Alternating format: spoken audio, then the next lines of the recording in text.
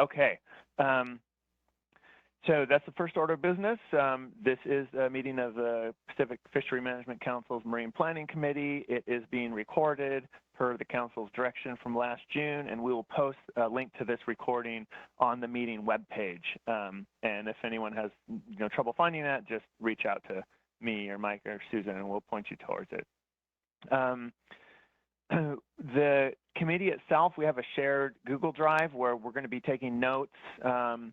And that's not, it's not public or anything, it's not a secret or anything, but it's also just to remind the Marine Planning Committee members. I sent out a link a couple of days ago to that, so if you're interested in grabbing some notes or seeing, any of the questions that some of us have posted in another Google sheet, then or a Google Doc, please go to that, and I'll watch my email. If you need me to resend the link, just send me an email and do that. And I will do that. But I did send it out a couple of days ago. This is mostly a work session for the Marine Planning Committee. The main task for today is to compile a report or begin the compilation of a report for the Council's November meeting. And, in that report, it's basically providing an update on what's going on in the marine planning world, specifically offshore wind, also aquaculture when appropriate, although that's not on our agenda today, and any other, marine planning type of issues that come up. We have a fairly tight turnaround for getting the report into the advanced November briefing book, which Mike and or I will talk about a little later. We have a public comment opportunity today at 1 p.m. We have a half-hour ballpark for that, which should be sufficient. But we also, want to keep it fairly succinct, and nobody wants to stay later on a Friday afternoon than necessary, especially some of the East Coast colleagues here. So what we'd like to do is to keep public comment somewhere in the 3-minute limit range. We're not going to do a hard stop or put the timer up on the screen or anything like that, but we're not looking for, the council allows up to 10 minutes public comment. We can't accommodate that today, so anyone who is making public comment, just try to be succinct. You usually are, so we appreciate that. And then the comment should be pretty specific to what's on today's agenda, just as a reminder. We don't want to delve off too far into sort of stuff that isn't specific or to today's agenda. The November council meeting, every council meeting always has an opportunity for both written and verbal public comment, so everyone is encouraged to take advantage of that opportunity also. Let's see, this is being run on Ring Central, which everyone seems pretty familiar with these days. Again, this is a MPC meeting, and so MPC members will be the ones who will be doing most of the talking and asking questions and presenting in some cases. If there's time during each agenda item to open it up to comments from non-MPC members, we will do that. But if we don't have time, then we'll just have to move on. Let's see. Use the raise hand feature if you can, both MPC members and others. It just helps, keep a little organization.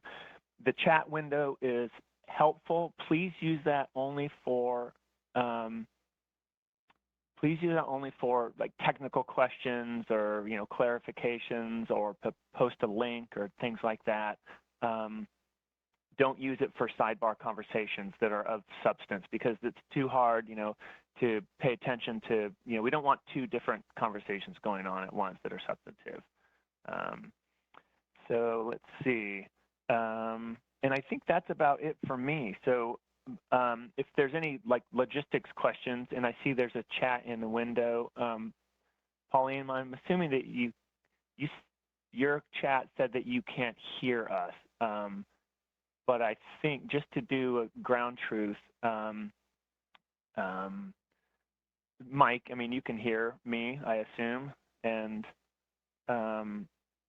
yeah, you're unmuted now. Yeah, I can hear you.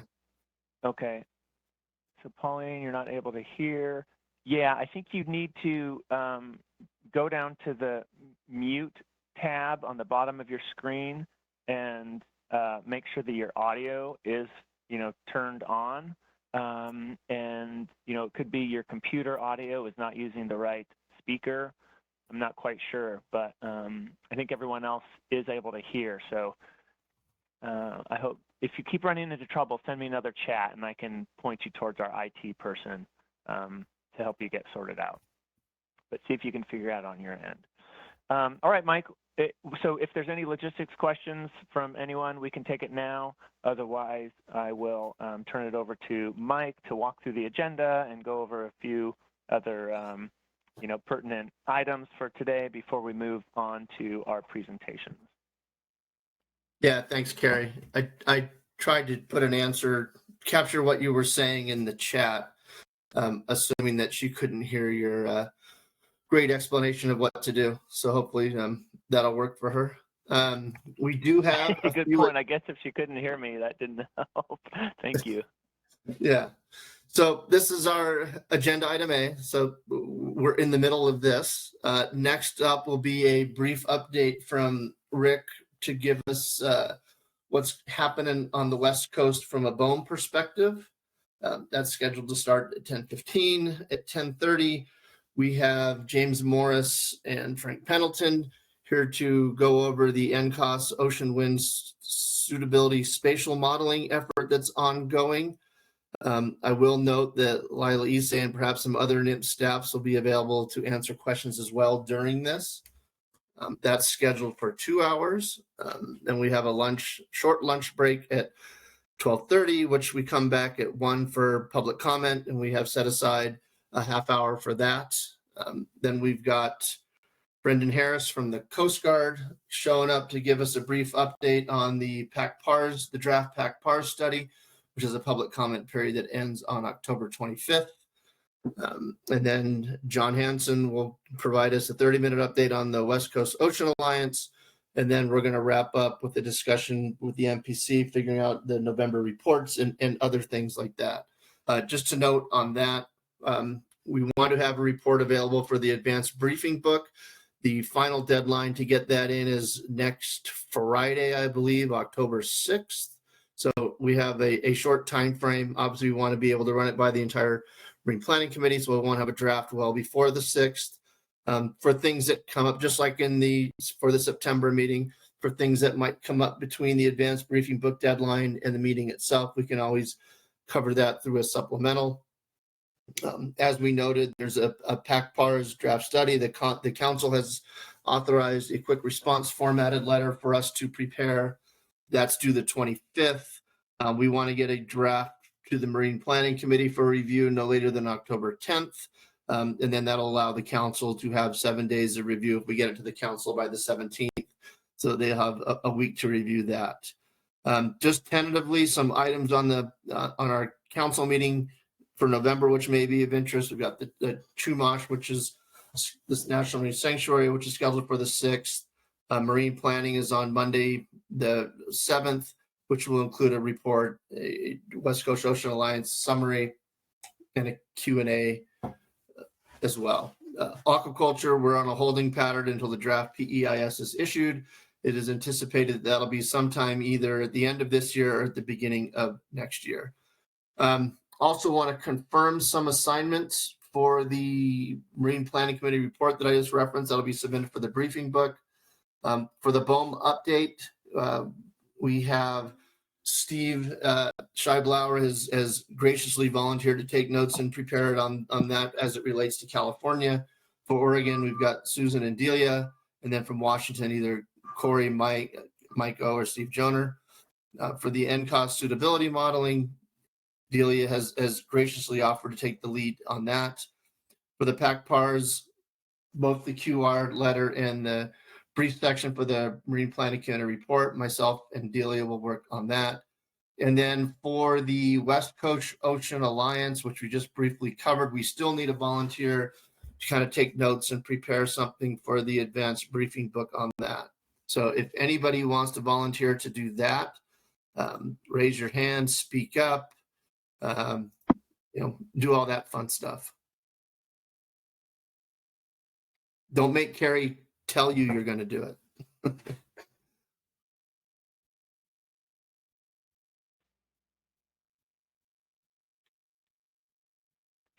Yes, our co-chairs have the ability to make these assignments. So I'm happy to help with that. You know, if someone else has an interest in working on the West Coast Oceans Alliance section, I don't think it'll be too much of a heavy lift. But now's the time to speak up, please, or shoot an email to us.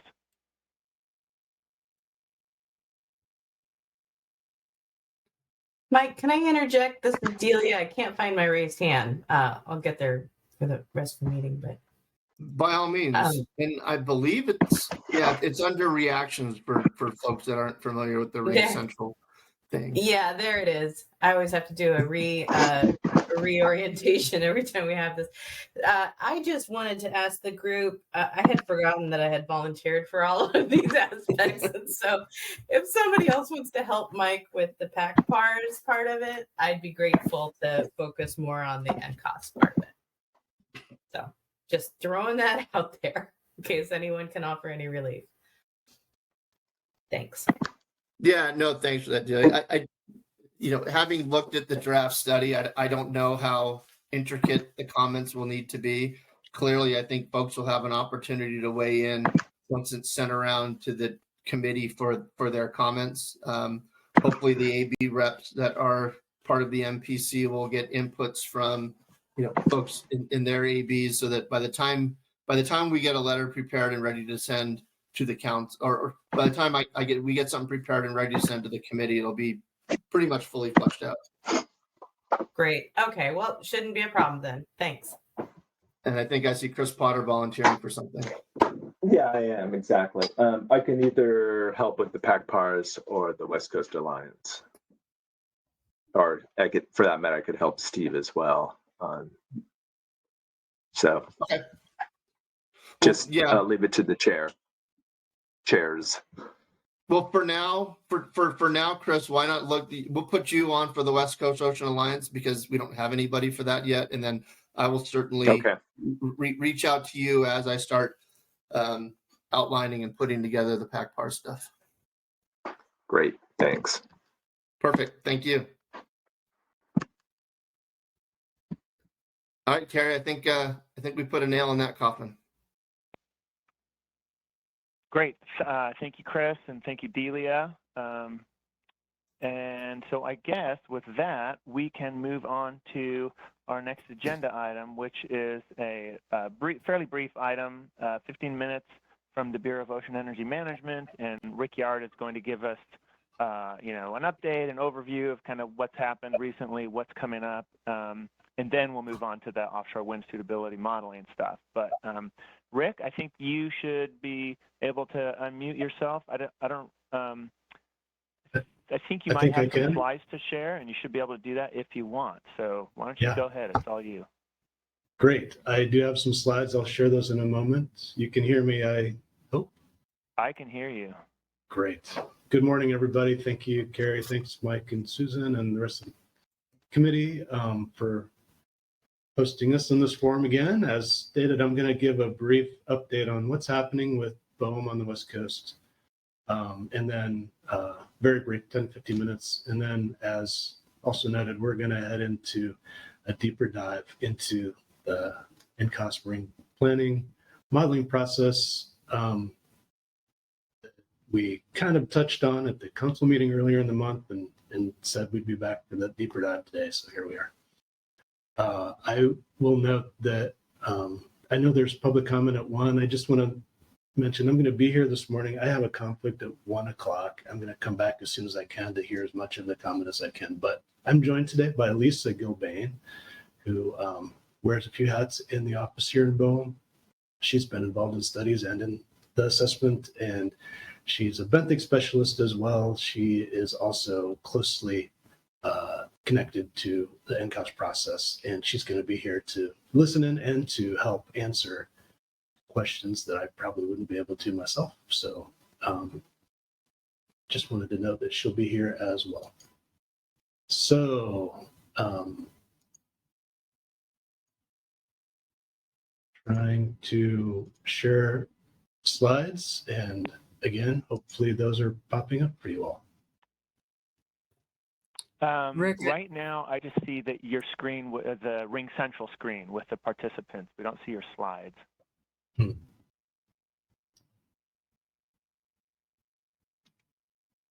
All right. I'm going to stop sharing and try to share again and see how that goes.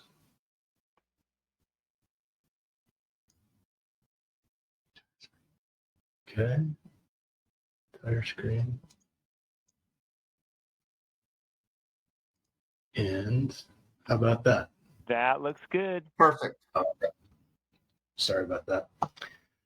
All good. Again, thank you for giving me a few moments. I am going to talk about offshore wind. And before I get there, I did want to take a moment to talk about decommissioning. Just because I think there are people in this group who are likely interested. I've mentioned this very briefly in the past, but we are getting really close to publishing a draft programmatic EIS. And that's why I wanted to take just a moment and mention this again. As a reminder, we've got a mature oil and gas program in Southern California. In fact, 2 weeks ago, the oldest oil platform had its 55th anniversary, 55 years of production. So in that mature program, we've got a number of structures here in mostly the Santa Barbara Channel that are reaching end of life. And there are currently 8 of the 23 federal platforms are preparing for decommissioning. So we're doing a programmatic EIS. That programmatic EIS is going to be released in the next couple of weeks. So I just wanted to give you a heads up to watch out for that if you're interested. There'll be a 45-day public comment period with a couple of virtual public meetings in mid-November. So hey, Rick, a 45-day public comment period. Is that what you said? Or minute? Correct. I think you said 45 minutes. Did I? Well, that would be a BOEM kind of thing to do, wouldn't it? So, that'd be a new one. you've got Okay, 45 minutes to get your comments. No, 45 days. Sorry for that. With that, decommissioning mention, I'll spend the rest of the time talking about offshore wind and just as a visual overview of what we've got going on in the region, aside from the existing research, marine hydrokinetic lease offshore Newport in Oregon. We've got 2 call areas in Oregon that we're working on, and we'll spend a lot of time talking about marine spatial planning with regard to Oregon later. But also recall, we've got 5 proposed lease areas in California, in Humboldt County and offshore San Luis Obispo County. So where we are in California specifically is we've been processing the public comments that we got on the proposed sale notice and are heading towards the next step in the process is a final sale notice. So as part of the public comment, we got quite a few, or 80-ish comments on the proposed sale notice, which kind of describes what the leases can look like. There are 43 companies now that have submitted some interest and are being evaluated for their ability to bid on the leases at auction. That's quite a large number, by the way, more than is typical, or has been typical on the Atlantic. So the next step, again, publish a final sale notice, and that needs to be published at least 30 days before an auction. And that's important because BOEM has committed to and is intending to have an auction before the end of this calendar year, 2022. So if we have an auction in mid-December, which I think you should expect, counting back 1 month for at least for a final sale notice publication. And I will say that, the government loves to use that funny phrase, in the coming days. I think it's true. In the coming days, you should expect to see a final sale notice published for California. And now Oregon. So again, 2 call areas were described offshore Oregon, central and southern, in the call notice published in the Federal Register. One is called Brookings, just north of the California-Oregon border there. And the other, a little more central, is offshore the Coos Bay area. So we have been not only receiving public input on those call areas as a result of that Federal Register notice, but as you know, we're in the marine spatial planning process to gather some data and use that to help visualize the areas, the relative use of those offshore areas to support decision-making on potential wind energy areas. And again, we're going to talk quite a lot more about that process, but just as a broad overview, the marine spatial planning process is happening now. Bowen recently announced that we're evolving our process as a result of public input to try to provide more opportunities for public engagement in our leasing process. And this is one key area. A second key area, which I think is going to be, well, to me, it represents a pretty big change in our process. And I think it will look that way to you as well. And that's publication of draft wind energy areas. So that means that we will, after the planning process, identify wind energy areas that look like they might work for us, but then put those out for more public review and comment. And I will say, as I've heard said around the office here, a draft wind energy area is not a final wind energy area, meaning that they really will represent a first iteration of what could happen. And we do expect that there will be a lot of comment on those and that changes could come out of those comments before we finally identify final wind energy areas. Once we do identify final wind energy areas in Oregon, we'll initiate an environmental process to analyze the impacts of leasing, which come down to site assessment and site characterization activities in those wind energy areas. And then, just as we talked about in California, we'll head towards a proposed sale notice, final sale notice, and a lease auction. That's the broad overview of the process up to leasing. This visual representation, I will acknowledge, is a little hard to look at. Just a lot of stuff on the screen here, but I would say I'd like you to first focus on the bottom where it shows where there are public engagement opportunities throughout the process. And right in the middle, underneath the NCOS and wind energy area designation process, there's a public engagement note. And it's a little misleading because it looks like there's one point there towards the later part of the process, but I just want you to understand there's several opportunities for public engagement, which we're having now throughout with the marine spatial planning process. And then again, there will be further opportunities with publication of draft wind energy areas. And with that, I believe that's my last slide, correct? So I'm going to stop sharing. Figure out how to do that there. And just say again, thank you so much for the opportunity to be here. At this point, we're going to transition into the presentation by James Morris that deeper dive into the modeling process.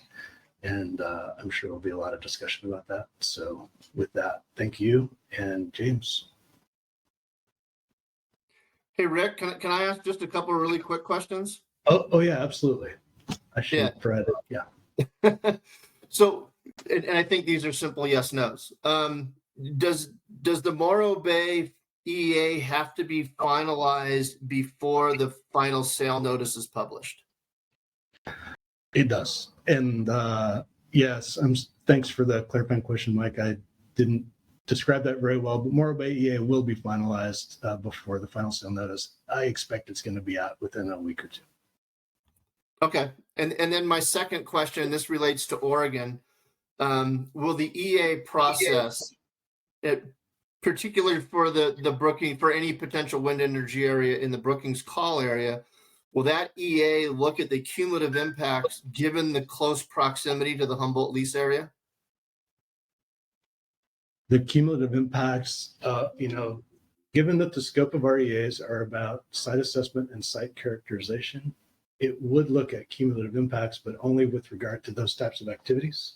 And I don't think they overlap in a temporal way. So I think the answer is yes, broadly, but I don't think you'll see much there, is my anticipation. Having a guess only because we're not there yet. Okay, thanks. And then Carrie, there are other questions. You want to jump into those? Yeah, yeah, we can take a minute or two here. It's 10:30, but I see 3 of the MPC members with their hands up. So if those are fairly quick, let's get to those, and then we'll move on. I know that James Morris has a hard stop at the end of the scheduled time, which is 12:30 Pacific, so we don't want to trickle too far into that. But why don't we go Chris Potter and then Steve Scheidauer, and then let's see how we're doing. Okay, if this takes too long, I can take a response offline from Rick. Rick, I'm wondering if you have an update on the port study that BOEM funded. I would need to look through my notes, Chris. I don't have enough. That's fine. Yeah, we can connect offline. Great, thank you. Okay, Steve Scheibauer and then Scott McMullen. Yeah, Rick, I'm wondering if the deadline for comments on the PEIS for decommissioning could be extended to 60 days to better align with the November council meeting and also to offer some time afterwards for construction of a comment letter. I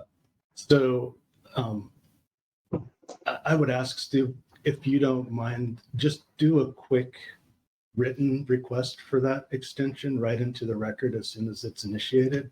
That's the way that they get elevated up to the decision makers. And I should have been clear about this too. That's because of who the decision maker is. It's Bessie, our sister agency, which we're supporting. So someone in Bessie will need to consider and make a decision about an extension of the comment period on that. But if you could please just submit that in writing as part of the process, then that makes it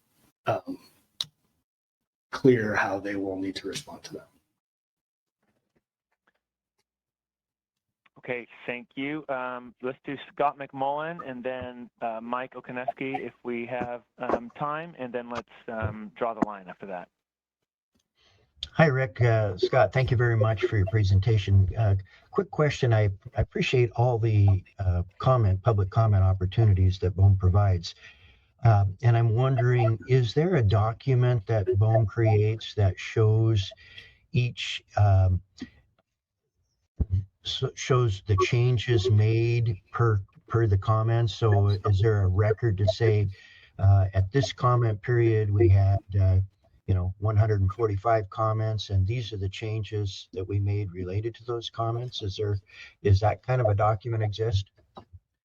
Yeah. So depending on the particular process associated with the comment period, BOEM's procedure is to typically provide a comment summary. So we do it at a pretty broad level. It's not normally a matrix with every comment and every change, but it's a broad notation of the comments received and the types of themes and what came out of those comments, like what was changed in the document. We do that with our EAs. And when you see the final sale notice published in the coming weeks, you will see a similar appendix of comment summary and what came out of those.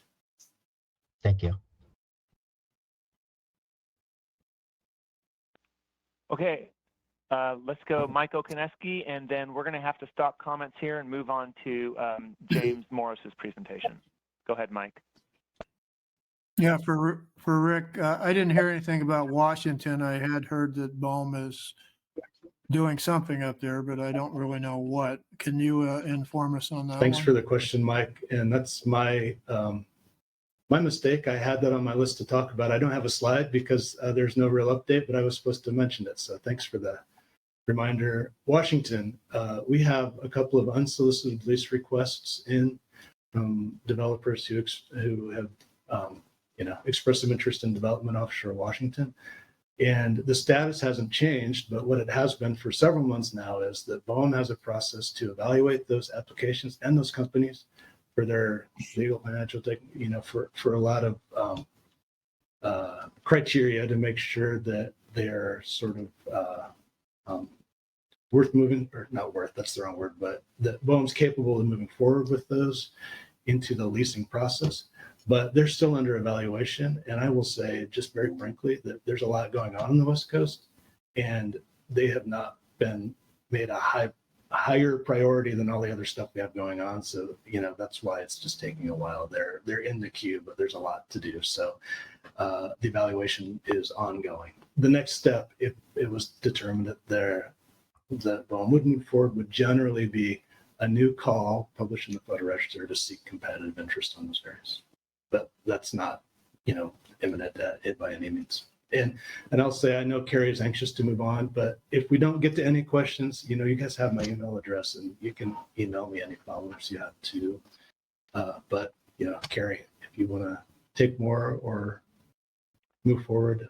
I am ready to move forward. Thank you, Rick. And we did trickle a little bit into the next agenda item. So without further ado, let's turn this over to James Morris. James, you should be able to share your screen and take it away. James is going to give a presentation to us that I think is maybe 30 to 45 minutes, and then we'll go into discussion and Q&A with the Marine Planning Committee members. Thank you, Carrie. Can you see my screen okay and hear me okay? I can see your screen and hear you and see you. All right, wonderful. Well, thank you, Carrie and the committee for adding this to your agenda. And I'm excited to be able to talk with you today about some of the spatial planning work that we have underway in your region as well as nationally.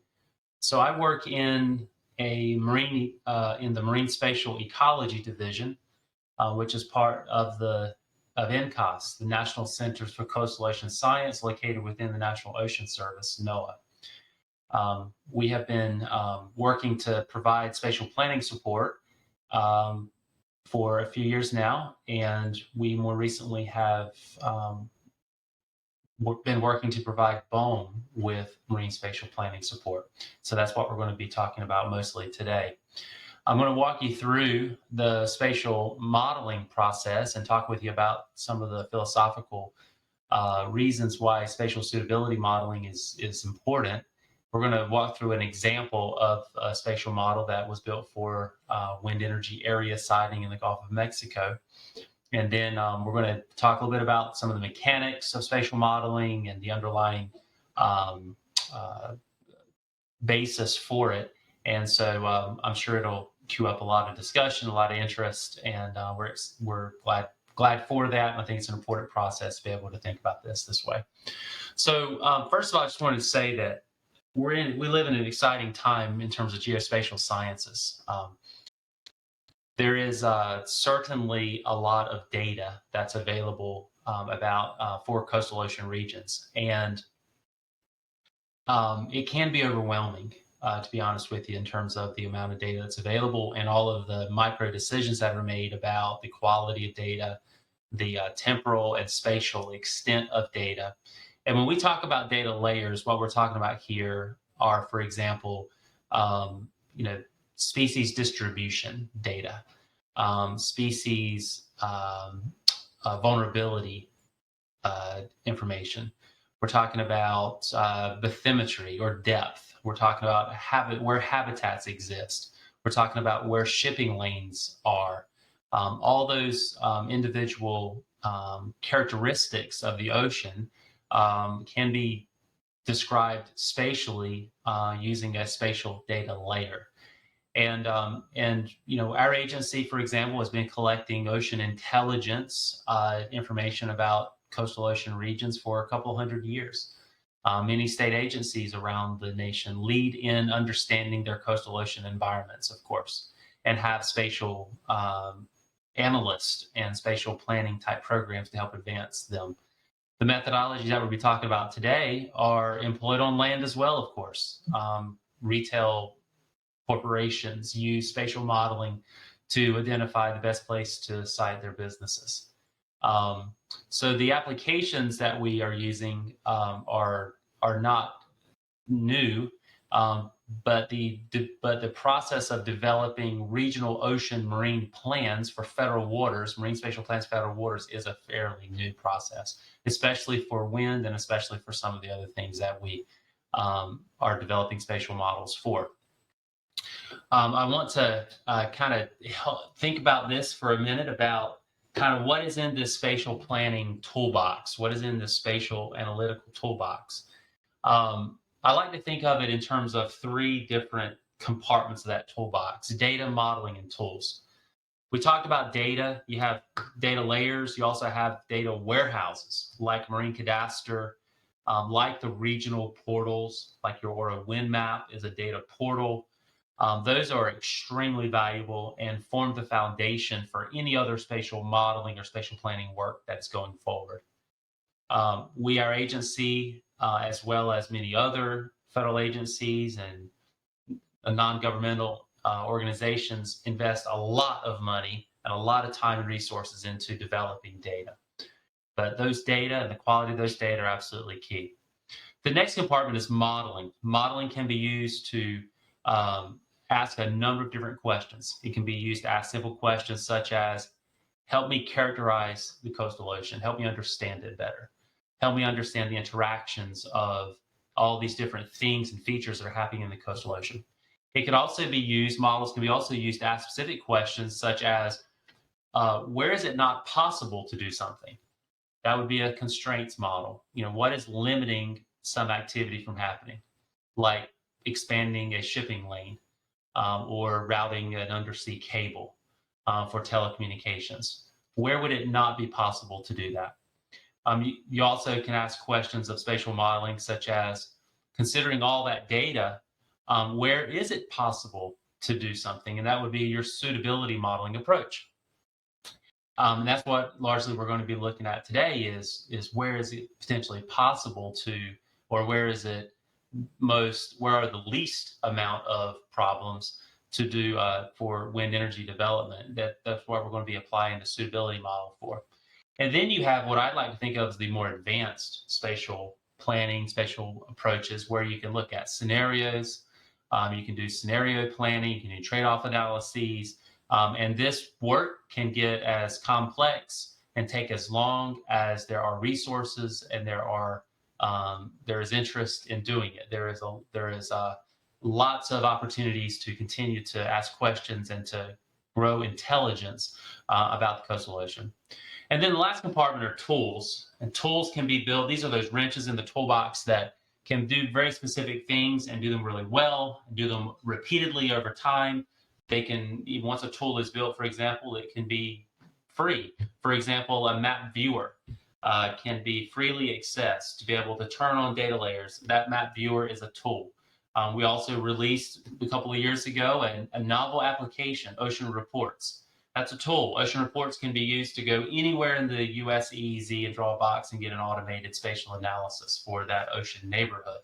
That's a tool. There's also site assessment, risk assessment, data visualization tools, other types of things, other types of tools. That toolbox can go really large when you think about all the different opportunities there. This graphic here, you'll see a couple times in our slides.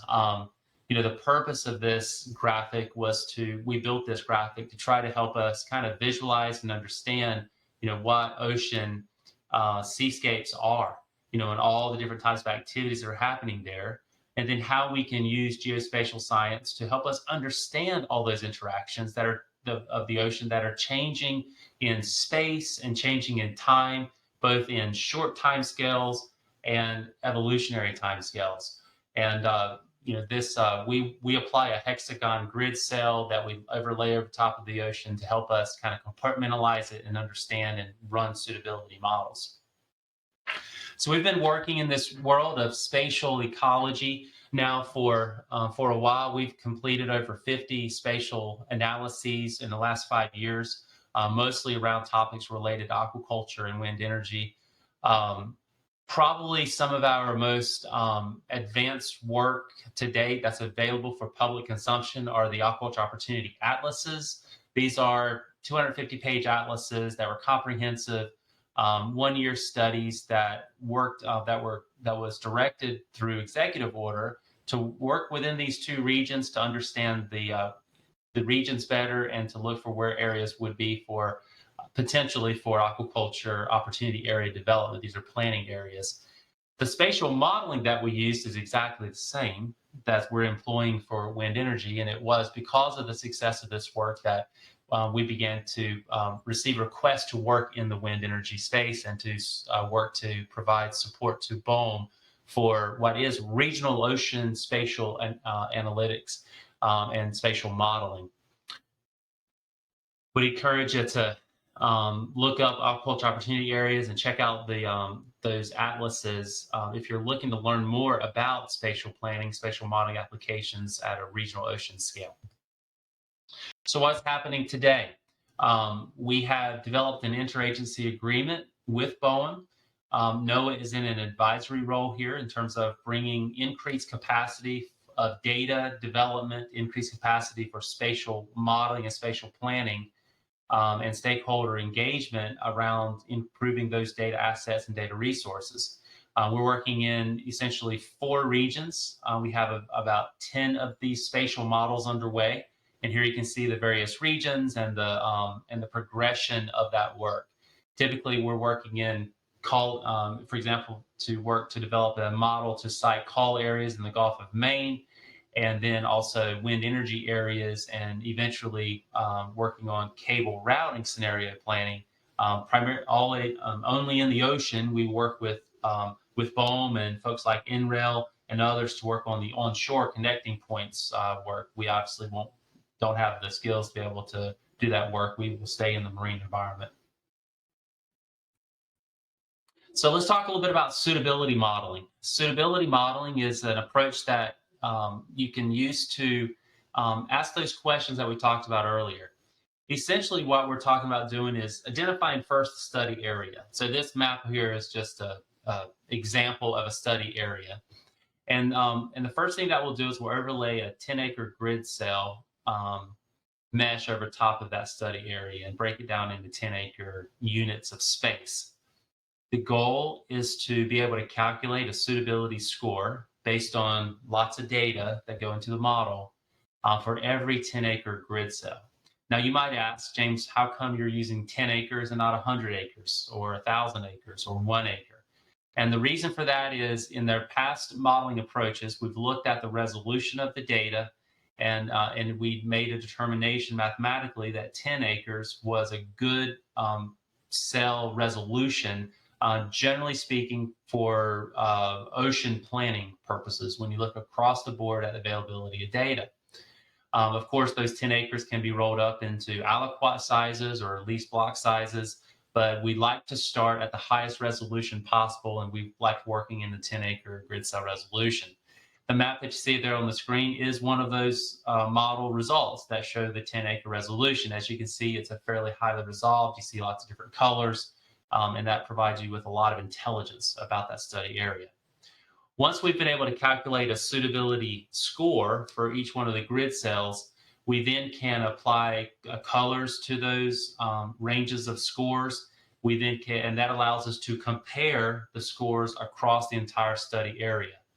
And that then provides us with the ability to produce a heat map, which is a really effective descriptive way to look at the data, to look at the variation in the data, and to be able to understand all the features of the ocean that's happening within that ocean space. The general spatial planning process is provided here. We broke it down into a number of steps. This is the general process that we would go through, from identifying data to building a suitability model, to then develop running a cluster analysis to find those high performing or high suitable, relatively suitable spaces.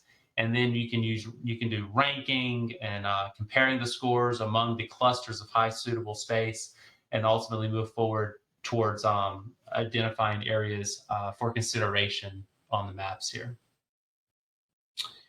So So some underlying foundational reasons, sort of philosophically, about why spatial suitability modeling, in our opinion, is really required is that it allows you to look at the whole ecosystem. Now, if I were to give, one thing I like to share is that if I were to give each of you a geodatabase that may have hundreds of data layers in it and say, okay, look at all this data. Here's a map viewer. You can click on and off the data. And then you would like for you to draw some lines in the ocean about where the best place is based on all that hundreds of data layers. You would struggle to do that because it would be very challenging for you to holistically take into consideration hundreds of data layers at the same time and be able to understand those and be able to understand that ocean region. And that's what a model does for you. It allows you to simultaneously evaluate hundreds of data layers because you have put those data layers in a model and applied scoring and weighting rules to those data and compartmentalize those data. And so when you run the model, all those data are considered simultaneously, and you can look across in the synthesis of that information. And so that is a whole ecosystem marine spatial planning approach is when you bring all that ecosystem level data in there. It allows you to identify hotspots of conflict and opportunity. Because spatial modeling is a quantitative method, that brings a lot of benefits in terms of there are set rules, there are set weights, there are repeatable methods here. And when you have repeatable methodologies, it allows you to provide more defensible results because you can explain how you came to that conclusion and more transparency in terms of the intelligence that was used to make those decisions. It also allows you to do scenario planning, and we believe that certainly the more comprehensive the spatial planning work that has gone into it, the more comprehensive the environmental review process will be, because you're starting from a foundation of high level of intelligence about the ocean space. So here's a long bullet list. I apologize for this. I know it's not very graphically pleasing, but here's an example of the modeling methods that were used for the Gulf of Mexico wind energy area siting model. Now, this model is publicly available. It's published now on the BOEM website for the Gulf of Mexico. You can read the report. These results were released as part of the public comment request for the draft wind energy areas for the Gulf of Mexico. The graphic that you see there on the right shows the different submodels of how the data were organized. So you can see the data were organized into national security, natural resources, all the constraints in terms of those things that are incompatible with wind development for that region were put into all by themselves. Industry and operations, fisheries, and then economics and logistics. The numbers relate to those data layers that were selected from hundreds of data layers to be the most relevant for this particular spatial planning process. So let's walk through those methods for just a second. Data layers were chosen based on best available data. All the data layers were assigned a compatibility score. Now that compatibility score is very important. That's where you look. You got to start somewhere, and you have to put these data in some kind of relative compatibility interaction score here.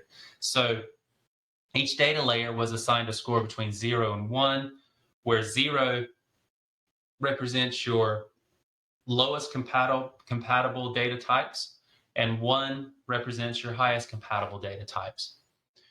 Data were organized into 6 submodels. So we looked at the data that's available. We looked at the data that was most relevant to the spatial planning process. That was by working with stakeholders, by working with the BOEM NOAA modeling team. And we sorted those data based on the ones that were important for this spatial planning process. We looked at each data layer. Each data layer was assigned an interaction score. I give an example about that. So data layers that were assigned scores of 0, of course, are those ones that are incompatible with wind development. That might be like a shipping lane, for example. Then we have data that there's some uncertain compatibility. That might be given a score of 0.5. That might be a specific type of habitat or something like that. That would be better to stay away from it, but it's not a complete 0, and it's also not a complete 1. And so there's a range of those scores that can be assigned to those data layers. We organize the data into 6 submodels. There you can see the 6 submodels there. Put all those data that have the lowest scores, those zeros, in the constraints model, fit the grid over top of it, calculate a suitability score, then used a cluster analysis to find those highest scoring grid cells. And then we fit the least blocks over top of those highest scoring grid cells. I'm going to walk you through this process a little more slowly and give you some examples of how it worked for the Gulf of Mexico model, which we're applying nationally. So here you have the 2 types of spatial data. Spatial data are either categorical data or continuous data. Categorical data are data that are, for example, presence and absence, hard bottom habitat, where reefs exist, corals exist, where shipwrecks are.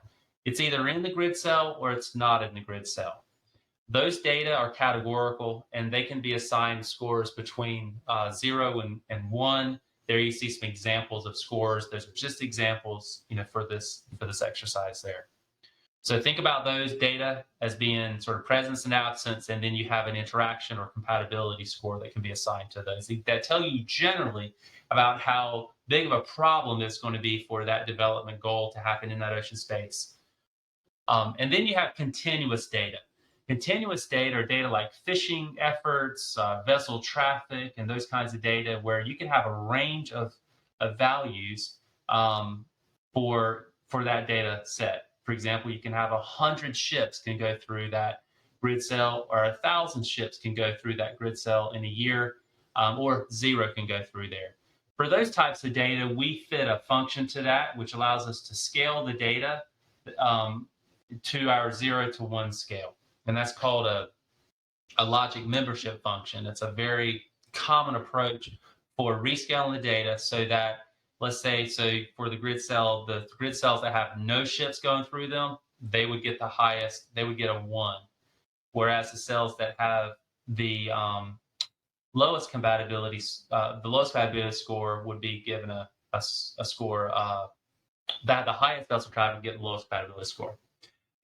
Carrie, I need to stop for a minute. Are you online? Yes, I am. Yes, I'm here.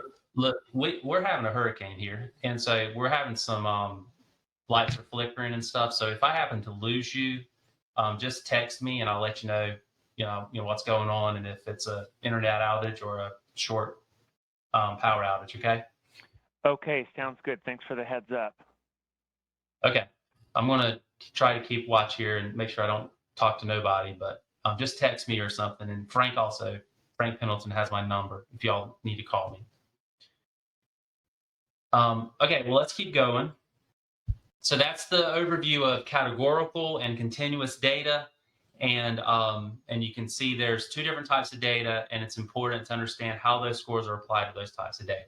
We really like continuous data because it gives you a lot more sort of insight into the varying types of data, the numbers of trawls that happen there, the numbers of ships going through those sites. That gives you a high understanding, a lot of understanding of the interactions with that type of data. Here's an overview of the overall suitability model design. Okay, so this is subject to change for each model that is constructed, and the model design ultimately BOEM will decide on the final model design, and we will consult, we'll provide advice, we'll provide the capacity to run these models and to do that sort of that legwork to be able to help build the model. But ultimately, we propose and work with BOEM on building this the structure of the model. On the far left, you have the geodatabase. That's all those data layers that go into that suitability modeling process. You then organize the data into submodels, and those submodels are extremely important to help you understand those individual categories of data. For example, where are all the national security areas, and if they have varying levels of compatibility, where's the best areas in this region to stay away from the national security areas? Then industry and operations, all those industries that are working, the submarine cables, the ships, and all those things that are happening there in the industry and operations. Then you have fisheries. Now, in the past, fisheries has gotten its own submodel. We don't know exactly how the Oregon model is structure is going to be, but we understand the value of fisheries, and we know they're important, and we want to protect and conserve and deconflict with fisheries. Fisheries sometimes gets its own submodel rather than being integrated as part of industry and operations. In this particular graphic, logistics and economics were all data that related to where wind energy would be most successful, and the logistics of that and the economics of that. And then natural and cultural resources. You'll notice there we have a side box combined protected species data layer. That's an example how we can work with our experts within National Marine Fisheries Service and others to put together data layers that represent all protected species or all habitat types, that rank those and order those in terms of priorities. So it gives us a complete picture of the sensitivity of those protected species, natural resources, rather than trying to enter each one of those individually into the model. The yellow box is constraints. That's reserved for things that are incompatible with wind energy development. Now, once you've populated all that, you then can run the suitability model.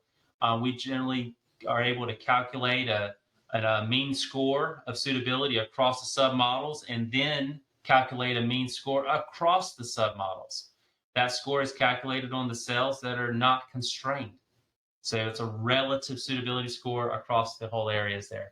And then once you have the suitability scores run for each grid cell, then you can work with that information to do cluster analysis to find clusters of space that have the highest suitable scores, and then identify the wind energy area options and precision siting approaches and those kinds of things to once you have those individual grid cells.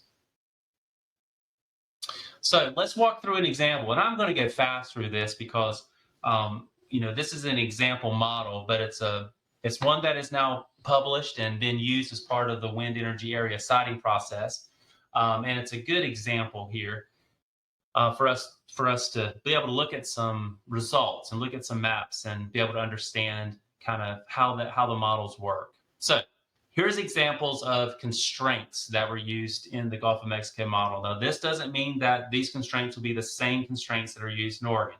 Again, every model is different just like every region is different. Everybody's backyard is different. Everybody thinks their backyard is special. You learn that when you work in all the regions of the U.S. Everybody's backyard is special. It's unique. And so every model that is built needs to be unique to that region. But here are examples of data layers that were put in the constraints model. We worked with BOEM to run multiple scenarios so that we could understand what was possible to put in the constraints models. There are social and economic and cultural considerations in terms of what goes into constraints and what goes into suitability, as you can imagine. But here's an example. You see unexploded ordinances, you see anchorage areas, you see certain types of pipelines and lease blocks for oil and gas and those kinds of things. But overall, there was about a 67% of the call area was constrained ultimately by this analysis, in this analysis. And here you see the areas that are green are the areas that were not constrained, and the areas that are red are constrained. One drastic difference between this model and some of the other ones that we're building around the nation is that this is a very large call area. It extends from, essentially the southern tip of Texas all the way to the Chandelier Islands off Louisiana. A very large call area. Large call areas are good things in that it helps you be able to have a lot of space in which to find the right space for wind energy here.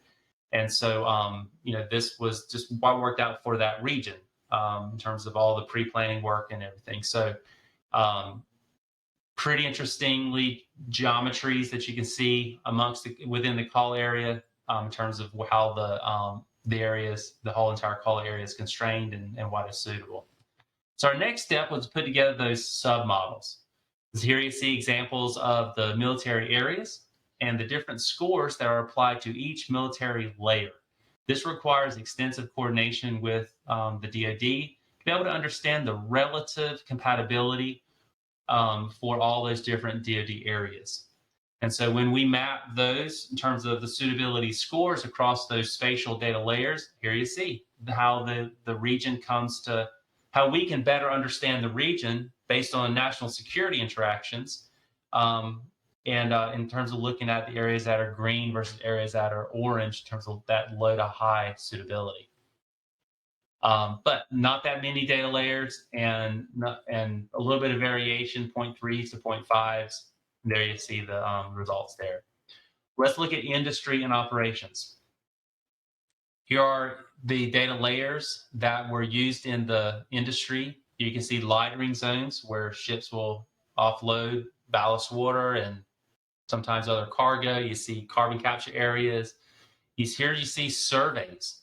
NIMS scientific surveys. Ocean observing is critical. We know that it's critical for supporting our fisheries management. You know that as much as anyone.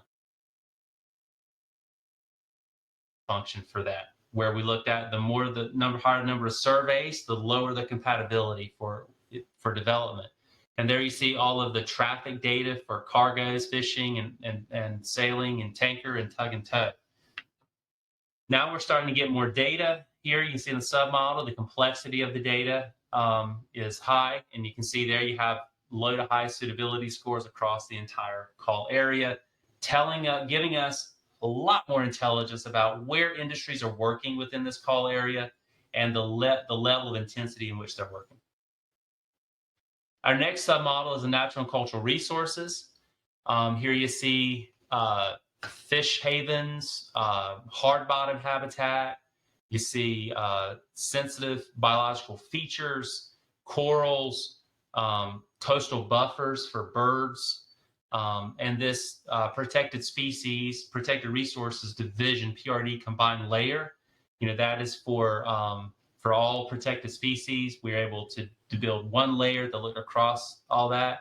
And there you can see we use a membership function for birds as well. So let's look across the call area in terms of where the most sensitive areas are when it comes to overall natural resources. Just think about how much we're learning about this call area, about this ocean region. We're able to spatially understand where the most sensitive areas are versus where the lower sensitive areas are based on the scores. Now, be it there are errors in these scores, there are challenges in assigning scores, but they are scores and they represent best available information and professional judgment in terms of those individual scores. So the results are dependent on those modeling results to be able to show you that. So there you can see the overall sensitivities of the region when it comes to natural resources. Fisheries, you can see here we had 6 fisheries data sets. All of these are membership functions because they were their data that looked at intensity of fishing and spatial footprints of fishing. And then here's the results of the fishery submodel across all the different fisheries that were modeled there from low to high. And you can see the more nearshore areas have the highest fishing activities happening there. But what comes out is you start to see some pockets of area that have relatively low fisheries activities. And guess what? Pay attention to that area there. You may see it again. There's the logistics. The closer you are to shore, the closer you are to port, the shallower the depth, the more beneficial that area is for wind energy developments. That's a very simple submodel. And then you have your economic submodel, which takes into account an in-rail rev model, takes into account wind resource potential and those kinds of things, and competitive lease interest from industry. And there you see sort of where industry and these Department of Energy forecasts suggest that would be the best areas for wind development. You may already notice that these areas that are on the inshore side of the call areas were not the best areas when it came to natural resources and such. When we look across all the submodels, we can start to do those kinds of comparisons. We can look at where is it best for wind energy versus where is it not good for natural and cultural resources or national security or fisheries. And now we can look across these submodels, across these different sort of sectors of information, categories of information, and begin to put together in our mind where we might expect the computer, the model itself, to project for us where the highest overall suitability scores are. So now we're going to work and calculate the mean suitability score across all these 10-acre grid cells for all these submodels, and that gives us our final suitability output for the whole entire call area. So now we're getting somewhere. We're able to look across the call area and see where the highest suitable areas are, relatively speaking, for this call area based on all those scores and all those data that were put into the model. And now you can see that we're looking at those green areas there represent the highest scores. We then use a cluster analysis. To do that, what we're basically doing is we're going and we're finding through spatial autocorrelation analysis adjoining spaces that have the highest suitable scores. We pull those out, and for the Gulf of Mexico here, you can see those ones that statistically represent the highest scoring spaces. We ran this at a p-statistic level of 0.05, giving us essentially somewhere around the top 5% of those highest scoring spaces. Those then we're able to report are the potential wind energy areas that can be considered with additional information. They can go out for review and get public comment on those, etc. But we need to kind of put those into lease blocks and understand how to do those. So we fit the lease blocks over top of the clusters. There you can see we work with BOEM to define how we're going to essentially organize or select those clusters out and fit them to those lease blocks. For example, minimum number of acres. We can set shape constraints, so that the high clusters, the lease block fit, is not giving us long tails of lease blocks that could go for hundreds of miles. We obviously need to cluster this area together, so we work to fit those lease blocks over top of the clusters and do that shape constraints analysis there. So you see those here are the wind energy area options A through K. Now, because we have suitability scores for each grid cell, for each lease block, for each wind energy area option, guess what we can do? We can calculate the overall suitability score across all those wind energy area options, and that can be taken into account or taken into consideration when selecting these wind energy area options. So let's look at model performance. This shows you, generally speaking, where industry is interested in the Gulf of Mexico. You can see we have direct hits. The model did well in terms of identifying areas that are most suitable that also corresponded with areas that wind energy wants to go. The red areas show areas that have more than that have the highest competitive interest. Here you can see the model did a good job of staying away from some important national security areas. This is the shrimp electronic logbook data. Shrimp fishery is it's almost a $500 million fishery in the Gulf of Mexico. Clearly the largest, most important, largest fishery stakeholder. Very active in terms of making sure they have protection to conserve fishing and deconflict fishing. We work very closely with this fishery to help understand where the areas in the Gulf of Mexico that has the highest trawling effort, and we work with them to, and BOEM worked with them to vet, this information through multiple engagements through the process. You can see the model did pretty good at coming up with areas that represented the lowest impact on shrimping. Here are the protected resources considerations. You see the areas that are in red represent the areas that have the lowest score. The orange is the lower score. You can see there the orange is the higher than red scores. And you can see here that we have nearly no overlaps directly with those red scores. Now, or red areas represent the lowest score.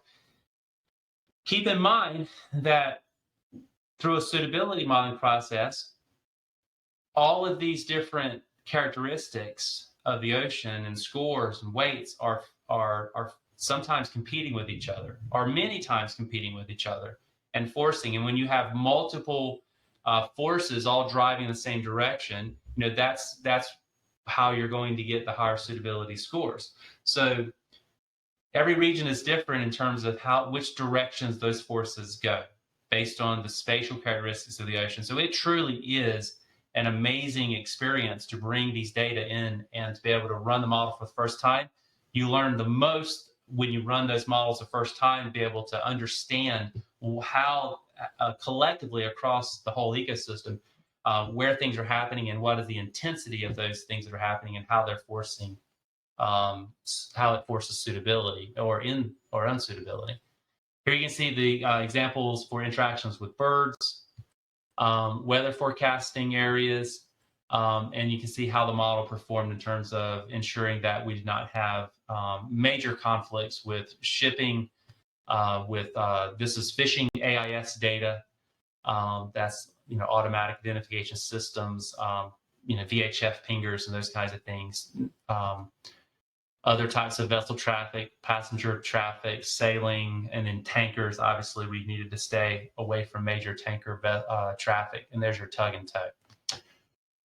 Now, once we have that, we're able to begin the process of characterizing those wind energy area options.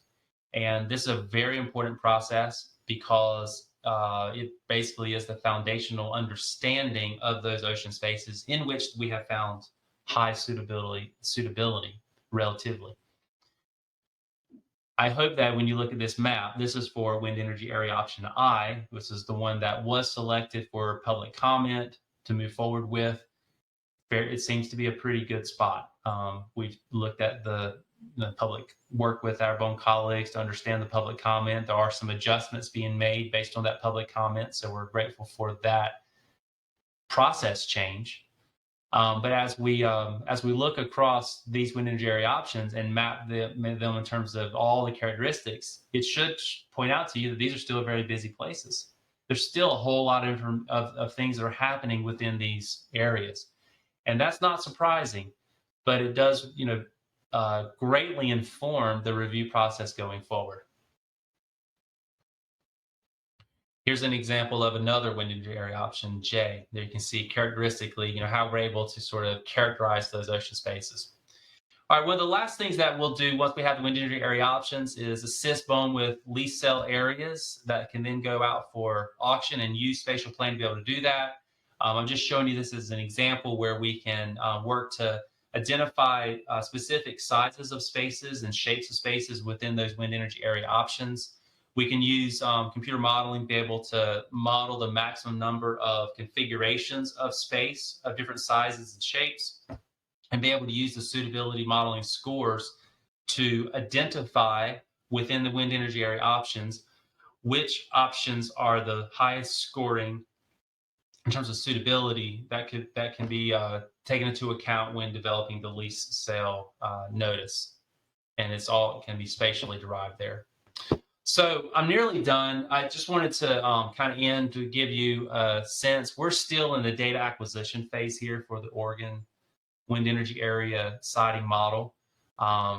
We're fortunate to already have in our geodatabase over 400 data layers. We're very, very grateful for the work that's happened with your regional ocean data portal folks. That has been money well spent.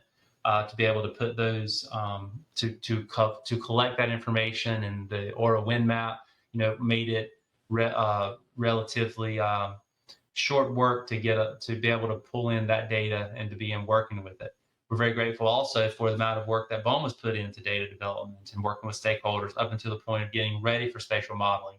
But there was still a significant amount of more work to do, especially within our own agency, to work with our weather service and work with our ocean observing operations, and to work with National Fisheries Service to make sure that we in this moment can bring forward the best available data there.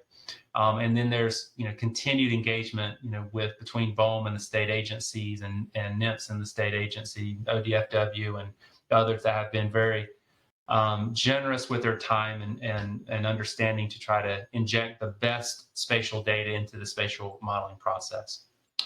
The last thing I'll share about this is that I don't want to give the impression that the model is the decision tool. It's a decision support tool.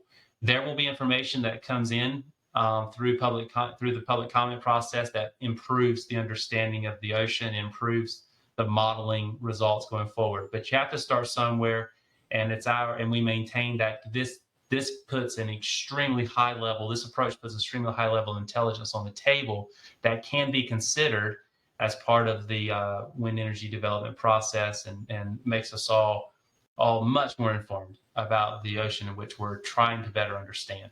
So I'll stop there. I think we have hopefully plenty of time for questions, and I hope I haven't put you to sleep.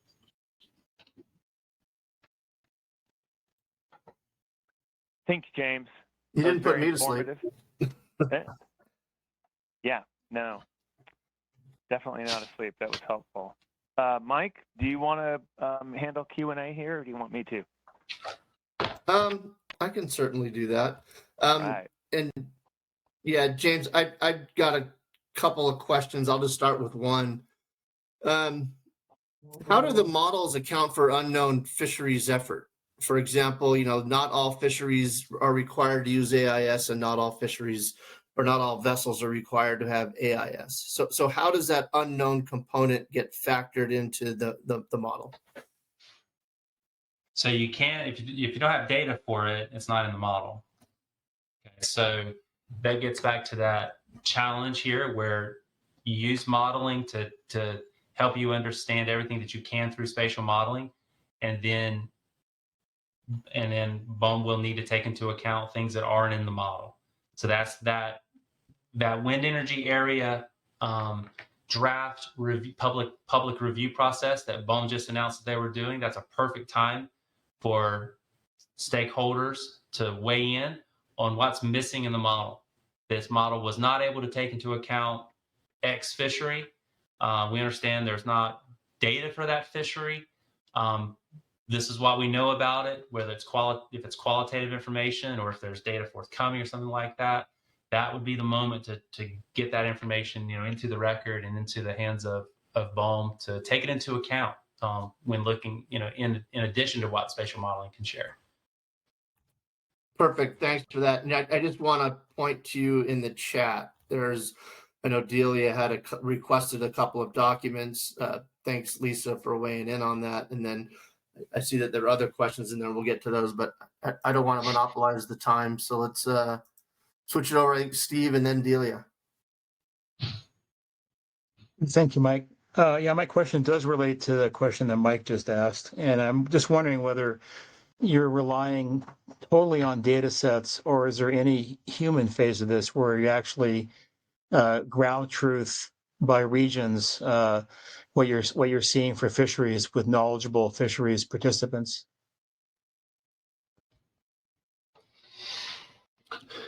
Can I take a first shot, James? Yeah, please go for it. Yeah. This is Rick again. And, based on the first couple of questions, I'm going to anticipate this will be a theme, sort of about the data that is incorporated and what we may not know yet. So I'll say that those of you who have, well, probably all of you have heard me speak before about the BOEM process, and I'm thinking back specifically to the environmental assessments and how I describe BOEM's leasing process really as one long continuum of information gathering and vetting and talking to the stakeholders and evolving towards vetting, different areas that might be leased, and then in those lease areas, what might actually be constructed. As James was saying a minute ago, this process, this marine spatial planning model, is a new to us, to BOEM, tool in the toolbox. It's one piece of a larger whole, which includes, again, a continuum of information gathering. So this is going to be a really important step to have gotten more information and to allow people to visualize it, but it won't be the end of the process for gathering information and getting input on it. We don't have all the data that exists probably right now. We're going to be hearing more from you and others about that as we put this out for, as you see the model and we get comments on that, and as we put out the draft wind energy areas and I'll comment on those as we put out the final wind energy areas and get further comment on those. Again, not to belabor it, but the point being, The process goes on, and we continue to gather what we can, but then seek more information from you and from others on what's missing and what we can include. And I'll just very quickly end by saying, where we are now, as James indicated, they're heavy into data acquisition phase right now, and that's concluding pretty soon. So they, NCOS and BOEM, are working hard towards gathering what exists and doing the very difficult task of trying to make choices about how that information is represented in the models, specifically about constraints and about how weights are assigned to the different data layers. But in the next month or so, BOEM will be doing a little targeted outreach to people to talk about this process. And then again, I think looking towards when the model exists and is reviewed by the public, and then we have draft wind energy areas out there for comment, there's going to be another important opportunity for people to react. Thanks. So Rick, if I can follow up with the question there. So am I hearing that you're saying that James's process and product will not have that human consultation phase, but you're committing that BOEM will have that human phase prior to the announcement of wind energy areas? I'm saying that we're working on modeling now, and before we put out draft wind energy areas, even within the next month, we'll be doing some targeted outreach to try to get some reaction. But that will go on again as draft wind energy areas are proposed, and we get further opportunities out there for people to see what the areas are looking like potentially, and to get reactions to those draft wind energy areas. So the summary answer is, I think there's going to be a couple of opportunities for people to continue to weigh in on what we're doing.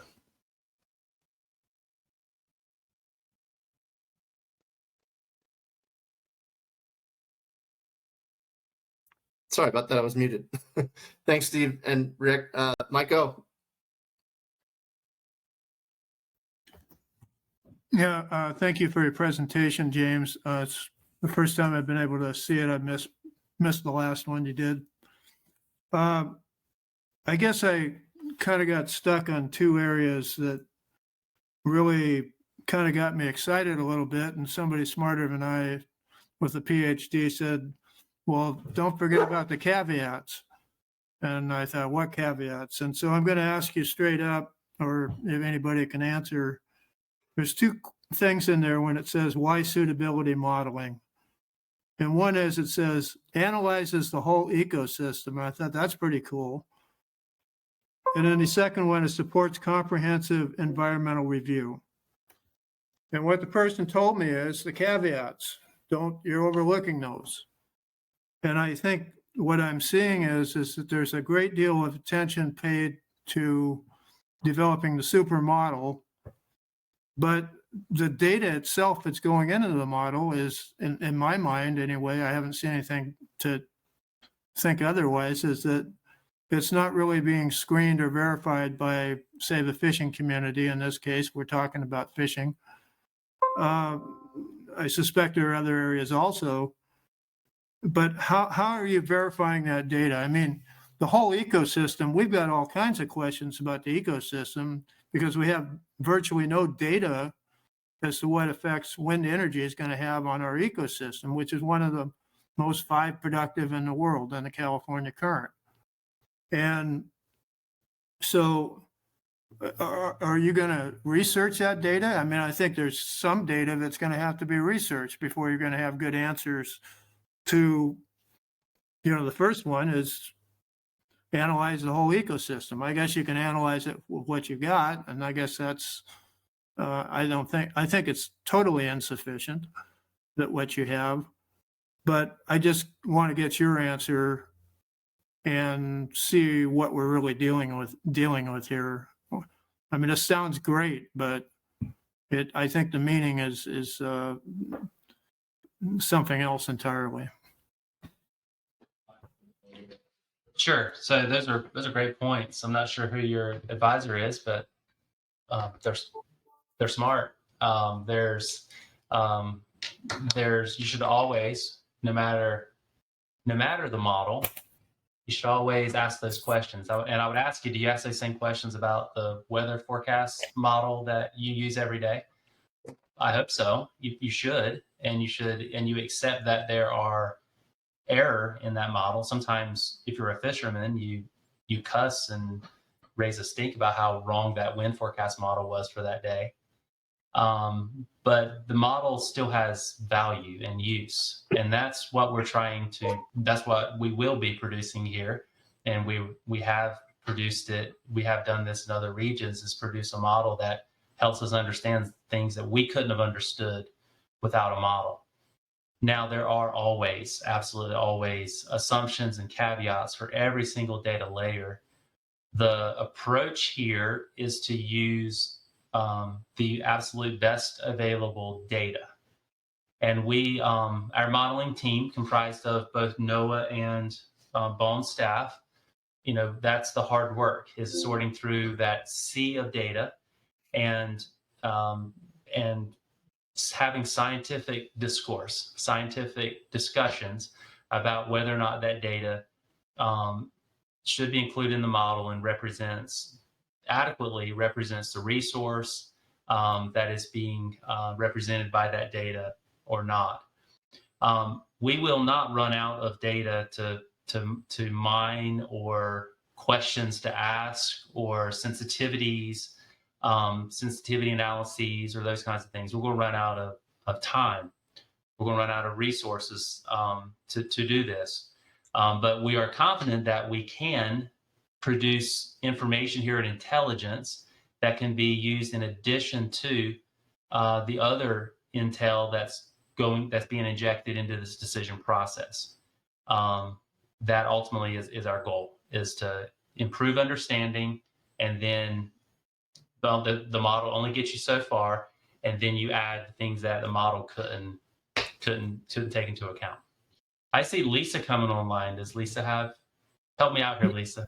Well, you don't need my help, James. You had a great answer. I'll just add as a reminder, these data aren't new. That we've been talking about these data sets and the caveats of these data and the missing pieces of these data for over a year now. So thanks to the Orwind effort, mostly they're online, and we acknowledge it's not the complete perfect picture of fishing data, but we do acknowledge that this tool is going to help us move forward and sorting it out and putting it in a picture with other data sets that we couldn't do visually before. So I think it speaks a little bit back to, we have been working on this for a while. And as to Rick's point, it is a continuum of kind of seeing where we are right now and making sure we're being clear about what the data sets are good at and what we all know that they are missing. So that just to add that kind of Oregon centric point. But thanks, James. Thanks for letting me chime in. Well, if I may follow up, there's a lot of us that have looked at some of the data selection, and we've reviewed, at least in one case with a developer, what they were using for our wind map for the Oregon call area off Coos Bay. And when they got done, we didn't have all types of sectors in there, but that whole call area is permeated with fishing activity. And that wasn't shown at all. The other case on an EA, we've only done one, I think, on Humboldt, but there was a lot of information that was given that was not put in the report, nor it's been expressed by several people in the comments. And that's really disturbing if you're sitting in our position where we've got our whole livelihoods and investments in this industry. So thanks, Mike. And I understand that it's critically important, and it's worrying when you don't see a really vital data displayed on part of the ocean that you know better than anyone else. So I get that. I also want to say that James's comment about, this is our tool, but by having the comment period in the draft, it really gives us an opportunity to make sure we're highlighting those important points and getting them on the record and having to respond to those specifically. So there is a time for that. Thanks. Yeah, if I could just add another little thing too. There is that once you have the spatial modeling results, you got something to shoot at. You can better understand sort of why those specific areas are selected and all the other interactions that are happening there, and it puts it into context for you. It gives you, allows you to give more direct input into those areas, which can overwhelmingly help support conservation, deconfliction of those of fisheries and whatnot. So think of this as that continuum process. Thanks for that. Corey Niles.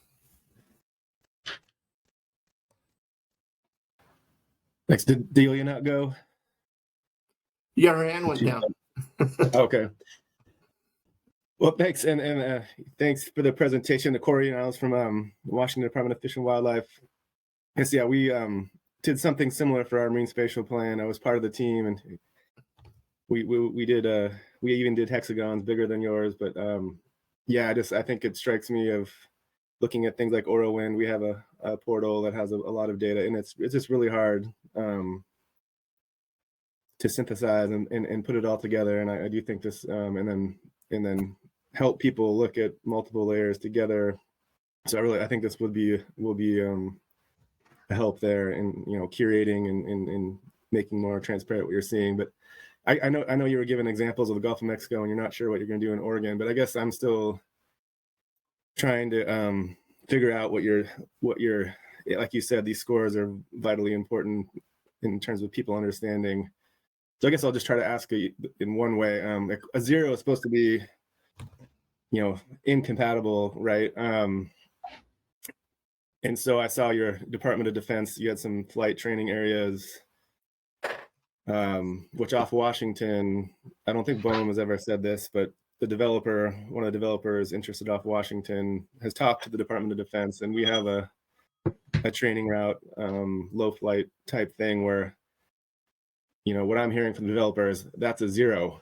The Department of Defense is saying, no way, you can't develop there.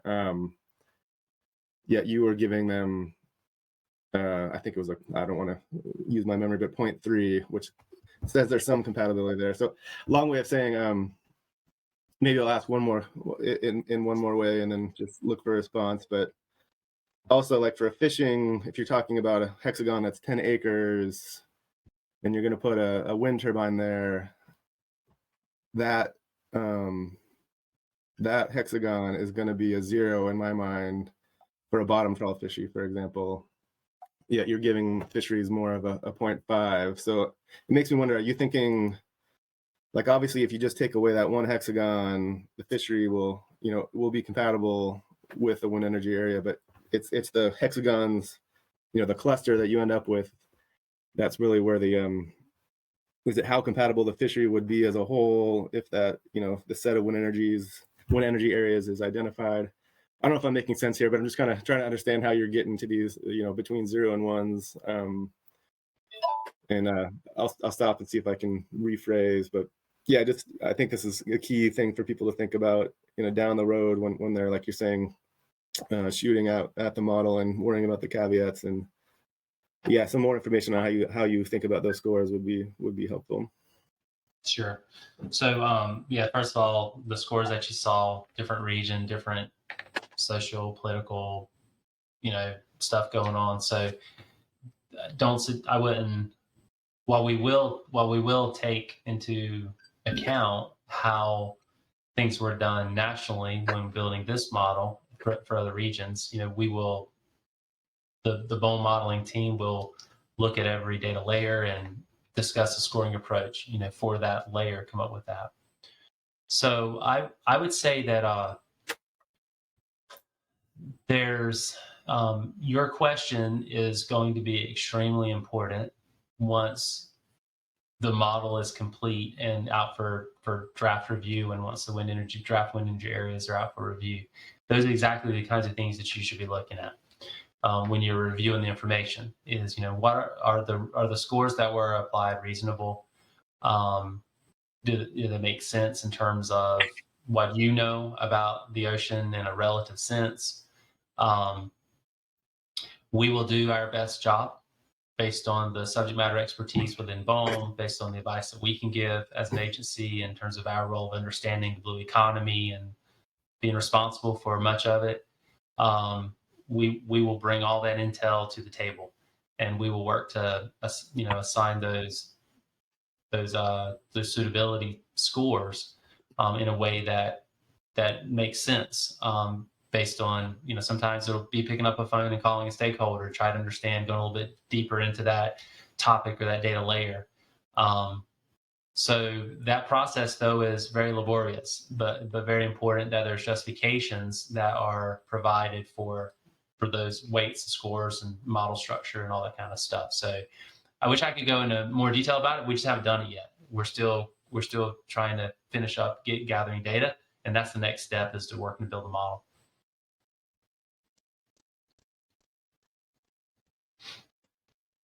Okay, fair enough. And Mike, I had another question, but can wait if there's others in the queue. No, go ahead. Okay, thanks. Yeah, thanks for that answer. Jane, when I saw your presentation at the September council meeting, I was thinking you weren't doing this side of things. In Washington, we had a layer from PNNL that was basically the best estimate of the economic side for developers, which was combination of wind speed and distance from shore, basically depth. And I didn't think you were thinking about putting that part in here, but then it seemed for the Gulf of Mexico you might have, and you said something that there was a good overlap with the areas that developers were interested in. So is that part in there, like the economics? Do you expect that part to be in the? You said you weren't doing a trade-off analysis, but is there a measure? Is there a measure of cost and wind potential in this? Yeah, we don't know exactly what data will go into this model relative to the energy industry related types of information. I know BOEM's been collecting that, and they'll be providing that input, to help us construct the model. For the Gulf of Mexico model, that's what happened. The Gulf of Mexico BOEM region pulled in expertise from the National Laboratory, the DOE lab there, and used the output from their model that has all that economics and opportunity and those kind of things.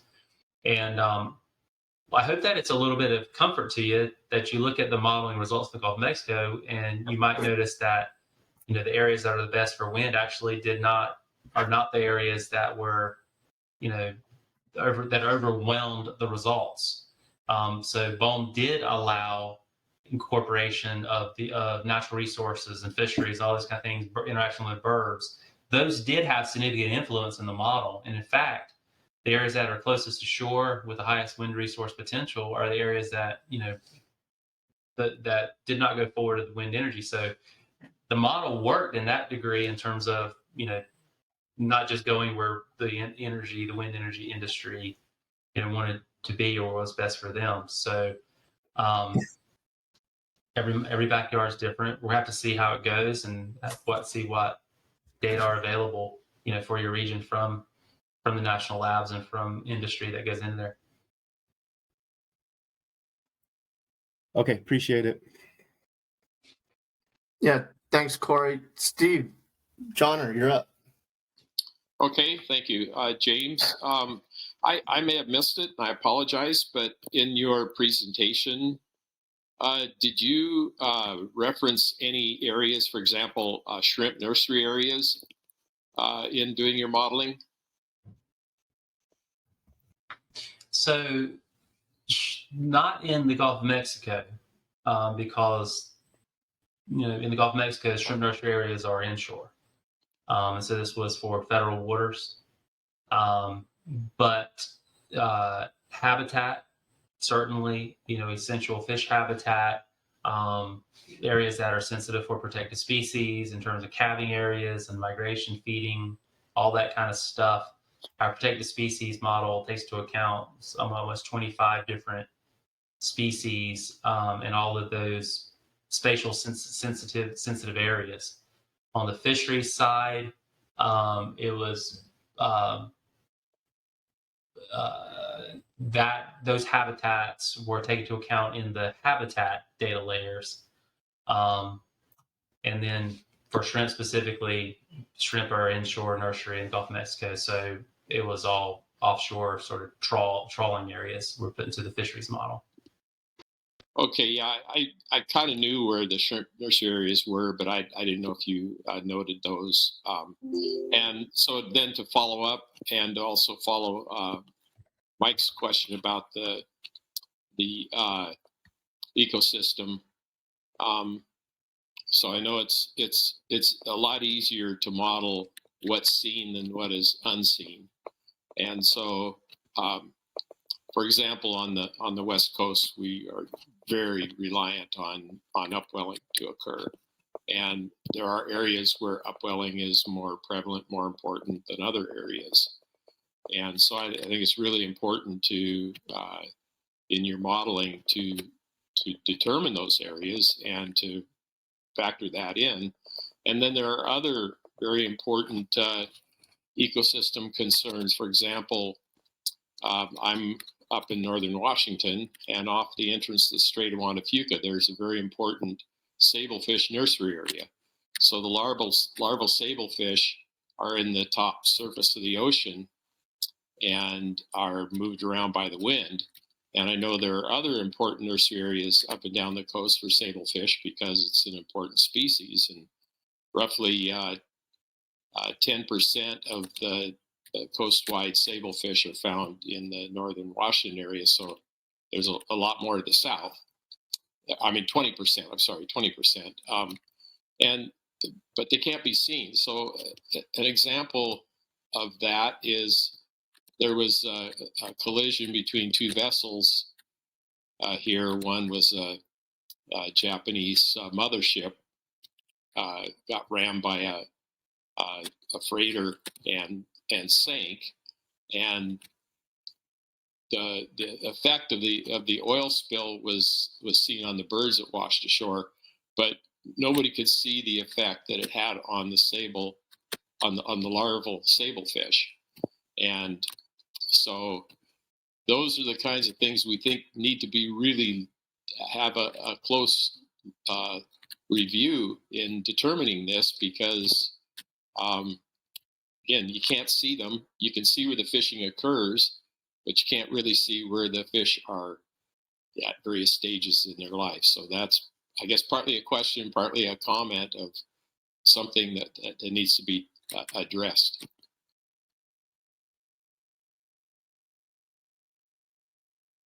No, I agree. There's so when we think about an ecosystem here, ecosystem modeling, what we're meaning there is everything happening, not just the environmental sensitivities, but human uses and the whole ecosystem.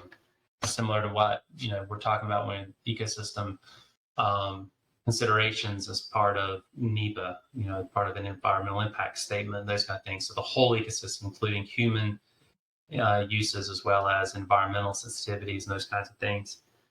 What you're talking about are, the types of data, right, that are environmental data that are very important for driving productivity, for driving ecosystem processes, environmental processes, and those kinds of things. And I agree with you. We've got to do a good job of trying to capture all that we can.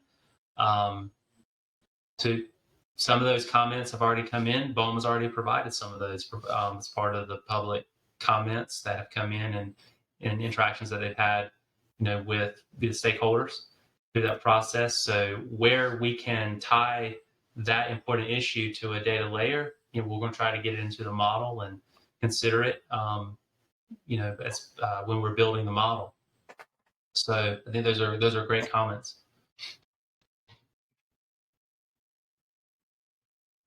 Thanks for that, James. I'm going to jump in before Steve and Mike. I have a few questions. We had sent around a list a little bit earlier for folks in the Marine Planning Committee. Just a couple of process-related questions. At what point will you all accept comments, inputs, et cetera, on aspects of the spatial suitability model? As you'll recall, during the most recent council meeting, council expressed a desire to remain engaged and be able to offer its inputs, thoughts, and ideas throughout this process. So I guess that's the first question for you. At what point will BOEM and NOAA accept comments on this? So today, and as we move through the process and get more further along in actual model outputs, and are able to get some of those out in public, there will be another opportunity at that point. I just don't know what that, like on a day, I don't know what day that point is. I do want to reiterate, though, that I think an ideal opportunity, aside from now and aside from the targeted outreach that BOEM's going to be doing in the next month or so, which I mentioned before, and I think that some of you are already scheduled to have a few meetings with BOEM to talk about models. Aside from these, I do think as we put draft wind energy areas out that show these models, that'll be a great opportunity for further input. Thanks for that, Rick. James, do you have anything else to add, or did Rick cover it? No, and that's a good point in that, you know, I need to defer to BOEM on process related. You know, this is their mandate, their planning process. We're providing all the intelligence that we can in an interagency, you know, partnership here. So BOEM is driving and you know, driving this process, and so we're here to support it. So we're going to have to defer to them in terms of how long they can leave. How much time they can allow for each component of the process. So just want to make sure that was really clear. Yeah, no, thanks for that. I appreciate that. And then, you know, taking into account that the AOA atlases came out as a tech memo, right? So there wasn't really an opportunity for public commenting on a draft before it went final. I guess the question would be, will there be formal public comment opportunities on this model as it's further developed and refined? I'm going to say by formal, if you're asking if we'll put out a model and open it for public comment for a period before we move forward, I don't think there will be that kind of formality. I do think we're going to have less structured, but still present engagement opportunities as we move forward, like this, and any other further meetings we can get together like this in the next few months. Thanks for that, Rick. And then let's see here. And this, Rick, this is probably a question for you. The model, according to what I recall hearing from James, that the model structure and the weights that will be assigned to the submodels will be decided by BOEM. Will the BOEM decision-making process on this be a public process whereby the industry and other industry stakeholders, for that matter, can provide comments? Again, I think the common opportunity would be when you see the model output with the draft wind energy areas, and you can react at that point. Plus any other engagement, again, that we can do in between like this. I keep saying it that way because today I just don't know what all of those opportunities might look like in the next couple of months. We're trying to get things scheduled right now. So I apologize for sounding really vague. It's just that I don't have all the answers today about exactly when meetings might take place in the next couple of months. But to put a finer point on the answer to the question, Mike, yeah, it's a BOEM choice about weights. There will be opportunities to see how the model outputs look with BOEM's choices and to react, especially again, I think at the draft WIA stage is going to be the best formal, broad opportunity for everybody to engage, but there will be other opportunities in a more targeted fashion in the next couple of months. Just trying to get a little more certainty on them when those opportunities might be still, but those are coming up as well. I do also want to say, though, in reaction to the concept of the question, that the weighting is important, and I understand that because it's going to be a visual. It's going to result in a visual representation of the information that we've got about all of the data layers, including the fishing data layers, and it's going to show the relative, based on weights, the relative uses of the areas that we're looking at. So I understand why it's important. But I just want to say again, this new tool in the toolbox within COS, and then the draft wind energy areas, that other new tool in the toolbox for more engagement. Important, but not the only things that we've got going on as we move through the process. So the weights are important. Yes, I'm acknowledging that, but it's not the end of the story. There will be further discussion about the ultimate development of wind energy areas through the model, through those outputs, through the draft wind energy areas and up to wind energy area. Yeah, thanks for that, Rick. I appreciate those answers. And I just have one more that, well, it's a compound question because those are fun. I can say it's one, but it's not. In terms of weighting the submodels, how will that be determined? And then I guess for James, this is probably a much easier one, but can the weighting be changed as subsequent runs of the model take place?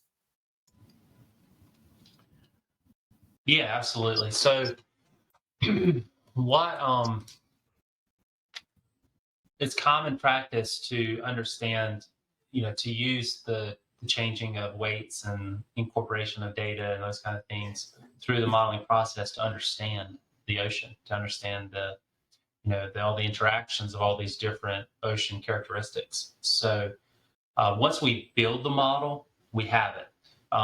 Additional model runs and providing BOEM with with answers to the what if questions that will come in as folks are reviewing the results and things like that. Once you have the model and you put all that work into building it, adjusting it, is a relatively low amount of effort compared to the process of building it. So now these are these models, take a considerable amount of computational power. It does take us about a week to do a model run, which can incorporate multiple scenarios, those kinds of things. So that is an important process of understanding the sensitivities and it's a little bit like hurricane forecasting, to be honest with you, because once your various scenarios start to agree, you're really beginning to understand where the major forces are that are driving suitability. After you're asking a lot of those questions, we've noticed that the more that we do the modeling, after a while for a region, you begin to kind of understand where the big conflicts are piling up and where you'll have major issues if you were to for that area. So that is a iterative process, and we're trying to do it really quickly because of the timelines that we're working under here. So those will all be good things for you to look at once as you see the draft wind energy areas. So it is, the BOEM choice about weighting is going to be done in the region, but in consultation with our leadership in the directorate. But I envision, since I haven't been through this, but what I expect to happen is that it'll be iterative, meaning that James is going to be, with his basis of experience, kind of showing us how it can work, give us some results based on what we think we mean to happen, and just kind of have to do a little bit of thinking on the fly, seeing what we've got to work with and seeing how the weights feed into a model and how we might need to adjust. And I say that because let's be realistic. There's a lot of data layers. And there's, and remember that they shows this relative use of these areas. And we will need to just see different runs of the model to see how different choices about weighting affect the outcomes within the call area. Meaning, Corey was talking about Department of Defense earlier, and it's kind of a good, more straightforward example for weighting in my mind. The Department of Defense gives us, suitability for national security issues. This conversation's happened at a very high level, and they designate some areas as a constraint, a zero, like this area is off the table. They have done that all over the country. In other areas, they say, here is a geographic space that we have some interest in and some concerns about, but we're willing to talk further. So those will not be a total constraint. They'll be weighted differently. They'll be represented in some way, maybe as a 0.5, as a potential area. There's concern, but it's workable. So every data layer that we have to work with, we're going to have to go through some thought processes like that about what's workable and how important is it. So I do think it's going to be an iterative process with a little bit of trial and error on our BOEM's part, because again, in the region, this is our first shot at this. So we've got some experience to gain here. Yeah, thanks, Rick, and thanks, James. I got a couple more questions, but I think you've heard enough from me for now. So I'll open it up to Maiko and then Arlene. Well, thank you. James, I guess I've ran fish plants for, most of my career in Alaska, down here, California. But the question I have is we were responsible as managers, GMs, to come up with a profile of what we wanted to invest for 5 years, or, the future, I guess, just put it that way. And it's pretty hard to do when fish stocks go up and down, weather patterns change, all that. But I guess one question that's come up over and over again is, why can't we do a cumulative impact study and at least know about how much planning there is for how many wind turbines there's going to be out there and roughly where they're going to be? Because, right, if you don't know the answers to these questions, you don't want to be it's a real investment risk just to think that you're going to be doing the same thing you are right now 10 years from now, when it could be occupied by wind turbines in some of your best areas. But the other thing that kind of just came to my mind is another risk factor is you guys start changing your weighting. If it's another reason to want to make sure you're complete with your modeling as you go forward, because we don't really want to put money on the table. And I'm sure the banks are going to think it's a higher risk, which means usually higher interest. If we don't know how much access we're going to have to our fishing grounds in the future. Now, I take that as a processor, but I think it's the same thing for the fishing boats. They have to have some idea of where things stand as far as their ability to fish if they're going to make improvements to the boat or whatever. Or maybe sell out. I mean, that might be an option they want to think of too. So, but I guess in your modeling exercise, have you ever thought about, if they just keep adding turbines, if that's going to make a difference in the way you model or the results of those models? I would think it could have a heck of an effect on it. If you saturate an area, and as Steve referred to, the upwelling just is off from what it is now, and the phytoplankton and other zooplankton production just falls down. Not saying it will happen, but we don't know one way or the other if it could endanger that.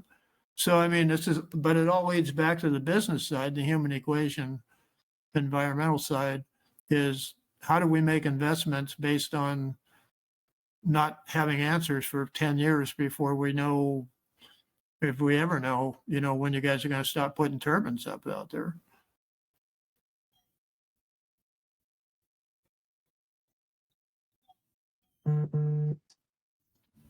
Yeah, I think, I'll start there, and I'm sure maybe Rick or Lisa can also add the BOEM perspective on this, but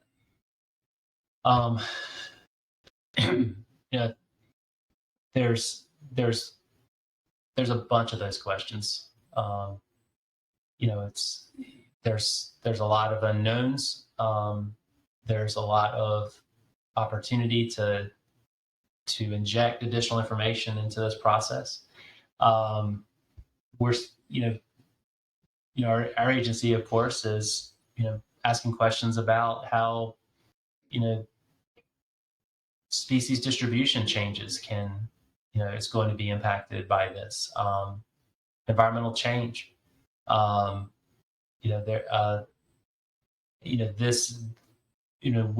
have, in this case, BOEM is having to take all that into consideration, and we'll all have to provide that counsel and input the best we can, through this process.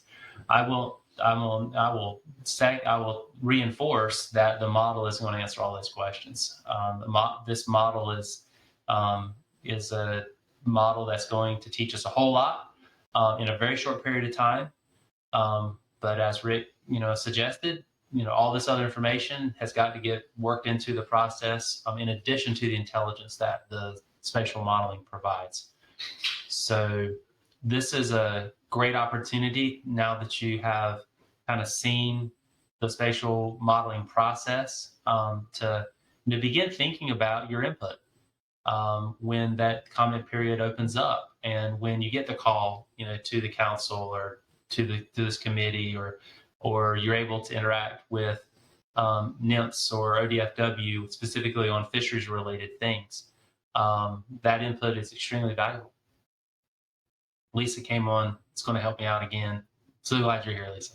Yeah, I don't know if it's helped, but I just want to acknowledge Maiko's important question. He's thinking about his business and the fishing community in general over the next 10 years, and having an unknown or not knowing the future is the biggest kind of risk financially, and I get that. In terms of government, we have to work forward in a systematic manner. So we're planning in Oregon, and we've just added this tool. So I think it's a good point to stop and say, it's hard to change government processes. I know there's a lot about maybe some things about BOEM's process you wish was different, but this was a request, and the fact that it's now possible to incorporate this tool is, I think, a real mark of success for your engagement and this the PFMC's commitment to getting this done in a better way. So I kind of want to turn it around and say thanks. I mean, this isn't going to be the last step. We're going to keep working with James, and we're going to be coming to you probably for our lifetimes. I don't know, but this is a long-term continuum. However, I think we made an important step here, and I'm hopeful that this is going to be, a step forward in keeping moving together to do this better and better. So that's just a point I wanted to make, because it really is hard to change how government does things, and I think largely because of your efforts, we at least made a small step in a better direction. So thanks. To be clear, I am impressed with what I see on the modeling side. It's what goes into it that worries me the most.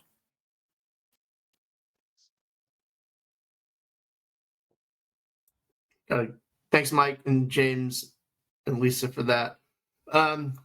Susan, so Arlene, I was under the mistaken assumption that you were on the MPC. I'm going to jump you until the MPC members are done with their questions, but we will certainly get to you. Susan. Hey, thanks, Mike. Sorry to get on here so late. But Lisa, I appreciate your comments about changing, that it's hard to change government processes. I also appreciate that we have some, that we will be able to comment on the draft WIAs in Oregon, and that you have included this NCOS, suitability modeling as part of, the identification processes.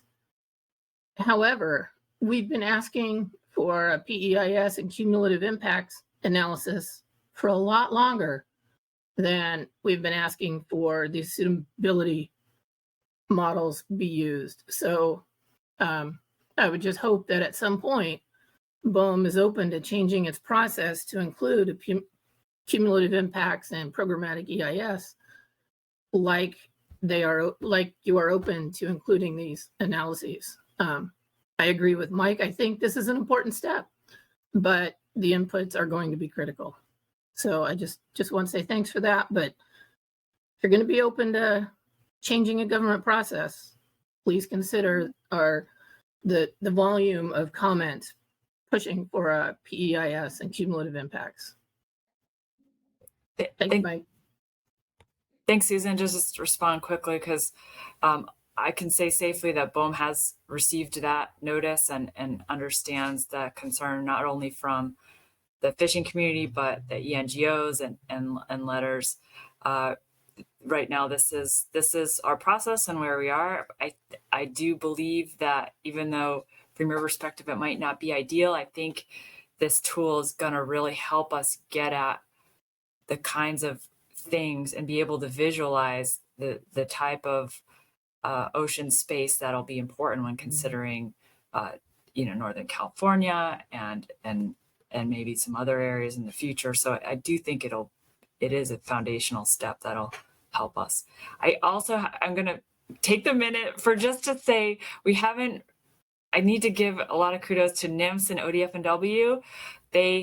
They have jumped on board with the data to really get it available, make sure it's in good shapes. These are hard, long, big data sets that were not designed for this and have really done so much to help us move them into a better place and come along with us for the ride. So I just want to acknowledge that efforts if you are part of them or know people that have been working on it. So I know it's not related to your comment, Susan, but I didn't want to forget to say it. So thank you. Yeah, thanks, Lisa, for that, and fully concur with what both Mike and Susan said on appreciating this effort. I do have some more questions that have come in since I last spoke, so I apologize in advance. Rick, this one kind of tees off on the weighting for the models, and it is, if there are changes that are made to the model, or in particular to the weighting, will that kind of work be shown, and will that information be shared publicly? My current understanding, which may not be perfect, and James can correct me if I'm wrong based on his experience with the Gulf, but my current understanding is that all of the iterations of the models and the sort of thinking about how to get the runs going is not all documented and released to the public thus far. James or Lisa, if I'm getting this wrong, please step in. But that's I believe that is my current understanding. But having said that, I do think that the outcomes, which are really the important part, the outcomes of the models, you're going to see, and how those transform into potential wind energy areas, you're also going to see. So even if all of the sausage making isn't put out there, I think the outcomes, the most important part, are going to be, and they will be a point of discussion. But again, please, if I messed that up, James or Lisa, please correct me. No, I think you're spot on, Rick. I mean, it would be. I mean, it's certainly deliberative work. Is it's non-decisional work. It's deliberative work in terms of working with the data, working with the modeling scenarios, those kinds of things. Now, the version of the output, the model that you'll see when you are able to look at the draft wind energy areas that BOEM releases, you'll then be able to see how, in the final report, you'll be able to, compare that and be able to look at the differences between the two and how additional input was taken into account, all that kind of stuff. So, some of it, but there's no way to really document every little micro decision, that was made, as we were as we're working to vary the scenarios, rerunning models, errors with data, those kinds of things. So a little bit of both, I guess, there. And this process is evolving, rapidly. So I know there's going to be in the future, potentially more formality to this. This is a process that is evolving as we go here, and those kinds of questions, are ones that we need to take into account and consider in terms of our own processes. Yeah, thanks, James and Rick. Helpful. I'm just going to ask two more. Sorry. And James, I think this was a question that was asked of you during the last council meeting, but how does the model account for societal trade-offs? For example, you look at food security in terms of aquaculture and fisheries, versus transportation and environmental concerns with regards to industry and navigation. How does that play in to the calculus that that model undertakes? So I want everybody to continue to remember that this is a relative suitability model. We're not putting absolute data, absolute cost of, for example, siting a wind energy farm here, what that absolute cost would be in terms of displacing the shipping industry, or the cost of a tanker having to go an extra 5 miles out of its way to go around a wind farm. We're not able to model at that trade-off analysis level. That's going to have to be done, later in BOEM's process. But in a qualitative sense, in the relative sense, what the model is trying to find those areas where there are the least impacts, relatively speaking, happening within that ocean space. So I would say that, to answer your question, Mike, directly, yes, that's happening in the model process qualitatively, but not quantitatively. And that quantitative direct impact stuff is purpose of the environmental review process. Thanks, James. That was a very good answer. And then my final one before passing it off to Arlene is, how does the model account for historical changes in fisheries? For example, areas being reopened, or, not only that, but areas which, given shifting stocks, may be more important in 10, 20, or 30 years. Yeah, it's a good point. Lisa touched on it, but we're certainly very grateful for the intelligence that's being provided by NIMS and by ODFW and others into sort of understanding fisheries footprints for these call areas. And we're going to put the best available data that we can and take into account the modeling team and take into account that those recommendations, that technical assistance that is being provided as we're building the model. So we'll be bringing that guidance from them, and then BOEM has received direct input through you guys, through public comment period, etc., and then they'll get input into the public review process.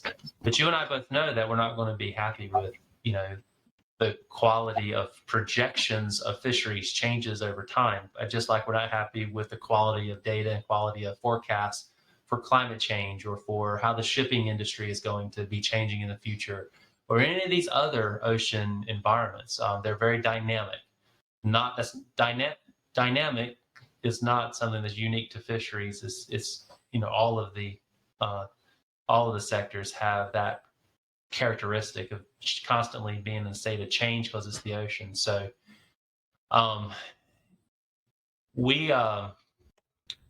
that I would have to say that it's critical. Number one, if there are some better data that wasn't included in this process, and someone thinks that we don't have it, that they provide, that come forward with that information, especially in the review process coming up.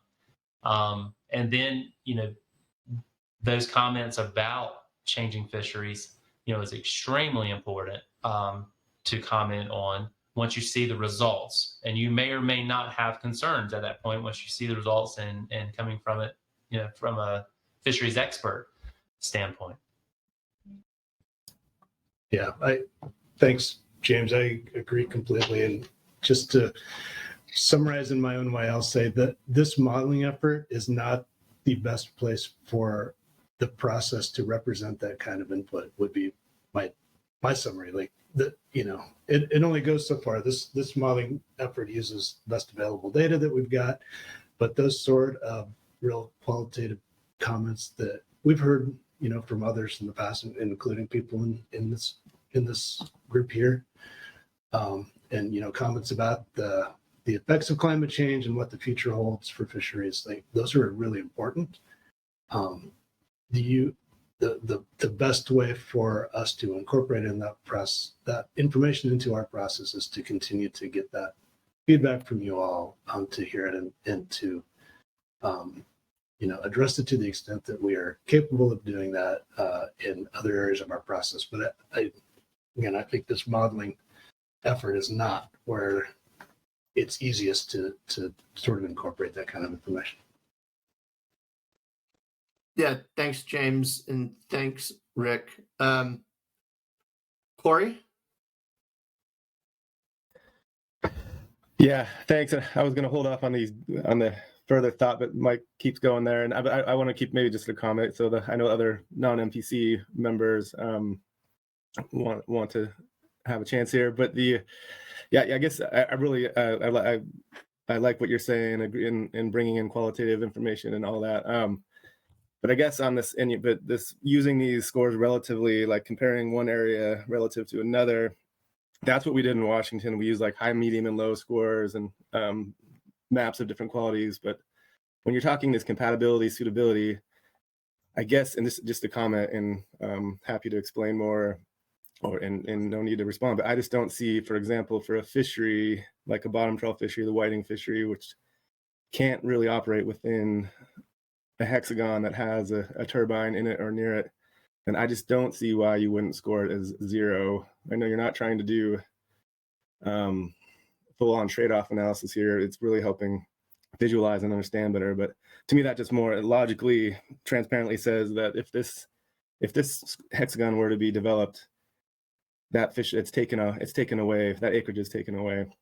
So yeah, I just maybe articulating thoughts in my head about, I don't know anyone understands it at this point, but really appreciate the discussions. But just the way you use these data relatively versus absolutely, it's like everyone's saying, important. And yeah, no need to comment back, but that's just voicing the thoughts rattling in our head. And yeah, we spent hours and hours doing this in Washington.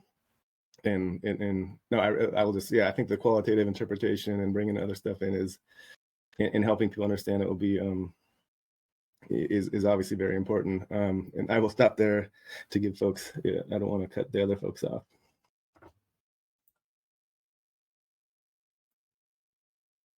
Thanks, Corey. Rick or James, you want to jump in on that, or should we move on? Or Lisa, for that matter. I would say thanks, Corey, for the thoughts, and understood your perspective there, and appreciate your comments. I don't know that I'll have any deep response to it at this moment. Yeah, Corey, I think your line of thought is really valid and really important, and we have to ask questions about how much fishing is happening in a grid cell before it becomes intolerable, right? And so that the impacts will be intolerable. And if I'm a fisherman, I'm thinking any impact is intolerable. And so balancing those specific individual stakeholder perspectives and trying to bring in, if all of the sectors of the ocean blue economy were to weigh in and scores in the model reflect those individual perspectives, there would be no space for wind energy at all. And we'll see how this process goes and how all that different input comes in and all of the social political interactions go through this process, end up through this what the outcome will be. But I can already tell you, I mean, in some regions we do that. We've run models that have, all of the requests for, the specific requests for all the different sectors. There is no ocean space that is free of conflict. That's perfect for wind energy development. That doesn't exist. That's a fantasy. If there's people that think that the ocean is a very, very, very busy place. So the objective here is to try to understand in a relative sense, where is the busiest and the most environmentally sensitive areas. And then that intelligence gets injected into this decision process, and BOEM has the mandate to move forward with that process. So I like how you think. I think it's a very valid point to continue to think along those lines, and especially when you see the results, to ask those same questions again. Thanks, James. Yes. Arlene. Hi. Can you hear me okay? Great. So thanks for the opportunity to ask a question. I'll try to keep this brief. So James, I heard you say earlier that hard substrate was one of the constraints that would be used in the model. And my question is, what particular information would be used to identify hard substrate? I know we have the induration data layers for the West Coast, and there's a couple of versions of that, right? There's the 2-code induration layer and a 3-code induration layer.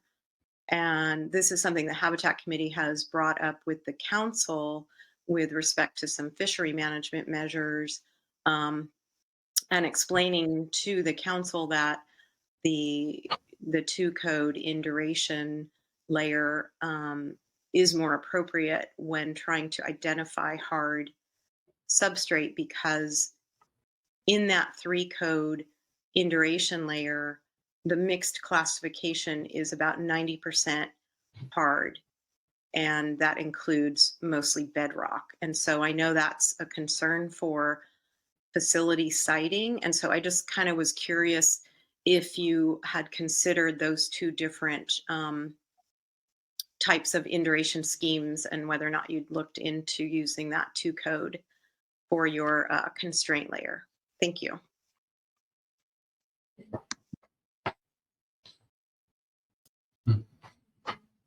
I bet Lisa and James can talk a lot about the actual data. I'll just say that at a higher level, not just about the specific data layers, hard bottom, is going to be weighed heavily, and we do have data about hard bottom, but have to recognize that we have data now, but we may not know where all hard bottoms are. So do understand that we recognize that, and that there will be further requirements to acquire more data as we move through the process, as we get lessees in place, if we get there, and to avoid hard bottoms that we may not even know about yet. So just wanted to point out that we recognize that we may not have perfect information on that right now. But Lisa, you may want to answer her actual question. I know all about induration layers. They're not an absolute indication of hard bottom, but I just say it's good to know that you're thinking about it, and we can have consider that in the model, and then connect with you maybe directly on making sure that we're understanding the layer and utilizing it correctly.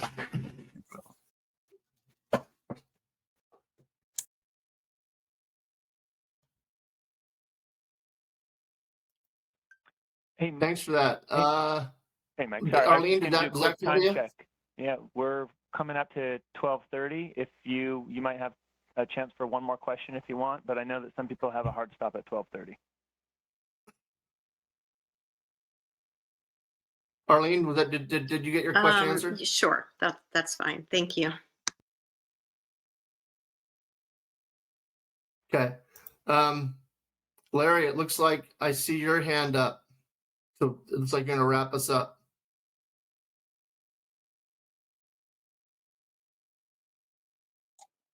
Yeah, I was trying to unmute. and thanks for having an opportunity to ask a question. I appreciate that BOEM at least has a perception that there's been an adjustment made on how to respond to some of the queries and concerns we've expressed. But I also, echo what Steve and Susan and Mike O said relative to the need to have ecosystem effects to be a part of this modeling insofar as it can be. And if it is not, then it has to be at least included in narrative form. And to that, I was wondering, part of the problem, it seems to me, or a place where maybe that could be somewhat rectified, is in number one, the region or scope of the area that's being considered in the modeling, because we know that the individual sites have impacts, but they also have broader impacts over the entire coast once you start to stack up projects on the ecosystem. And I'm wondering if we couldn't expand the submodels to include either an expansion of the natural cultural resources piece or add to it an ecosystem subset of impacts to try to capture what some of us feel. And we have seen research to show that there are some really broader implications on the large ecosystems, such as the California current ecosystem, and that bears a whole host of broader effects. And it seems to me that without inclusion of those effects, as much as this may be an improvement on the process, it still falls short of what needs to be included. And so relative to the tools, the risk assessment, I don't think you can have an adequate risk assessment tool as a result of this modeling without including ecosystem effects in the model. So I'll stop. I know I'm already past time. Do we have time for a response, Carrie? Yep. Sorry, had to unmute. Yeah. Why don't you do a quick response and then we'll take our break. Okay. Well, I'll say from the policy perspective, I'll jump in unless Rick says not to. But I hear your point about ecosystems. I'm an ecologist, and I get how the real world works. This is a constraint largely to define it to this call area because of timelines, because of budgets, and because of reality. So unfortunately, the area has to be just within the call. But I do acknowledge that sets limitations on what the model will show and what it won't show. But maybe James can talk a little more about the technical side of that. Well, the bigger the model and the more of that kind of cumulative impacts types of stuff that comes in here, the bigger the error associated with that. So it is a broader context, but it's very possible. In fact, BOEM has funded a study on the East Coast to do that, to work towards more. The title of the project is something like an ecosystem-based framework for planning for and development of wind energy. I think it's been recognized that is an area of science that is that's needed in terms of the methodologies to do that and the understandings of larger ecosystem type frameworks. So spot on. we'll working to kind of do our best here to bring in as much of that environmental data goes into this particular study, and certainly the BOEM process will have to address some of the larger ecosystem cumulative impacts, regional scale types of challenges, in the review process.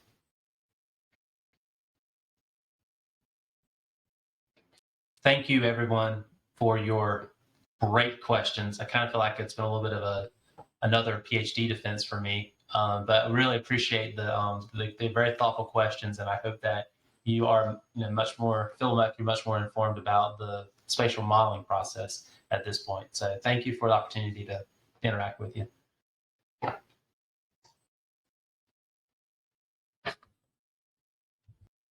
Thank you. Thank you, James. Appreciate it. Okay, and thanks, everyone. That was a very good discussion. It's 12:35. We're 5 minutes behind. As I hope you noticed, we only have a half hour for a lunch. So I want to give you guys the full half hour. So let's reconvene at 1:05 p.m. With public comment, and then we'll move on with the rest of our agenda. So thanks again, all. I'm going to leave the meeting open, of course, reconvene at 1:05 p.m. Pacific time. Thank you.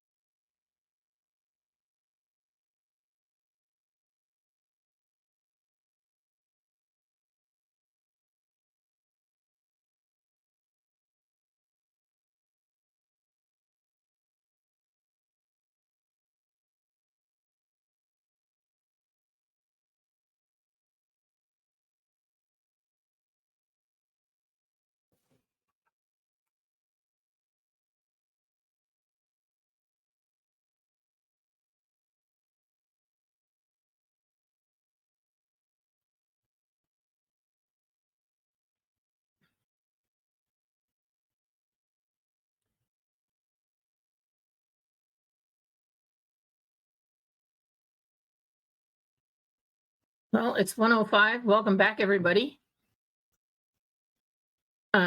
Carrie, where are we at?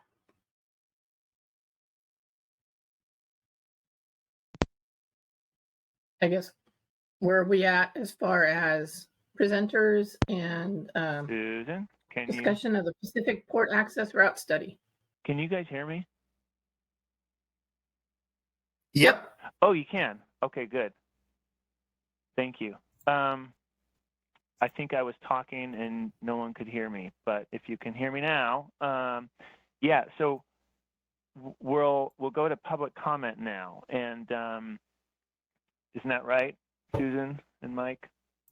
Yep. Sorry, I was ahead on the agenda. No problem. You're right. Yeah, let's do public comment. And if you're anyone who's not an NPC member and would like to make a public comment, why don't you show your hand, raise your hand, please.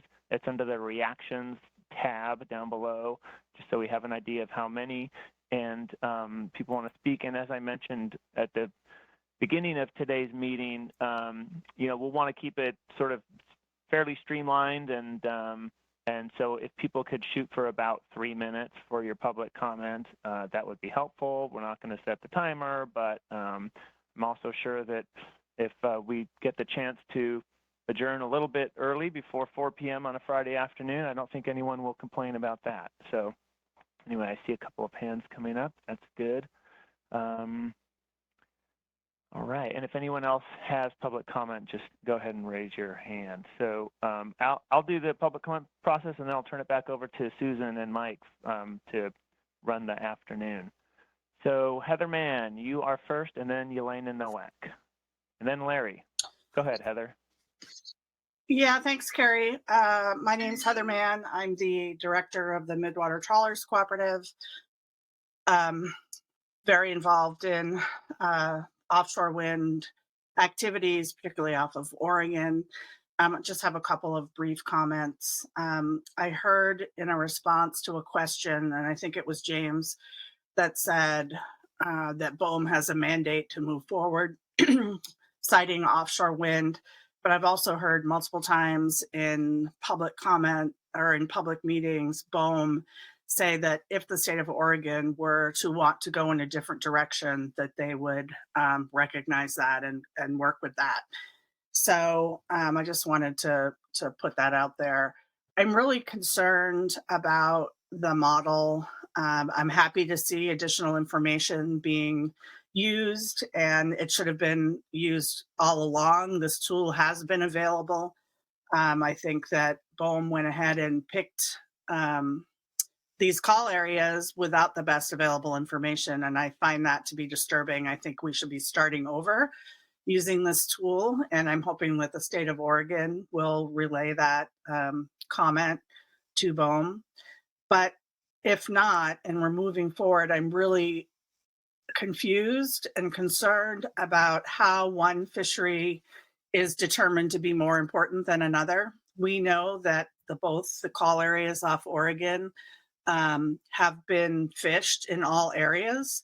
So how is the model going to choose which fishery to interrupt, and what is going into the model to choose that? Is it the value of the fishery? Is it the number of people employed? Is it the pounds of fish that are landed? And all of that doesn't take into consideration shoreside processors and how they need a portfolio of different fish to stay relevant and viable. So I feel like I'm not excited about having that divide and conquer kind of approach, and that's what it feels like. Is we're going to be fighting with our fellow fishermen to determine whose fishery is more important, because the entire call area has been fished. So I just wanted to express those couple of concerns, be watching this closely. But it's not a comfort unless we start over and actually choose call areas that aren't fully fished. Thanks, Carrie, and thanks to the committee. Thank you, Heather. Appreciate the comment. Moving on, I mean, unless someone wants to respond to that, I think that was more of a general comment, and we can make sure that James hears that. I think Rick is still on, but I don't see anyone jumping to respond. And if not, well, it is a question. It is a question. How is that going to be considered? And if nobody can answer it today, I'd really like to get an answer at some point. Yeah, so I'll pause and see if. Hi, oh, Carrie. thanks, Lisa. Go ahead. Yeah, sure. I wasn't sure with the structure of this. Rick, as he said before, had to jump off. I'm here. I think what today's purpose was to just give a next step into what the process of the modeling is going to be for Oregon, but we used a Gulf of Mexico example. So this is what we're able to provide right now. I think there was some initial discussion before about, thinking through what it can and cannot do. Well, a tool does not do everything. So that's not going to answer your questions directly, Heather, but I do think, this is our first conversation, and there will be lots of other times to think through the case specific to Oregon, and then we're going to, and opportunities to get your comments and have to look at it for Oregon specific. I can't respond to the thing about starting over with the call. That's not my pay grade, but I've heard that comment, and I acknowledge your comments for where they are right now. So thanks. Thanks, Lisa. Sure. Okay, let's move on. Yelena, you're next, followed by Larry Tebik.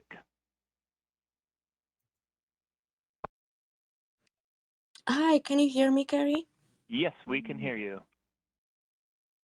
Okay. Good afternoon, everyone. My name is Yelena Novak. I am the Executive Director of the Oregon Chalk Commission.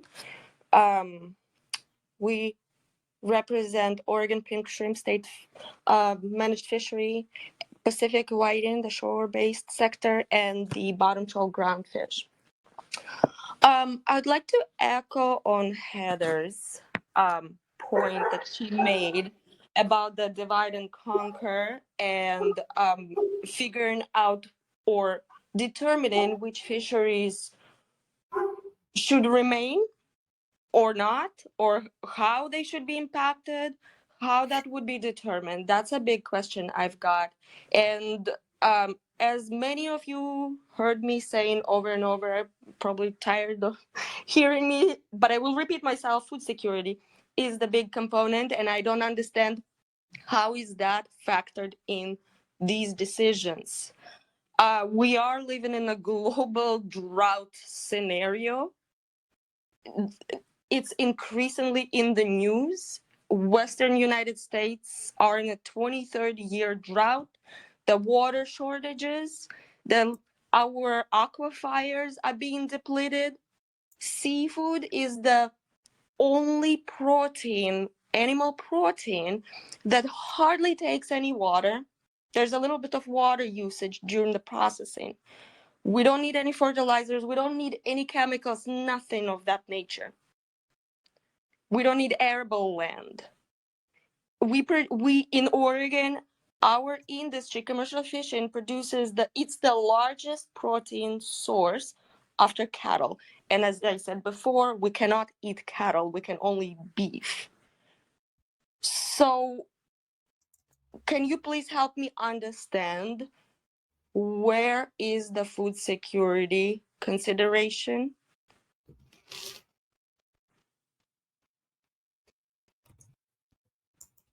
Hi. I'll just start answering questions, Carrie, unless you tell me there's a different format. But so let's see. I just want to reiterate about the divide and conquer comment for both Heather and Yelena.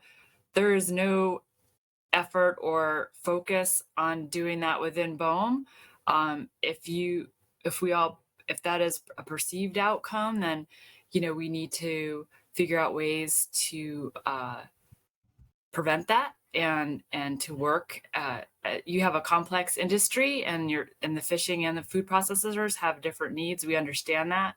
So it's a balance of being responsive to the individual communities, but doing it in a way that's holistic. So that's our approach at BOEM. I can see a follow-up. This is for you, Carrie, maybe, of when we come back again, to be focused specifically on how the fishing data itself is getting factored into the model. I think, when we're further along and we can talk directly to that would be important. And the idea about the seafood industry in general, as you know, for BOEM, our approach is, as regulators, we have to look at the whole picture. So we don't have a specific seafood or food security mandate. We have a environmental and human uses responsibility that has to take in everything together. So that's a difference from the PFMC and the Magnuson-Stevens mandates. So hopefully that helps a little bit, but I think, this is a good introduction into the NCOS process, but clearly we're going to have to do some work to figure out what it means for Oregon and how to use that tool the best we can. Thanks. Thank you, Lisa. Carrie, Elena? sorry, may I make a follow-up really quick? Sure. Comment? We have a few minutes. Thank you. Lisa, well, is there any room for all of us to figure out how to implement the food security component into this? Because at the end of the day, fishermen on the water fish not for fun, but they produce food. Yeah. And again, the harvests across the country are reduced. I am very concerned. I'm concerned where our food situation will end up being next year, and in 5 years even worse. And here we are, may or may not be able to continue produce food in the coming years. I think the BOEM is here today, and we're going to be engaging throughout the year because fisheries is critical to Oregon and to the U.S. economy. I don't think there's any debate about that. I think it's a really important issue, and that's why we're here now, introducing a new tool. And I think we're going to keep having to figure out how offshore wind in the U.S. can fit and work with different fisheries. Okay. Thank you, Yelena. Thank you, Lisa. Let's move on to Larry Thievick.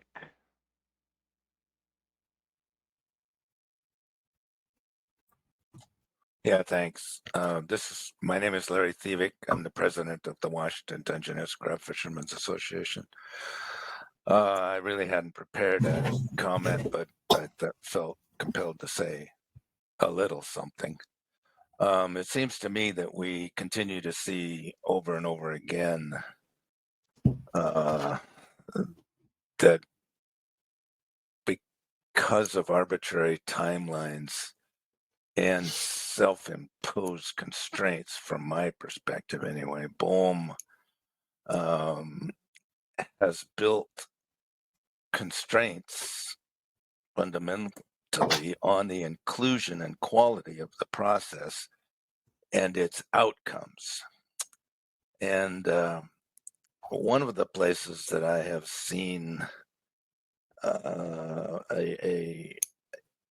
a different, and I was speaking to that relative to the suitability model. It may well be a really good product, and it may well really end up with some good potential outcomes on determining where we as ought to be placed. But once again, we've been advised that there's not enough time, or there's limited time to develop what could be maybe a more meaningful model.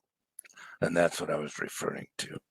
And then earlier on, when Rick was presenting, once again, we saw the lease timeline, which seems to infer a significant environmental assessment process in the early lease process, which really is very limited in scope and is confined to issues of the site assessment plan, and is fundamentally meaningless to analyze the impacts of offshore wind buildouts. And then that leads to the difference between BOEM statements and BOEM action. And I just hark back to what was in the first paragraphs of each of the Morrow Bay draft EAs and the Humboldt EA's request for comments. And I'm going to quote here. The U.S. Department of Interior's Bureau of Ocean Energy Management, BOEM, prepared this environmental assessment, EA, to determine whether the issuance of a lease and grants within the wind energy area in Morrow Bay would lead to reasonably foreseeable significant impacts on the environment, and thus whether an environmental impact statement should be prepared before a lease is issued, unquote. And yet, as we moved forward, there was barely any reference to this stated goal in the draft EA, either in Morrow Bay or the Humboldt EA. And yet we know it is reasonably foreseeable that a lease grant, even if conditional as claimed by BOEM, will likely lead to offshore wind development objectives, and sent in motion lease grant, even reasonably foreseeable numerous far-reaching environmental and social negative economic impacts. And so with that lead in, what was the result? The result was no environmental impact, even though it could be done. And it was asked the question by BOEM, should it be done? And what we led to was a published notice of lease sale.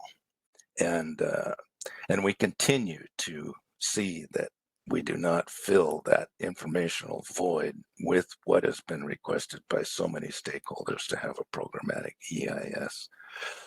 And so those are a couple things I just wanted to speak to. And I think it just continues to plague this process, and I have yet to see any meaningful resolution to the issues that continue to be brought up over and over again. Some improvement, but not resolution. Thanks. Thanks, Larry. I heard the some improvement. No, but I also heard the comment, and that's a well thought out written comment. There will be a public, I'm pretty sure, we have a contract for it. There's going to be a public comment period when we issue the draft WIAs. I mean, I think that comment should go in and be a part of future conversations at PFMC. Thank you, Larry. Thank you, Lisa, for the response. Appreciate it. Seeing no more hands up, I don't think, then let's move on to the next agenda item. I think that we have Brendan Harris here from the U.S. Coast Guard ready to go. We're just a few minutes early, but Brendan, if you're ready, then I can turn it over to you. Yes, sir. Ready to go. Really appreciate the opportunity.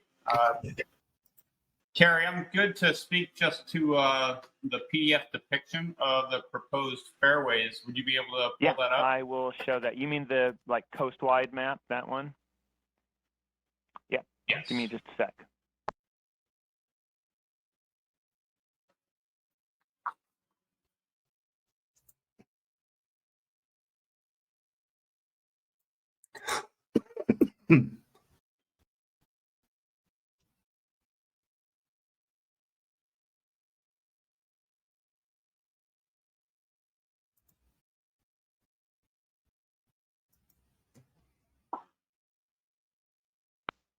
Okay, how's that? Do you see that? Okay. Yeah, it's perfect. Thanks, sir. So first off, thanks for the invitation to participate in today's conversation and present on the current status of the Pacific Area Port Access Route Study. As many of you are well aware, the study started about last July when we began asking for public comment and gathering the data to determine if there were additional routing measures necessary to support safe navigation offshore of Washington, Oregon, and California. So what I'm going to speak to directly today is the determination of proposed fairways off of Oregon and Washington. And as you can see from the picture before you, we came up with both a coastal fairway zone that I'll speak to a little bit later, as well as an offshore fairway. And these are recommended based off analysis of a decade's worth of vessel traffic in these areas. So the study evaluates vessel traffic data along with other data, including environmental, national marine sanctuaries, military areas, marine incident and SAR, and then The desire is to determine that voluntary routing measures for coastwise vessel traffic are necessary to uphold navigational safety. Due to growing interest in offshore development, along with new and potentially conflicting uses of the marine transportation system, Coast Guard Pacific Area, based out of Alameda, District 11 out of Alameda, and District 13 out of Seattle, collaborated to conduct a Pacific Coast Port Access Route study. The study is intended to encapsulate from the sea buoys entering the harbors out to the edge of the exclusive economic zone off of California, Oregon, and Washington. This effort is driven by increased usage of the waterways for other than vessel traffic. Most recently, as you guys have been discussing to date in this group, is the offshore renewable energy, where that's going to be placed and what is the impact to that. So by determining where vessel traffic has historically been transiting and by formally establishing fairways, the fairways will then prohibit the construction of fixed structures in that area, both temporary and permanent. So they'll be exclusively utilized for navigation in that area to ensure order and predictability and safety of navigation. The fairways do not preclude other activity. They do not preclude fisheries, and they are voluntary measures. So vessel traffic isn't going to be restricted to operating within these areas. As always, it's inherent upon the master of each vessel to determine where they can safely navigate, dependent on their transit plan, weather conditions, and other things they need to take into consideration to ensure that they can safely transit from one port to the next. So in July of 2021, PAC Area published a notice of study in the Federal Register, requesting for public comment. Some of the things that we are looking to include in the study are maritime shipping, military users, existence of offshore renewable energy, as well as aquaculture farms and increased utilization for space needs as well. Not so much a concern in the Pacific Northwest at this time, but California has a good amount of space impacts to their waterways and that they're trying to handle at this time. In February of 2022, District 11 off of California put out a notice of intent with 20 additional questions for 4 specific areas, including the Morrow Bay Wind Energy Area, the Humboldt Wind Energy Area, Channel Islands and Point Mugu Sea Range, as well as the approaches to San Francisco. During that time, we gathered as much data as we could to analyze the historical trends, including all AIS data, VMS data, missile data entries, and overlays of geographic information systems to include national marine sanctuaries, areas to be avoided, offshore release areas, military ranges, etc. During this time period, we also discussed in detail the crabber towboat lanes that are operated near shore and are a 50-year agreement between those two communities to safely operate and mitigate interactions between the two activities. The major ports assessed in the study were San Diego, LALB, San Francisco, Humboldt Bay, Morrow Bay for District 11, and for District 13, we looked at Coos Bay, Yaquina Bay, Astoria, into the Columbia River, Grays Harbor, and Seattle up into Puget Sound. Some of the concerns that we had going in and some of the lessons learned we were able to take away is from the Atlantic coast. They've been conducting an Atlantic coast port access route study over the last decade or so, and we were able to consult with the individuals who were running that study and learn from some of the things that they had to go through. So we've really expedited and I think been able to ensure we're hopefully conducting proper communications, being very transparent and thorough in our analysis and investigation as we're going through this process. Of note, the port access route study is a required analytical tool that we need to use prior to establishing any new routing measures. So it's required by the Port Waterway Security Act. So that's the driving factor behind what led us to this study and where we're at today. So going into a little bit more detail specifically about the results, we put out the draft PARS results on August 26th for a 60-day public comment period. So on the Federal Register right now, the comment period is open for 25 more days through October 25th. So I encourage you to review that product, and I can send Carrie the link to that, all the documents and the results. And please ask that you complete your comments in advance of that October 25th date.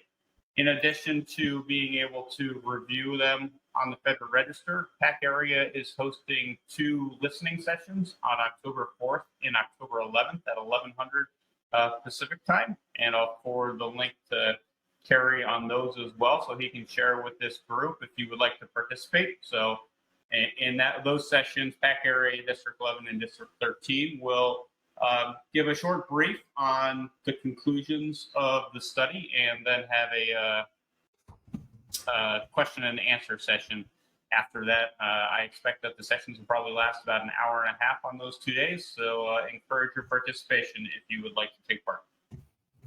Of note, those won't be considered official public comments to the Federal Register. So in addition to the conversations that you might have during those sessions, we would also request that you formally document those in writing and submit before October 25th. So I'm going to keep this pretty short because I really want to get into what you guys think about the products that have been produced, answer any questions that you might have, hopefully facilitate the conversation, and I'll try to get back to you on anything I might not have an answer to today. So as you can see from the picture, we have the offshore fairway that's recommended. This is anywhere from 25 to 50 miles offshore, and it runs north-south all the way from the Mexican border up to the traffic separation scheme at the mouth of the Strait of Juan de Fuca. This offshore fairway is 15 miles in width. In addition to that, we have determined for District 13 that we need to establish additional fairways in and out of the Columbia River and the Port of Coos Bay. So the east-west fairway out of the Columbia River is pretty much due west, and it has a width of 10 nautical miles. The fairways that go north and south, or northwest and southwest, are about 5 nautical miles wide, and these were determined looking at the AIS data and VMS data to determine where historical navigation has taken place on this waterway. So we determined that there was a significant number that would require us to establish these fairways and preclude any construction of infrastructure in those areas. And then for Coos Bay, we determined that we needed a southwest and a northwest passage as well to cover down on those areas and what we have for current usage of the waterway. The coastal fairway is depicted by the zone that runs from the baseline 3 nautical miles out from the baseline to anywhere from about 25 miles offshore, with the closest point being about 12 miles offshore. We determined this utilizing the agreed upon crabber towboat lanes. The analysis of the AIS tracks and VMS tracks showed heavy usage of these lanes, and we determined that the most efficient way to ensure the current utilization and future utilization, as well as enabling the flexibility of those two groups to continue to adjust the lanes as they see fit to best manage their operations, was to establish a wider federal fairway. So this fairway does not preclude fisheries. It does not preclude any fishing gear or crabbing gear in the water. And the idea is that the Towing Crabber Association can agree to narrower fairways within the larger context of the federal fairway and adjust it without having to go through the formal federal review process that would, again, require an analysis and be a hindrance in managing it in a timely manner. With that being said, that's the gist of what I wanted to cover today. I'm definitely happy to take any questions that you might have. And again, I appreciate your time this afternoon and consideration on this effort.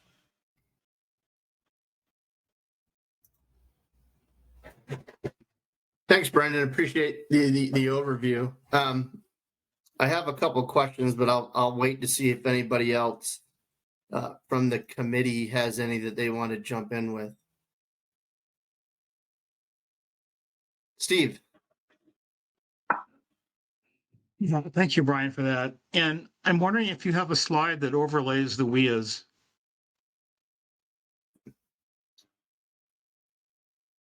I do have that available.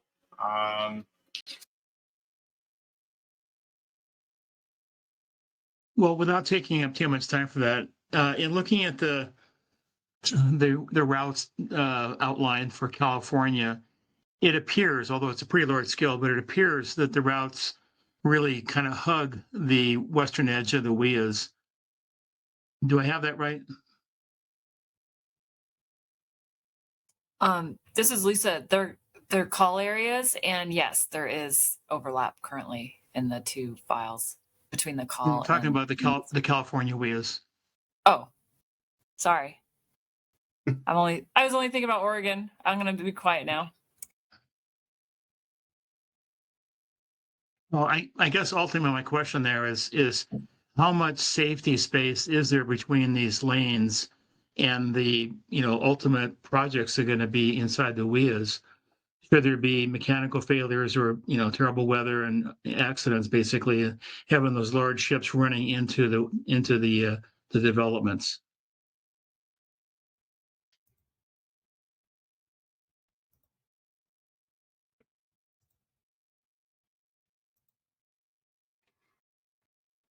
Hey, Brendan, you're muted if you're trying to talk. Okay, sorry about that. So the fairways are established as depicted, or potentially will be established as depicted. There is no buffer zone associated with the fairway. So the wind energy areas, they'll be able to build up to the edge of that wind energy area as long as it does not extend into the fairway. That was one of the reasons why the fairways were made rather wide, to try to ensure that we are giving adequate room for vessel traffic. And obviously, the masters transiting through those areas need to take that into account and ensure that they have adequate time to respond to a casualty if it happens while they're underway. But yes, as you noted, with additional infrastructure in the waters, that will lead to additional risk for those vessels in the event they do have a casualty. Thank you. Clay Niles. Mike, you're probably going to ask my question, so go ahead, ask yours first. Thank you. I think you're the only hand up. You said you had two questions, though. Oh, no, go ahead. Yeah. Okay. Thanks, Brennan. Yeah, I think I'm getting these grasped. But one comment this committee has heard is from our albacore and this is more of a process question about what's covered where by the Coast Guard, and what the study covers. So I'm looking at the triangles that are on either side of the Columbia River, for example. Yeah, and Mike and others, please help me out with the question if I'm bumbling this. But we've heard, the concerns from the albacore folks. If they're fishing west of the the offshore fairway zone. I forget what you call it. Yeah, they're offshore fairway, or even that's where they start fishing. So the question, like they're saying, if they're fishing there, the weather comes up unexpectedly, and they need to get back to port quickly. Is there going to be a process for like just in the extreme example of where those triangles are fully taken up by offshore wind? To get back to the Columbia or Westport, that wouldn't be easy. Just looking at this. So, and my question is that microtype sighting come later in the process? And if someone can better bring up these concerns, we've heard them a couple times, and the question came up just looking at this map here. But we have heard these, as a committee, heard these concerns about needing to move quickly, back to port if the weather comes up. And there's a lot of fairways here, but in those areas in particular where the albacore fishing, if they'd still, I imagine, want routes through those areas to get back quick. Apologies if that wasn't a clear question. Yeah, no problem, Corey. I really appreciate the question and the consideration. So we're limited in our analysis to looking at what that historical traffic usage has been, and that doesn't always effectively capture what the fishing industry is doing or a response to individual weather events. And as you all know, the weather off the coast of Washington and Oregon is hazardous at many times during the year. So that's something we have to take into consideration with vessel safety and ensuring that we're able to respond for search and rescue cases. And that's something that's there's significant conversation on the East Coast going through those right now. And we're listening in and ensuring that we're a part of those conversations to ensure that the Coast Guard can operationally still manage the requirement to protect life at sea during this time period.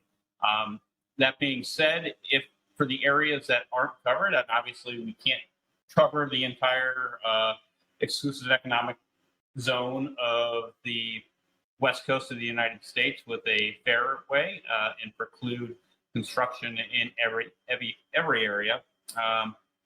But we tried to cover as much as we could, ensure safety of navigation to the greatest extent that we can. And questions like that, we would love to further consider. If you can post that to the public comment for the Federal Register. And then it should also be taken into consideration as the wind energy areas and lease areas are being developed. And as they're doing their environmental assessments, they should be taking the human impact into consideration and potentially ensuring that there are lanes open for safe transit back to a safe port. Yeah, thanks for that, Brendan. And to follow up on that, and Corey's right, the albacore fleet in particular has been concerned about this, and I've heard it from other fleets as well. But to the extent, and I don't think this is part of the PAC-PARS study itself, but rather, what inputs will the Coast Guard have when a construction and operations plan is submitted on a offshore wind facility to instruct that developer to ensure that there are fairways within that development that are sufficiently wide to allow safe passage to and from a port to a vessel, a fishing vessel, or any other vessel for that matter?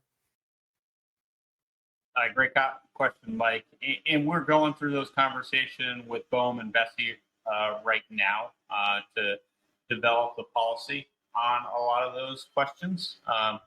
Right now is the time that we have established to develop specific fairways for historical traffic. So if you feel like we need to consider specific actions in specific areas, it's hard to, so we need to put these fairways on a chart so that they're steady. Once we have greater visibility on where proposed wind energy areas are, it's then a little bit easier to look at and determine if a specific site is going to cause additional risk and safety for the operators in that area.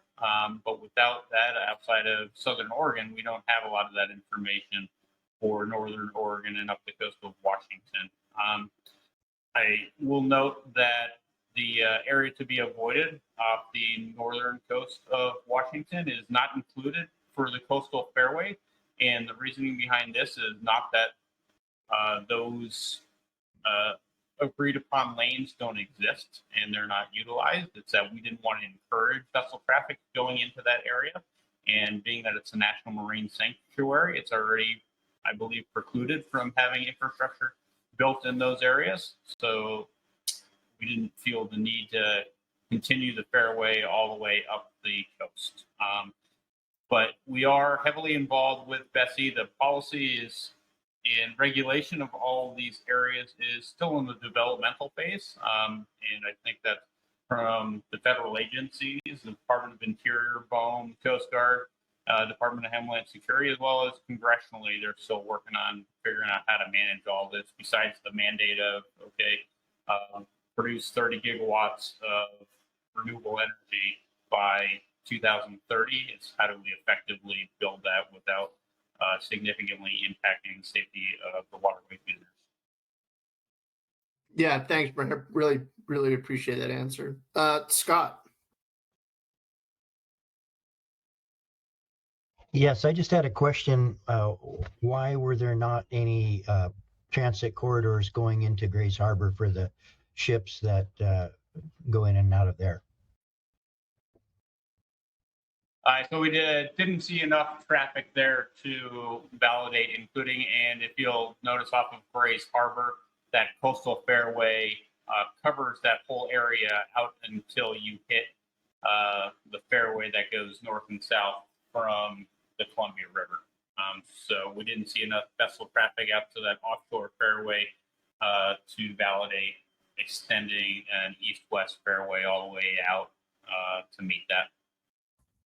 Thank you. Yeah, thanks for that. So I have a couple of questions, and this is specific to the study. Page 15 of the draft study says that Coast Guard headquarters is developing guidance for response operations within and around offshore wind installations. There will be an opportunity to incorporate this new guidance during the planning phase of the offshore wind developments in the PAC-PARS area. My question is, will the Coast Guard be seeking inputs from the maritime community on this guidance? And when is this guidance expected to be publicly available for review and comment? All right, good question. So I'm not directly linked up with the response community and where they're at. I know that they just put out a draft product on potential policy and to cover a lot of those questions. I am not sure if that's going to be a document that is shared for public comment or not, so I can check on that. And implementation is, so we're implementing on a case-by-case basis as we're going right now as issues come up and we determine. So there is some structures built on the East Coast, and District 1 and District 5 are actively managing their operations through those areas. So we're taking those lessons learned and implementing how to effectively operate on a day-to-day basis. Thanks for that. And then this is one that I'm sure you're not going to be surprised that you're getting. It appears that AIS is deemed to be a satisfactory representation of traffic in the study area. I think it was in Closure 2, the vessel traffic summary, which implies that all fishing vessels are required to send in or receive AIS signals. That's on page 6, but the regulations clearly state that only vessels 65 feet in length or greater are required to have AIS. Can you clarify that? Yeah, I'll have to go back and review that. Thanks for pointing it out. Yeah, obviously, fishing vessels below 65 feet are not required to carry AIS, as you noted. So while more vessels are carrying it year over year, and I think you see that with the vessel traffic data that we have, I don't know that there's more vessel traffic, as is noted in the study over the course of that 10 years. A lot of that is just noting that there's additional AIS carriage that's going on that's showing more vessel activity. But if we misspoke on that, I will definitely go back and ensure that we adjust that language to ensure it captures that fishing vessels under 65 feet are not required to carry it, and therefore we don't have full visibility on all fishing activity off the coast. Yeah, thanks for that. I really appreciate that. Scott, do you have a residual hand or another question? I'm sorry. I thought I had my hand down. No worries. Delia. Yeah, thanks.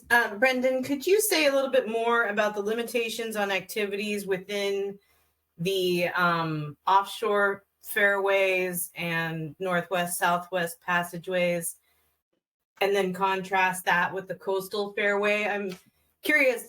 So I heard you say that there's a prohibition on fixed installations, either temporary or permanent, in the federal fairways. And I'm assuming that means anything with an anchor. So that would include like research activities with any sort of a mooring, a long-term temporary or permanent mooring. And so I'm kind of wondering if that's the case. Could you say more about what's limited and prohibited versus what's allowed in those various designations? Yeah, I'll go back and verify an anchor. Vessels anchoring in the fairways, from my understanding, would not be a prohibited activity. It wouldn't be considered a structure. It's considered a vessel even at anchor. So I don't think whether it's a research vessel or any other vessel anchoring off the coast. And just for clarification, both the coastal fairway and the offshore fairway are both going to be federal fairways. So the only prohibition is against building fixed and temporary structures in those areas. So no prohibition against anchoring, no prohibition against any fisheries activities. And for vessels transiting the area, it's not a requirement to transit within these fairways. It's a recommended path for safe navigation to improve order and predictability in the area. So getting back to your question, it should not impact the activities that you mentioned. Okay, and just one follow-up. I'm thinking in terms of research activities where an installation might be installed with an anchor, a buoy, for example, oceanographic buoy or something of that nature. Would that be prohibited then? I would consider that. No. We would have to mark it as private aid navigation, mostly just as we do now with any NOAA buoys that the Coast Guard supports maintaining. They are throughout, and they've got a very significant valid purpose to ensure that we have good visibility on the weather in those areas. And numerous other buoys are littered throughout the West Coast. Yes, they are. It will not prohibit those activities. Okay, thank you. Yeah, thanks for that. Yeah, sorry, go ahead. I interrupted you. Yeah, no, we'll just need to make sure, obviously, that we have visibility on all of that and ensure that they show up on nautical charts so mariners know what they might be having to navigate around. Yeah, thanks for that. Questions from anybody else? I'll speak at once. Susan. Hey, thanks, Mike. Thank you, Brendan. One question I had kind of goes back to AIS, and I think you may have covered this already, so I apologize if I missed it. But some of our sport vessels are very small, but ports like Winchester Bay in Oregon, that could be without a fairway through the Coos Bay call area. They could have significant trouble getting back from offshore fishing grounds, especially when they're fishing for albacore. So I know part of that is going to be negotiated with BOEM when the call areas are reduced to wind energy areas. But would that be something worthwhile commenting on for the fairways on the draft report? Yes, man. It's always worth putting a comment in there about those concerns. We did limit the study specifically to 5 ports, but obviously these smaller ports also need consideration. I would note that we didn't see significant vessel activity in and out of them that would lead us to establishing a fairway at this time.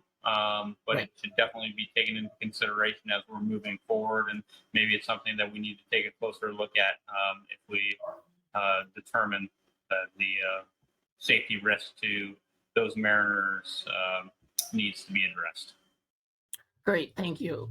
Yeah, because especially for Winchester Bay, it's kind of right in the middle of the Coos Bay call area. So if by chance that whole call area was made a wind energy area, they would have to go 20 miles north, 20 miles south to get in from bad weather, potentially. So that's why it's a concern. So thank you very much. I'm sure we'll make those comments. I understood. And I've got a compatriot on the line who's providing me some good information on the response stuff. So I'll read this verbatim so you guys have a better understanding response-wise and search and rescue-wise where the Coast Guard is at. So the Coast Guard is proposing that BOEM require certain consistencies in the development of wind farm layouts, specifically linear turbine layouts with a 1 nautical mile track spacing, consistent markings, lighting, near 24/7 active staffing requirements, and remote rotation and turbine blade lockouts. In addition to requirements related to safe navigation and minimizing impacts to the fishing industry, the Coast Guard recommended BOEM require through record of decision that each wind farm project leasee to undertake a marine radar impact study in consultation with marine users of the specific lease area to ensure project developers and appropriately mitigate impacts to navigational safety. In addition, on 31 August 2022, the Coast Guard Deputy Commandant for Operations issued policy directing the Coast Guard operations in and around offshore and nearshore wind farms, which laid out roles and responsibilities for various policy offices within the Coast Guard. The Office of Navigation Systems was designated as Coast Guard's primary cooperating agency to BOEM. Specifically, CG Nav is responsible for providing BOEM an evaluation of the potential impacts the proposed offshore renewable energy installations, particularly wind farms, may have on the maritime transportation system, safety of navigation, and traditional uses of the waterways, which includes fishing activity.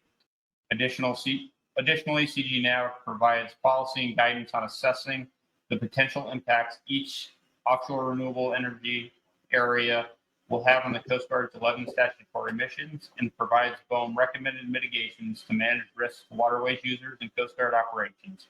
CG Nav is the clearinghouse for the Coast Guard's involvement and ensures wind farm mitigations are applied consistently nationwide.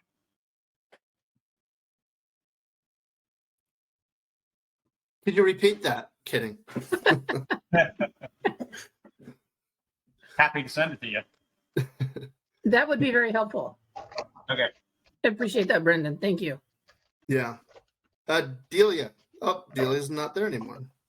Oh, sorry. I was just going to ask if he could either provide that or give us the reference that that's based on. I was wondering if it was from the Coast Guard comments on the call in Oregon or something in Morrow Bay or something on the public record that we could access.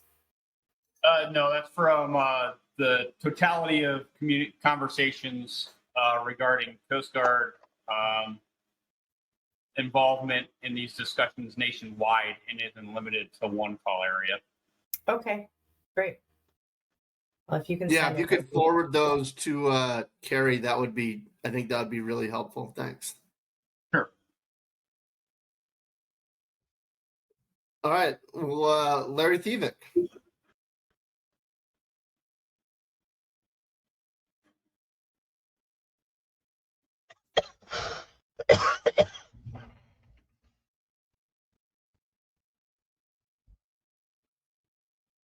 Larry, did you have a question?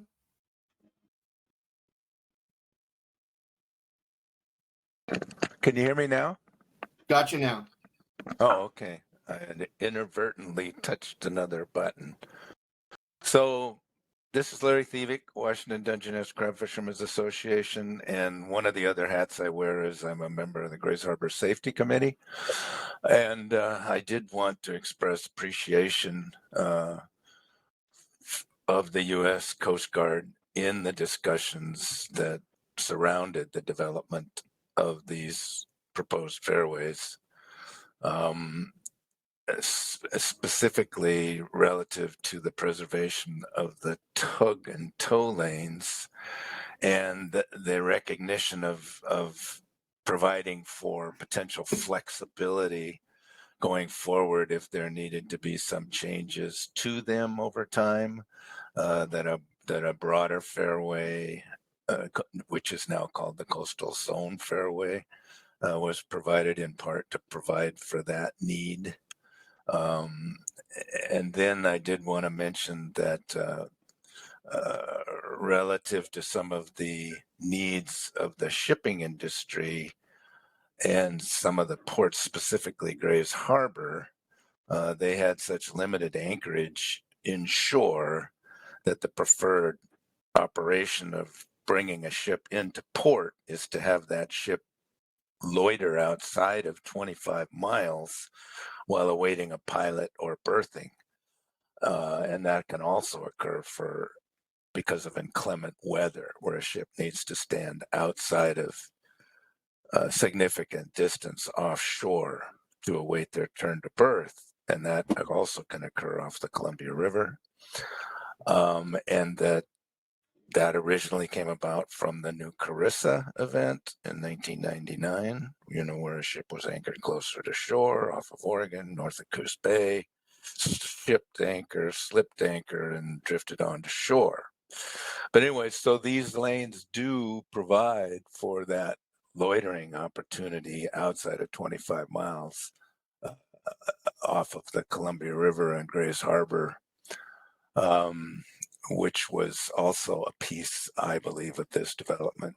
And then just one other, I'm getting to a question eventually, relative to one of what Corey had to say about in east-west access to Grays Harbor.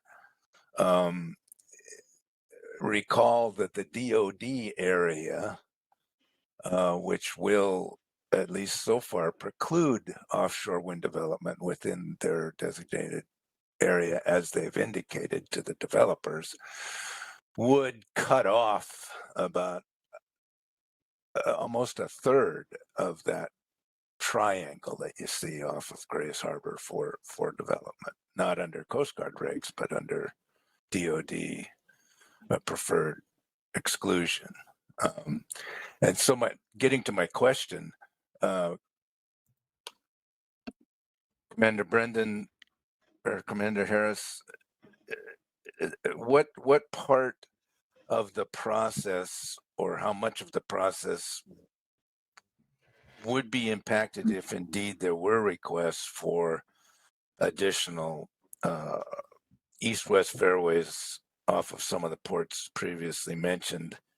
I'd be curious to know how that would or wouldn't, in your mind, affect the process. And then it does sound like there is an alternative provision to try to accommodate that. And then I did just want to mention that the Coos Bay call area, if indeed the fairways are improved as they're proposed, will cut off a pretty significant easterly portion of that call area and would be precluded for any structures within the coastal zone fairway piece. I guess that's enough. Thanks.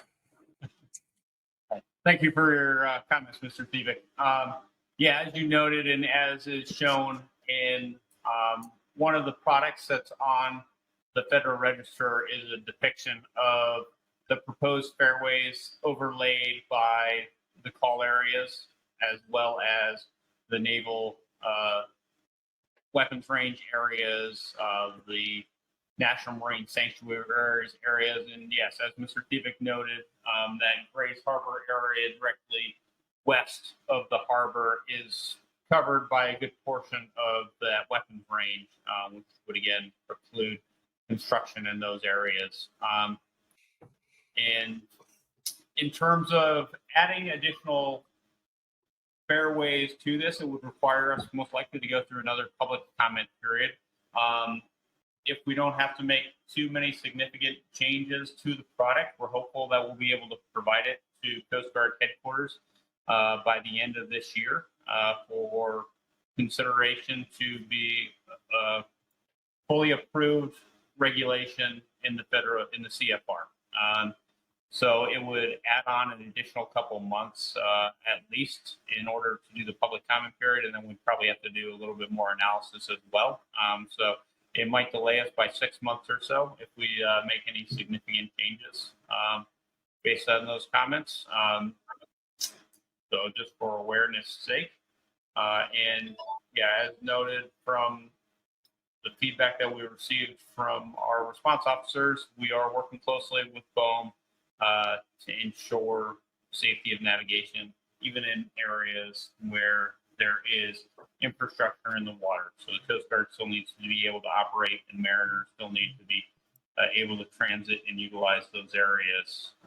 So we're looking to ensure that the U.S. policy supports those efforts as well.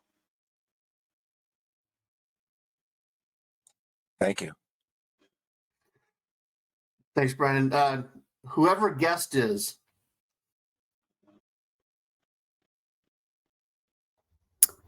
Hey, good afternoon. This is Lieutenant Commander Brett Ettinger from, I recognize many of your names. I was here to back up Commander Harris, and I was listening in. I just had some tech problems renaming myself. I'm happy to provide the full document. So the notes that he was reading were actually mine that I prepped out for General Counsel last month, or I guess it was this month. But I'm happy to provide the source documents as well. They're several pages long instead of some snippets. But the gist is the Coast Guard also made comment to BOEM, particularly about safety of life at sea in and around wind farm, offshore energy, etc. But one of those big takeaways was that track spacing of a mile between each wind turbine, and then the ability to remotely lock out turbine blades to allow Coast Guard aircraft to operate in and around safely in the event of a search and rescue case or basically any Coast Guard activities. But those same considerations would transcend to the fishing community and the general maritime community as well. A mile track spacing between a wind turbine would probably allow for relatively safe transit of the fishing fleet coming back in, but I won't make specific comment on that either. The other document that was referenced was published on the 22nd of August in its guidance for response operations in and around wind farms. That was signed by our Deputy Commandant of Operations, so a 2-star. And that's a very lengthy document that is internally facing, and it's basically how the Coast Guard should conduct all operations in and around wind farms. I don't think I can share that one, but I can find out, and if I can, I'll send that to this group as well. That's all I have. Thank you. Yeah, no, thank you. Greatly appreciate that, and we'll look forward to seeing what we can see. Thanks for chiming in, Brett. All right. Anybody else have any questions? I've seen hands shoot up and shoot down.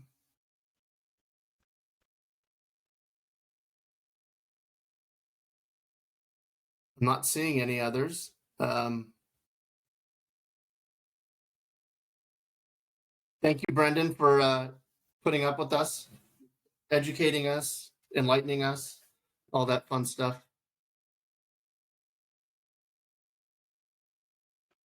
Thanks for having me, Carrie, and the rest of the group. And please feel free to reach out to me if you guys think of anything else. And highly encourage you to take part in the October 4th and October 11th listening sessions. And if you'd like to formally document anything, again, please post to the Federal Register by October 25th. Yeah, thanks for that. Greatly appreciate it. I think the council will be commenting, as I'm sure many of us will be individually as well. We're early, Susan. Should we? Do you want to take a 10-minute break before we come to John, or do you just want to go straight into John? I noticed he's here. Sorry, I couldn't find my mic. I'm good either way. If it would help John, we could perfectly happy to go early. John, we're putting you on the spot.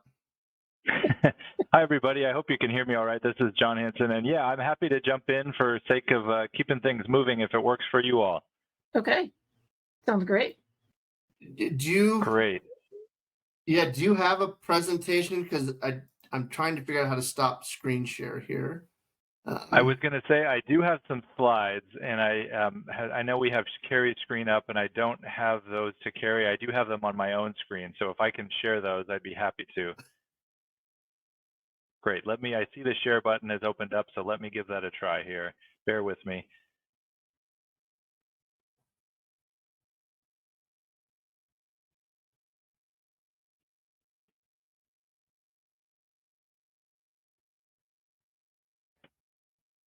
All right. Can folks see that slide up there? Yep. Great. Well, then I will jump in.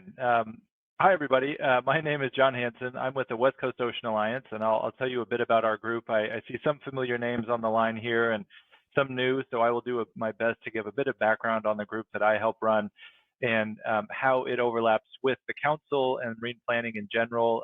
But mostly, I think this is a bit of an appetizer to what I would hope would be ongoing conversations with the council and with all of you about how our regional efforts on the West Coast may find some, I think, connections to the work and topics that you all are discussing and where there might be some leverage points moving forward. I'm based in the Bay Area in California, but as I'll talk about, our group is made up of federal, state, and tribal members throughout the West Coast, and that's kind of the crux of our discussion. But again, I'll get into a little bit more detail about who we are, how we operate, and some plans we have for the next couple years. So as background, just in my shortest attempt here as where we have come from with this group, you have to go back a decade plus to the first West Coast Governors Agreement on Ocean Health. This was the first time that the 3 West Coast governors got together in this context of kind of regional ocean coordination and planning for the West Coast.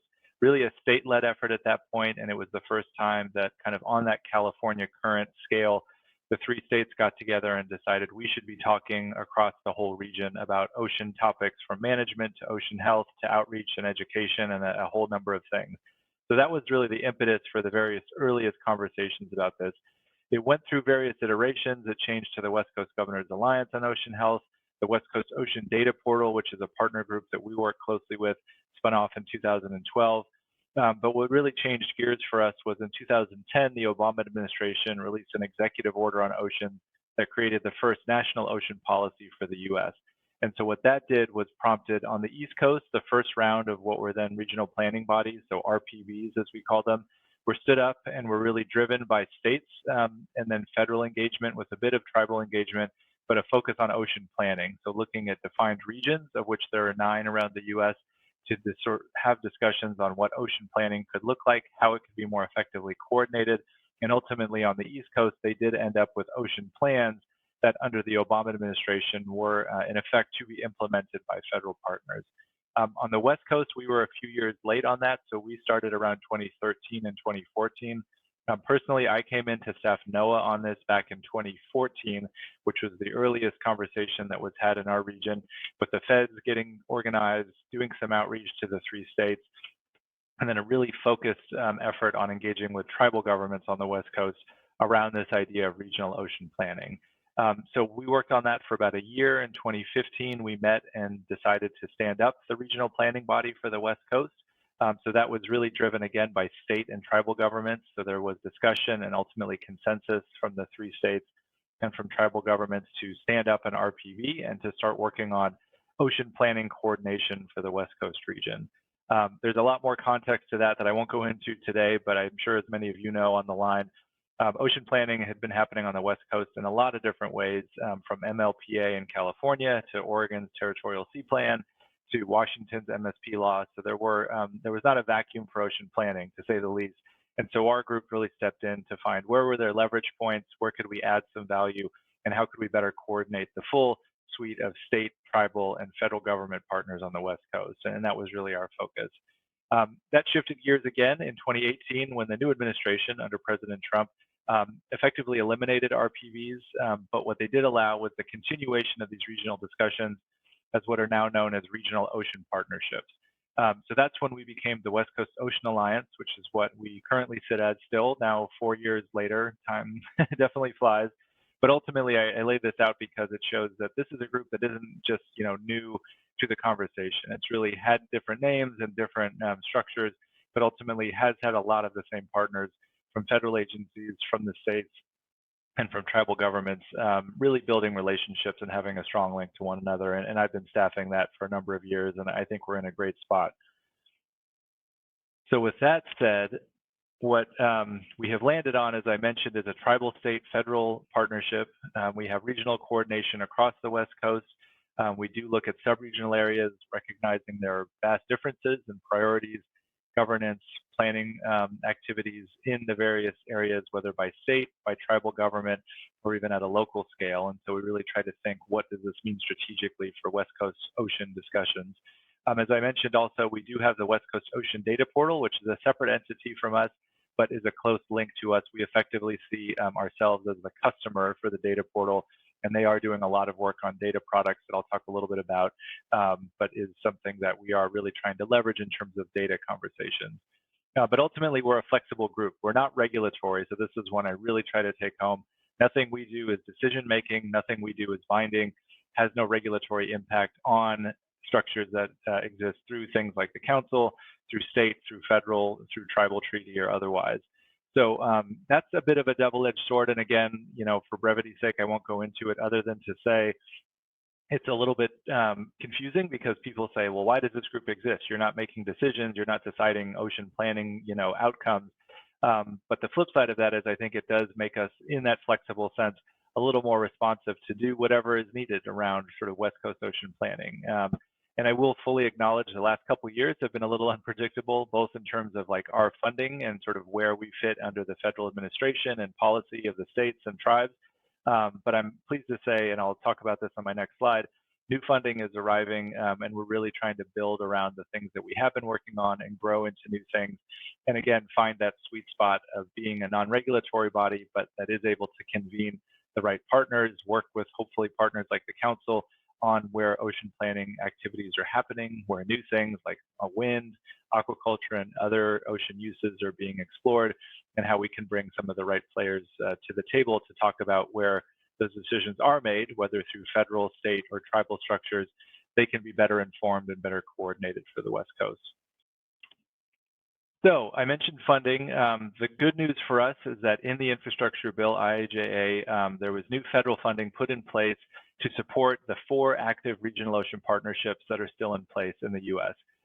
For us, that's the West Coast Ocean Alliance.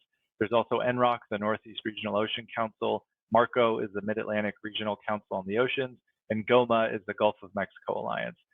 All of us are a little bit different in terms of who we engage and how we work and what focus areas we have, but ultimately we are all for ROPs. In the infrastructure bill, there was $10 million a year laid out for 5 years, so a total of $50 million that will go to support the activities of the ROPs and to support tribal engagement, which is obviously a key priority for us on the West Coast. So we are ending up at approximately $2 million a year for each region. That's kind of how the numbers crunched with NOAA's help. We just a few months ago got our proposals in, and we are keeping our fingers crossed that that funding is going to start to flow as soon as December of this year.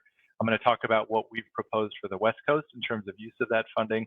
But the takeaway here is that we have some predictable runway now for at least the next 5 years, hopefully longer. But this was a key piece for us in that we had a bit of a low profile. We had, as I mentioned earlier, some unpredictability about where this group was going to be going or the capacity it would have, where in effect, I am the only staff person for this group.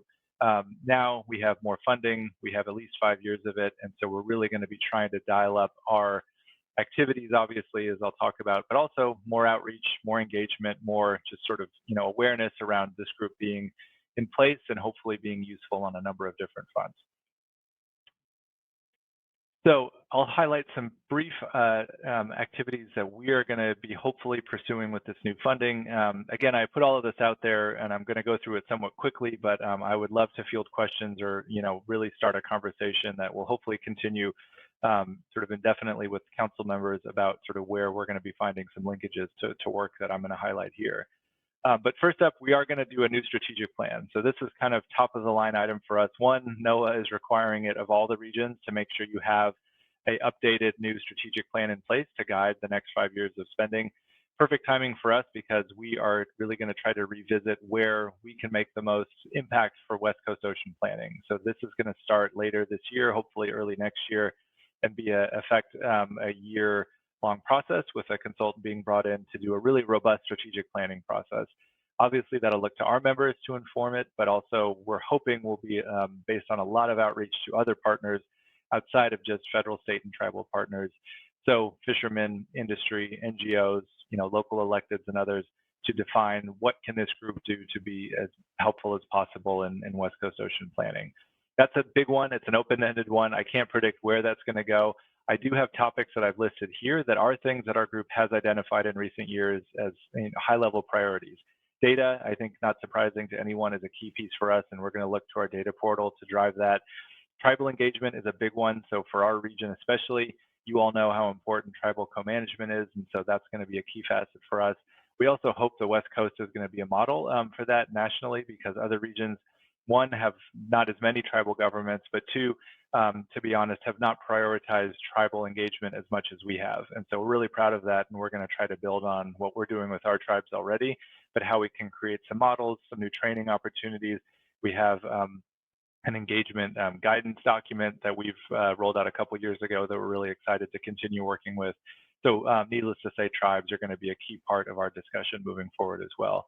The last two, topically, offshore wind and aquaculture. Again, nothing, I think, surprising to this group, but really trying to define what we can do to not reinvent any wheels that are already out there, but really have some value add that can be convening, having some inventories done, having some best practices shared around things like wind and aquaculture as well. Beyond that, we are going to be building our house up a little bit, so to speak. So I'm going to transition to be the executive director of the Alliance, and we're going to bring on 2 new staffers, a project coordinator and a tribal coordinator. So those will obviously really boost our capacity to do work on the West Coast. And we are going to host a number of meetings. So we're envisioning a tribal summit, an offshore wind summit, and a West Coast Ocean Alliance kind of annual meeting summit over the course of 2023. So those to us are really going to be an opportunity to obviously bring people together, but also start to define what are the needs, what are the perspectives of all these various parties, how can we really build some relationships, both existing and new, to strengthen where West Coast ocean planning needs are going to go. And throughout that, obviously, we hope that the council will be a part of those discussions. We're going to create a new Sea Grant Fellowship for the West Coast. So that's something we hope will have at least 3 to 4 fellows attached to it. We'll work out the details of how that will be kind of going through Sea Grant and various offices and the structures they have in place, but that will be another level of what we hope will be a strong capacity group that's going to bring more work to our efforts and support outreach and engagement and planning things that we'll be undertaking in the next year. Aquaculture, we're going to work on an inventory. We're hearing from our states they would love to be better engaged on sharing best practices on all things aquaculture, so we're going to get started on that. And I mentioned tribal engagement, a training program. We had NOAA do a bit of work on this topic in the last year or 2 years. So we're going to kind of run with that, try to set up a training program that's sort of in-house, owned by the Alliance, so to speak, with tribal trainers, but find a way to facilitate those kind of trainings being delivered with tribal voices at the front of it to various audiences, whether federal agencies, states, others, that we can really bring lessons from how tribes can be better engaged and worked with on ocean planning. And then lastly, I have a bullet here on an ocean health dashboard and a Blue Pages tool. These are more on the data side, things we're really excited about, and honestly, things we're putting a lot of funding into. I'm not the data portal staff or lead, so I don't want to kind of try to dive into that also for sake of time. It's a lot more than I can cover in just a couple of minutes, but suffice to say, those are going to be big pieces of our West Coast work as well. So those are the highlights of kind of the project topics and funding elements. The last couple slides here, I just want to highlight what we're looking at as kind of administration of the Alliance. So this is one where for the last couple of years, because of the uncertainty and sort of changes in federal leadership, we had been in a bit of a holding pattern. And so when we were the regional planning body, we had a charter document that we worked on really hard, took a lot of time to vet through tribal governments, federal agencies, governor's offices, but we landed on a document that was really, I think, well positioned to support the group. We had signatures, binded everybody to the membership. We don't have that for the Ocean Alliance, but we're going to be working on that. And so that's something for the next year that we're going to be embarking on, and it's going to go with our strategic planning process, so sort of a parallel. But ultimately, it's going to be the first time in a few years that we revisited how we define the functions of this group, who is a member, what it means to be a member, and how we want to work with one another. I have a bullet on a leadership team MOU that's a little bit more kind of high-level leads for our group, and that's something we're working on right now. But I laid this out for you because from the council perspective, when we were the regional planning body, we did have a membership seat as an ex officio member for the council. So we do have one for the data portal envisioned, and we likewise have a bit of a placeholder for the council to be an ex officio member of our group. Carrie and I have checked in periodically over the last few months, and I think we're seeing a need to kind of keep that conversation back up again. But for us, now is the time when we're going to be kind of reopening that charter discussion, getting into the weeds of what that means, what text we need to use, what these terms are going to be defined as. And obviously, if the council is interested in wanting to be engaged as a called out member, as some other type of connection or partnership, you know, all options are on the table, and we hope to hit late next year with a charter that's done and that's getting signatures on it. And then that could very well include the council as a member of that group.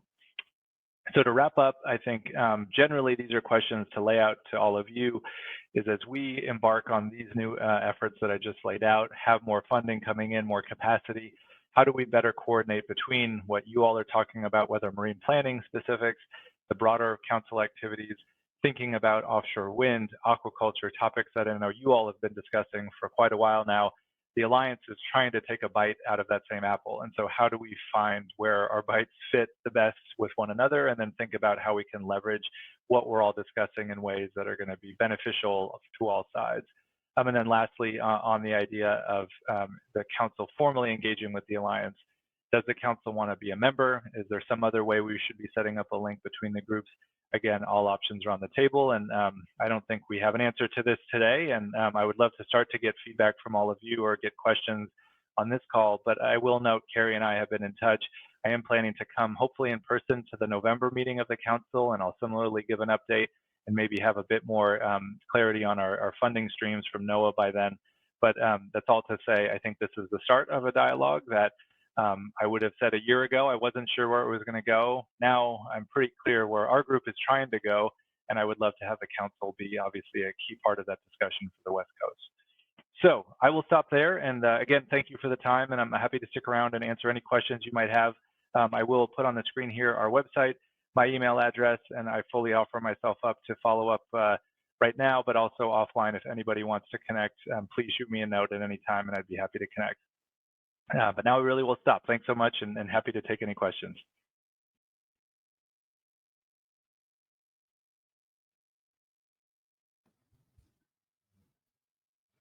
Thank you, John. Appreciate that. I was trying to take pictures of slides while you were going through the through the presentation. And I do know that you've done a lot of work in the past on this, so I appreciate your continued dedication to the process. And I should say I'm happy to share slides with Carrie as well, so we can make sure to get those PowerPoints out to folks as well. Sure, that would be great. Much appreciated. I had a couple questions, but I will wait. Yvonne Derenier has her hand up, so go ahead, Yvonne. Thanks, Susan. Thanks, John.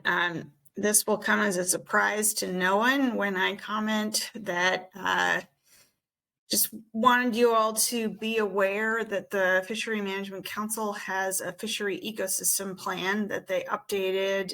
They adopted the final update in March of this year, and it includes a lot of really deep thinking about the future of fisheries management in our ecosystem and sort of big picture ideas about the living environment. And so I particularly recommend chapters 1, 2, and 4 to you, and I will put a link to that in the chat. And then as far as your ocean health database goes, you probably already know this, but I would urge you to get in touch with the folks at NOAA on our California Current Integrated Ecosystem Assessment Group, because they'll have a lot of information that will probably be useful to you.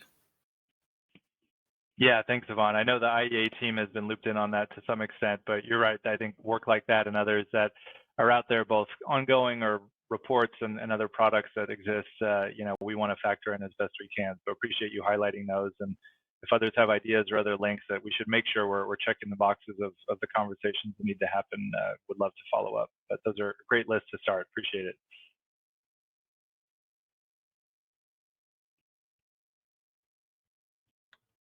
Corey Niles. Thanks, Susan. Hi, John. Good to see you virtually. Corey Niles, WDFW. I know our department's been, in and out of the involvement with you all. I know, with arcology is the lead. So excuse me for being out of loop for a while here. And you got me thinking on this. You've got some new funding, which is great. And on the activities you're proposing, I think you said a wind summit is how you had phrased it. And I'm just wondering if you could elaborate on what you see that summit entailing, like the who, what type of topics and that. And see you nodding your head, so I'll stop talking and see. But yeah, any thoughts would be great. Yeah, thanks, Corey. No, great to connect with you again as well. I can tell you we had a call literally, what's today, Friday, on Wednesday, I think, with a group that we've organized to talk exactly about that, of this idea of a wind summit. In effect, just as sort of nuts and bolts, we have funding in our proposal to NOAA to host what we envision as a multi-day meeting of some kind where we can put some money towards space and travel, AV, all that good stuff for a meeting to get people into one place to talk about West Coast offshore wind.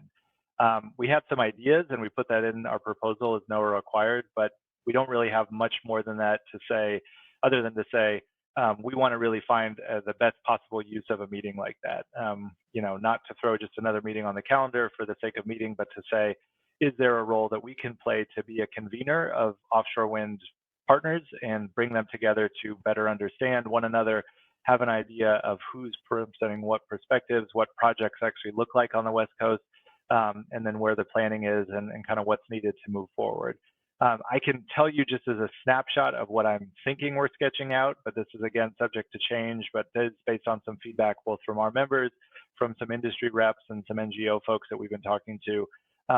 I think, ultimately we would put a meeting together that hopefully would get tribal, state, federal partners together. So again, that's our membership, but then also look to the fishing community. So fishermen, look to the offshore wind industry reps, have the NGO community represented, have local government represented, and ultimately anybody else that would be interested in West Coast offshore wind planning to get together and have a series of, I think, would be updates. So federal, state, tribal, local government presenting on what they're doing on offshore wind planning, some of which we're very well versed in, whether like BOEM and NOAA, but also maybe lesser known things like DOE or, where the Navy is working on wind, et cetera. Pieces like that we can share updates on. But then also have some opportunity to share perspectives. So whether that's from a fishing perspective or from a tribal government perspective, I think those are things we've heard that are being a little less emphasized in the more formal processes that are out there. And so if our group could convene a dialogue to spotlight that, again, not in a regulatory way, and this is one I know I said earlier, but I think is critical for a thing like wind. We're not a BOEM task force. We're not a state energy commission. We're really a group that brings those players together, but would do it in a way that allows a little more of a free-flowing dialogue without, again, an end game and vision that says we're going to decide where the turbines are going to go or we're going to decide which areas are off limits. That's not our role. It's meant to be hopefully a meeting that could allow the perspectives to be shared and done so in sort of, a consensus-driven way of like, we all want to share and learn from one another. Beyond that, the decision-making processes that are in place will remain. but we can better inform those and ultimately build relationships. That's the other thing we've heard is that, people, some know each other, some don't. You have industry people coming in that are, based anywhere but the West Coast that want to have better connections. So we could facilitate those links happening a little bit more directly. And then just having, I think, an eye towards what could we learn in a meeting like this right off the bat, and then how would that inform further activities? So from the Alliance perspective, we would hopefully walk away from a meeting like that with a list of outcomes that says, like, you know what, the top 10 things everybody really needs are this. We can take those and do those as an alliance, 1 through 3, but these other ones really are BOEM's problem, or this is really something that's not being done by the state, or this should be better focused on tribal engagement, whatever that might be. I think a summit like that would hopefully make inroads to highlight that. And again, we're flexible, so we can figure out like where, when, all of that in a really kind of an organic way, based on, I think, what we will look to be conversations with council members, with other stakeholders to define like where we can be most useful. Also, there's a lot of meetings. There's a lot of groups, task forces, conferences on wind, and it's only getting busier for the West Coast. So we want to find like, how do we strategically put that meeting on the calendar? Where should it be? How many days and all of that. So those are definitely open-ended questions, but we're still just getting started on that. So if folks on this line or others would want to talk to me, I would be all ears. If you have like a quick email or you want to talk to me for 2 hours and say, do a meeting on this, I would love to start to take that in, because that's exactly what we're going to try to set up in sort of a way that we haven't decided yet. So that's a long answer for you, Corey, of like, I don't know, but I think those are hopefully some areas we may be going, and I would love to keep talking with folks about what we could do for a meeting like that to be as best as possible. Okay, yeah, thanks, John. I think you got a group of people full of ideas, so that helped me a lot. So wheels are turning. Appreciate it. Great. Thank you, Corey. Thank you, John. So along that line of thought, we've heard from fishermen and processors and others here who are concerned about food security. And, how does fishing as a whole fit into offshore wind? Because we really don't want to lose any of our fisheries. So could, as part of that offshore wind summit, be, looking at, is offshore wind the best use of our ocean space? Could that be part of that discussion? And could it be that, we want to talk about, well, let's put it all in California, or let's put it all in Washington, or let's not do offshore wind because it's too much of a risk to our fisheries or for competitive uses of those ocean spaces. Could that be part of those conversations?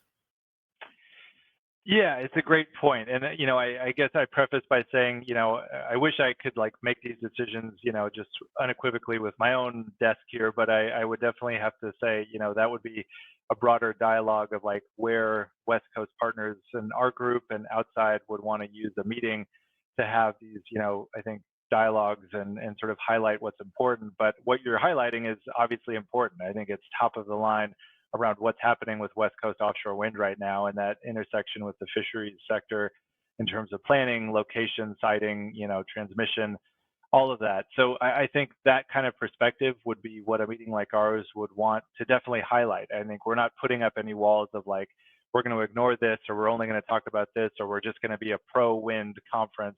And that's not to say, we would set up something that's like pro or against or anything. Like our role, I think, is really to be more of just an informing, convening type gathering, so that perspectives, whether from fishermen, whether from NGOs, whether from industry themselves, or like tribal governments or state or federal, that's all fair game in terms of the dialogue that's happening on the West Coast. And we would, I think, want to elevate that and have people understand that and share those perspectives. So I think that definitely makes sense. How to do that is obviously, if you have, say, a 2-day meeting, 3-day meeting, is that a roundtable? Is it a series of presentations? Is it a Q&A? Those are all things that we're going to have hopefully a facilitator help us sort of set up logistics of things. But I would love to think that for a meeting like that, the perspective of fishermen, where things are being successfully planned, where they're not, where there are needs for new approaches, those are the kind of things that we would want to share. And ultimately, I think the hope is our group in our membership brings BOEM, NOAA, DOD, EPA, all of the players from the federal family, the 3 West Coast states, tribal governments, all of whom have a role in offshore wind to various degrees, in the room hearing this. And so that's like for us, like where we can really bring some horsepower to a meeting like this. But that I don't want it just to be that. I would like industry to be there. I want NGOs to be there. I want fishermen to be there. Then this is my own take. But that's the kind of convening that then we can have some outcomes from the meeting, but also we can then say, hey, you met so-and-so from this industry group, or you met so-and-so from this tribe. You've never met before. You have some commonalities or some issues that you want to be talking about. That can be, taken away from a meeting like that and run with. And maybe that's not our role to play, but we can be some connections on that you wouldn't have otherwise. Or also, I sort of don't mean to harp on this, but there is, I think, a difference between a meeting like one we could bring together as opposed to like a BOEM task force meeting. Those are very structured. They have formal kind of rules and outcomes that BOEM would want to see. And obviously, we're all pretty well versed on how different agencies do meetings in various ways. Our group is, again, flexible. So we could say, set up roundtables, set up Q&As, set up like workshops, whatever it might be, that then could be taken and done with whatever folks see fit. And it's not sort of intended to be a very strict, you have to do it this way, you have to come up with a recommendation or a plan at the end. Maybe those come organically, but we would really try to set up a meeting that allows those perspectives to be shared and hopefully start something that's long-term. I think this is not meant to be a one-off and we're done. It's build these dialogues, build relationships, and then have some better conversations moving forward. So that's just my 2+ cents of my thinking on it, but I do think that's the exact kind of input I would love to get more of so I can better understand like how we can position a meeting to be useful for all different audiences. Thank you, John. I appreciate that because that's one of the things we've been struggling with is, we're doing it state by state or we're not really getting the regional perspective. And that's where the council has tried to fit that role and tried to do something like that. So, but thinking in the broader sense of, is this appropriate? We haven't had those discussions. And we, several of the local communities haven't had time or the states haven't had time to have those discussions. So I think that would be great. Do we have any other questions from the committee?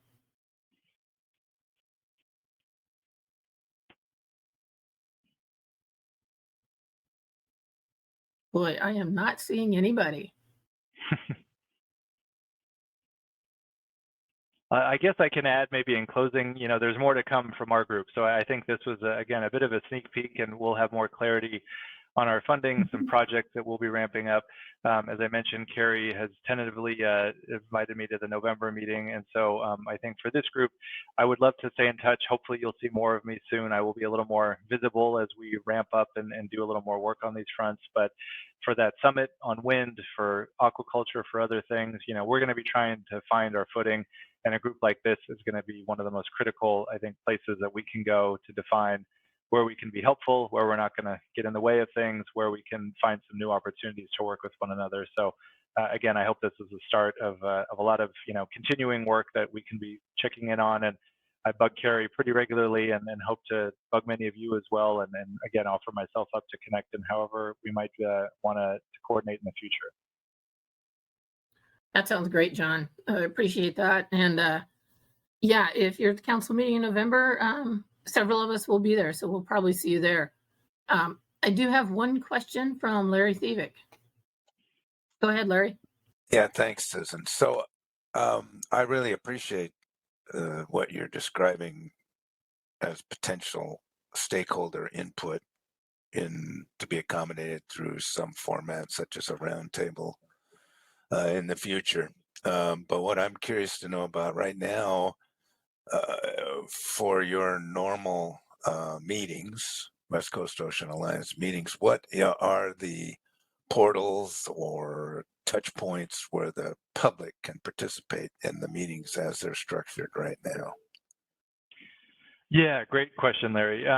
So we have memberships formalized as tribal, state, and federal government agencies. So that's really where our membership lands in terms of the formal participation of the group. I'd be happy to connect more offline to give you a bit of the history of that and kind of how we landed there. To some extent, it's really seen, especially from our tribal members, as a co-management dialogue. So they want to have that ability to connect tribal, state, and federal, and have that be kind of the membership link that the group is built around. Beyond that, what we had done previously would have periodic webinars where we would have public-facing updates, whether on the group at large, but also more often we would do topic-specific things. So something on wind or something on data that would allow us to present, here's some things we're working on, let's get some feedback or questions from a public audience, whether stakeholder or otherwise, and then have that drive some of our work. We also used to do an annual in-person meeting. So our last one was in 2019. Where we would do usually a 3 to 4 day meeting. Some of that would be kind of closed exec session, planning meetings for our group, but a lot of it would be a public facing full 1 to 2 day meeting where we would have our members up there. We would have formal public comment opportunities. We would have breakouts. And so that was sort of our best opportunity to get face time with a range of partners that included fishermen and included NGOs, that included academics, industry, and others. We obviously haven't done that for a few years, but my hope is in the next year, I mentioned those 3 meetings, wind, an alliance meeting, again, our full annual meeting. Our tribal meeting is probably going to be tribe only, would be my guess, but again, those are going to be hopefully in-person opportunities. Beyond that, to be totally honest, we haven't had much interest from stakeholders about what we're up to. I think because it was pretty basic coordination, it was sort of updates on who's doing what on wind and things like that, but it was really more of a government-to-government dialogue. That said, I think in the next few months, we're going to put funding into more communications. We're going to be doing more outreach. So to the extent that folks have ideas of, hey, we want to hear an update on X, Y, or Z, or we want to be providing comment on something to your membership, that's what I'm here for, is to try to start to brainstorm how we can best do that, whether that's Zoom meetings, whether that's in-person meetings, whether it's a part of our strategic planning process.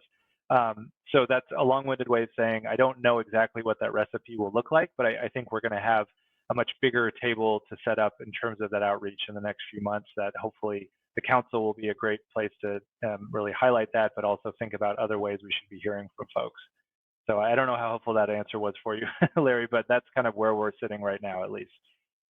Well, just for clarification, then I believe you're having another meeting on October 7th, I think. I don't know, maybe that's inaccurate information, but at that meeting then, would there be an opportunity, or let's say your next meeting, for the public at least to listen in? I'm a little unclear on right now what's the process for the public to interact with the Ocean Coastal Alliance. Yeah, so sorry to clarify. So we every 2 months have a membership meeting. So that is a meeting meant just for the membership in our data portal to have kind of more of a like series of updates on what the group is up to. So for example, in our last meeting a couple of months ago, it was going through our proposal to NOAA, talking about what projects we were discussing, again, from the membership of our state, tribal, and federal partners. Beyond that, we don't have any kind of formal structure set up to get kind of real-time input, just because we haven't had much interest in that from members. We do put out summaries of all of those calls on our website so folks can see exactly what shared and go through kind of the details of what's discussed and, questions that come up and things like that. Beyond that, our annual meetings that, again, we're planning for next year would be probably the most direct spot where we would really sketch out kind of public engagement, and that would be commenting, but also beyond just comments, work sessions, breakouts, roundtables and things like that. That said, if folks have ideas of, areas where they would want to engage with the group, whether the full group or some element of it, that's the kind of thing I would love to talk more about to figure out how best to facilitate that in sort of a more focused way, so that we have folks, better engaged with our group that we just haven't had much interest in the last couple of years. Okay, thanks. Great. Thank you, Larry. Thank you, John. Much appreciated. And I think I'm not seeing any other questions, so appreciate all your information. And we'll probably see you in November. Yeah, likewise. Thank you so much, everybody. Appreciate the time and look forward to talking with you more soon. Okay, and that brings us to the last item on our agenda, I believe. Of course, now I can't find my correct screen. Discussion and assignments. Since I missed this morning, I'll turn it over to Carrie and Mike. I might have missed something that somebody volunteered for something that I don't have on my list. So, Carrie and Mike, where are we at? Yeah, thanks for that, Susan. I'm just waiting to see if Carrie comes off mute, but I'll commandeer the time until he does. I think we had a good conversation with both Bohm and then James and Lisa and Rick on the suitability modeling exercise. And I think we have some good fodder for comments there. If memory serves correct, we got volunteers for everything. I guess we should see if those folks are still volunteering. In terms of, the BOEM update, I think that was pretty straightforward, pretty clear. I think we got one from each state to kind of take the lead on addressing what was anything that was provided on their state-specific related issues. So I think we recovered there. The suitability modeling, Delia, I think you said yay for that. I think you're probably going to have maybe some input from others as well. I think there was a lot there, and I think that it was a good conversation. I guess I will slow down now to see if anybody has any thoughts or wants to interject and volunteer to help with the, this is, just to be clear, this is for the report to the council from this meeting, to write up a little blurb on what James and the others had to say on this. So, and I see there's a hand up. I don't see who it is though. Let's see. Delia. It's me. I was wondering if, do we have a Google Doc started for this? I'm just trying to keep track on where to put my draft notes. So yes, I see a notes Google document Doc that's already pretty full. Yeah. We have a Google Doc that has notes. We have one that we've got like 3 different ones. So, and that's why I want to know which one. Yeah. Yeah, I'm going to assume for the sake of argument that Carrie's been kind of tracking that, but I would assume that it would be under the NCOS portion of that. That's already got about 2 pages or 3 pages of notes.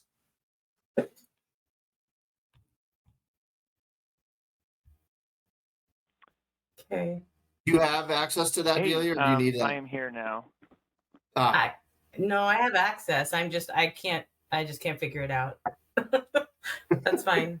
I'll figure it out. I heard Carrie in there.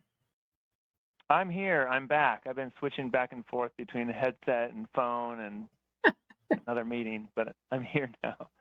I think my headset died. That's why I cut out earlier. Oh, no. Was there a question for me? Yeah, Delia. My question, Carrie.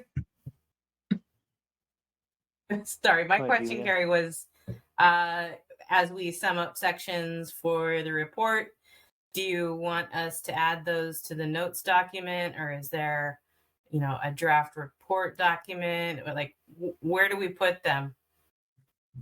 Oh, yeah, we don't have an outline yet for the actual report. So I think I suggest just writing it up on your own and then sending it to me and Mike and Susan, and if that works for you guys, and then we'll plop it into the main report in Word format, if that works all right, if that's okay with you guys.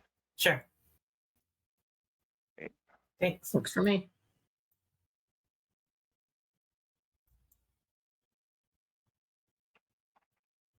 And Susan, did you go through the rest of the assignments and costs and PAC-PARs and the Ocean Alliance? Nope, Mike was going through that. Yeah, we had just gotten through the suitability modeling with Delia, and we were trying to see if anybody else wanted to volunteer to help out with that part of it. I thought, didn't Chris Potter say he would help with that, or am I thinking of a different agenda item? I said I would help. Okay, that's what I thought. Thank you, Chris. Sure. Okay, and then the PAC-PARs, I'll start on something on that. And obviously send it around. If anybody has any thoughts or ideas that they want to include that or help out with that, let me know. Otherwise, I'll draft something up real quick and we can jam it in there. Okay. And then on the presentation we just heard,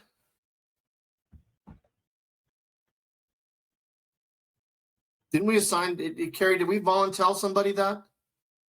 Yeah, I thought someone offered to work on that, but I can't find it in my notes. I thought that was the one that Chris had offered. That's right. Yeah, the West Coast Alliance.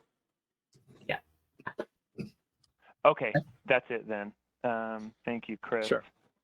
Yeah, I'll work with you on that. Okay. So, Mike, you might be having to lead the charge on the pack PARS business, but I know others will help you as needed. Yeah, not a problem.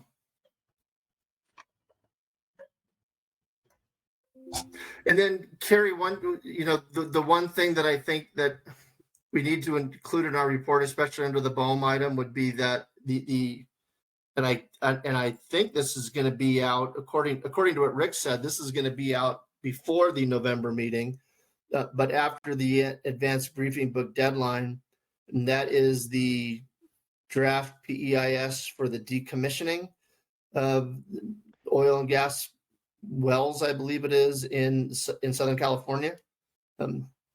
Yeah, I heard that same thing. So I guess the question for us is, do we put something in this advanced briefing book report, if we have enough information to, credibly speak to it, or do we wait till it gets announced and then we put together a supplemental? And, like last time, I wouldn't be surprised if something happens in the next month that, causes us to, put in a supplemental report. So the council and everyone else has it in front of them. So maybe we should follow up with Rick to decide which approach would be better. Well, we have the slide that they presented that provides the high-level overview that we can just, in the advanced briefing book, provide a sort of a heads up. And then, yeah, that's true. And then in that way, folks who may be interested will know that to look for something in a supplemental. Yeah, that's a good point. I mean, they did bring it up at this meeting, so I think, it's fine to include it in our initial report. Okay, cool. And did Rick Yard say something about requesting a 60-day notice or 60-day comment period? That was if we ask, that was Steve who had Steve had. Oh, okay. And yeah, Rick, we have to ask the council for that.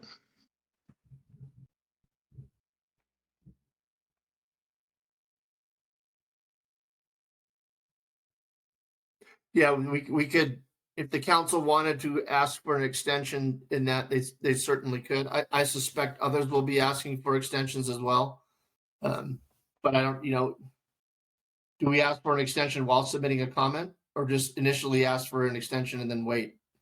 Well, Rick's response was to submit it once it was published in the Federal Register, but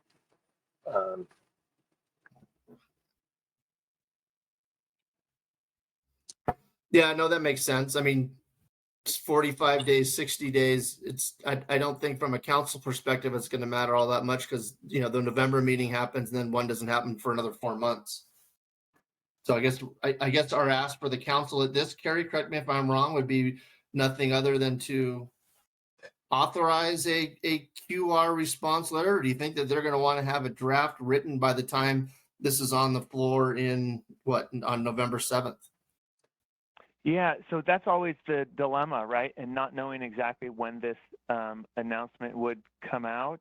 He did say it's sort of, soonish, but we don't know if that means 3 weeks or 1 week or what. So I guess my response would be, if we see it soon enough that we can kind of rally the troops and put together the outline of a letter or, some sort of draft letter, that's always better to have it, in the public forum and let the council spend a little time with it and talk through it. That's always preferable to a QR letter. But again, you know, if we only have a few days to pull something together, sometimes, you know, it's better to sometimes do it right rather than fast. But, you know, so I guess we'll just have to make it sort of a game time decision, I guess. That's my opinion. I see Delia's hand up. She might have a different opinion. No, I don't. I agree with everything you said, but I just wanted to remind everyone that a PEIS can sometimes be a pretty big document.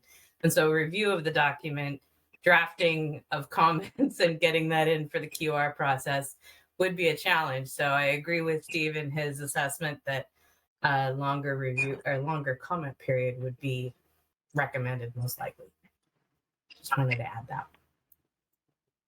Yeah, I agree 100%. Same deal with the Aquaculture Opportunity Area, PDEIS, which is coming out at some point over the winter. I guess the other thing in the back of my mind was that we did comment last year, almost exactly a year ago, on the oil rig decommissioning business. I'm trying to dig up the letter now. You know, again, let's play it by ear, but we could, you know, at least highlight. We might be able to go through and at least identify, you know, recommendations that they did or didn't address. That wasn't a super detailed letter, as I recall. But anyway, you know, it could end up being sort of a sequential thing where, you know, we provide the council, you know, in the supplemental briefing book, maybe kind of a high-level summary of the issues or, you know, what we said before and whether it looks like they're addressed or not, and then, you know, punt it to a more detailed response after the council meeting, something like that. But Dila's point is well taken that can't comment on a DEIS in just a few days, you know, with not much time for review or anything. Hey, Carrie, there's an iPhone 3. Yeah, that's Chris Potter. Sorry. Thanks, Mike. You know, this is something I've been tracking for a long time. And I guess my recommendation is if we are serious about wanting more time, that a letter be sent or a request be sent to the regional director of BESI, not BOEM, because technically BOEM is doing the programmatic EIS on behalf of BESI. And then the other thing is that it could the release of this document could be easily delayed. It's been delayed a number of times already. Just my 2 cents. Thank you.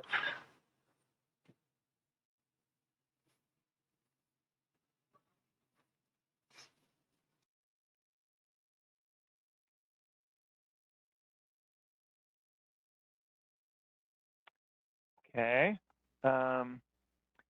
So I think we've covered the report, the MPC report that'll go in the advanced briefing book.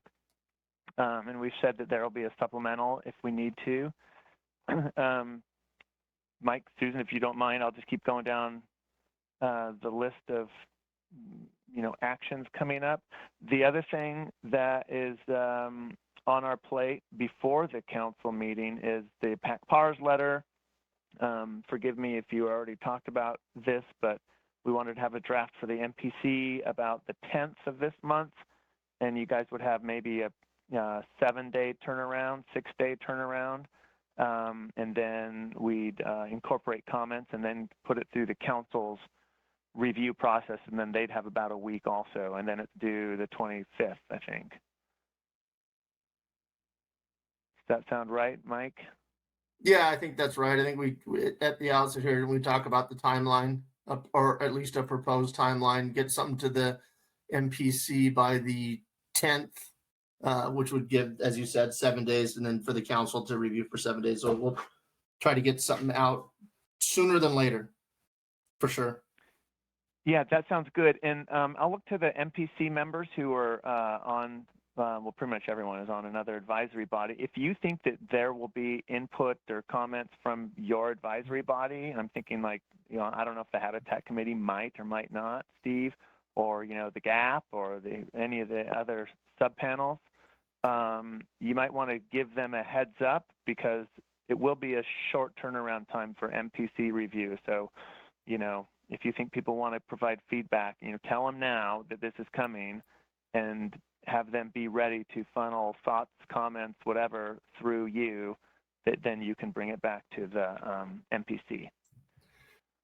And to that end, Carrie, I already reached out to the HMSAS because I know that they were, before the draft even came out, there was a lot of concern, as you heard during the Coast Guard conversation, about safe access to and from port, especially up in those northern areas. So I sent that out to folks on the AS just to, tee them up, sent them the draft study and said, hey, let me know what your thoughts are. And if you have any comments, let me know so I can put them in. Perfect. Johnny on the spot. So maybe if there are others on the MPC who would be interested or helped by what you sent, why don't you guys let Mike know? And if he's nice enough, maybe he'll just forward what he sent out to the HMSAS and you guys can tailor it as needed. Yeah, I'll just plan on doing that and they can do with it what they want, throw it away or forward it, up to them. Sounds good. See, we're ahead of schedule. I don't know what to do with myself here. But we do have a couple other business items to get to regarding the November agenda. Tentatively, this hasn't been posted yet. There have been a couple of minor changes since the draft that was in the September briefing book. A couple items of interest. There is going to be a standalone agenda item on the Chumash National Marine Sanctuary and the request for any necessary fishing regulations. This came up in September under open comment. Bill Duros, the West Coast supervisor for National Marine Sanctuaries, he had sent a letter basically saying, hey, council, do you see the need for any fishing regulations in this new proposed sanctuary? And so that has spurred this back and forth. I think the first response was, well, let's talk about that. What exactly do you mean by that? And so anyway, we asked, our director asked Bill to come to the November meeting and continue that discussion. I think the general thinking is that, first of all, it's on fishing regulations, but, the existing fishing regulations continue to exist. NIMS and the councils are given, delegated basically or retain the authority for fishing regulations, federal fishing regulations in sanctuaries. And so I don't think that there's any change in that. But anyway, people may be interested in that item. That is tentatively scheduled now for Sunday morning on the 6th of November. So if you're doing nothing else at 8 a.m. Sunday morning, you can attend that. And again, it's that item is focused on fisheries, right? So it's not about transit routes, pack pars, that kind of thing. And I think that the idea is to keep it quite focused on fisheries, but that might be of interest to some of you. And then the marine planning item bounced around a little bit too. It's now scheduled for the afternoon of Monday, the 7th of November. So pencil that in, and the notice for the meeting goes out fairly soon. I'm not sure exactly when, but that's when the agenda starts congealing a fair bit. But right now it's tentatively the afternoon of the 7th. And as John Hansen mentioned, he's going to come and give a spiel to the council and answer questions. And there may be other things that come up between now and then, maybe a final fail notice for California, or other stuff. So maybe I'll pause there. I have one other thing to say. I'll pause and see if there's any questions about the November council agenda. I think Delia has a question. Go ahead, Delia. I had a carryover question from earlier real quick. Do we have access to the PowerPoints from today? I'm going to, we have access to at least 2, but I don't think I have John Hansen's, but I'm going to ask him if I can share those. So I'll make sure that the committee has those. Okay. I uploaded at least one of them already to the shared drive. Okay, thank you. Mm-hmm. Not about no. No problem.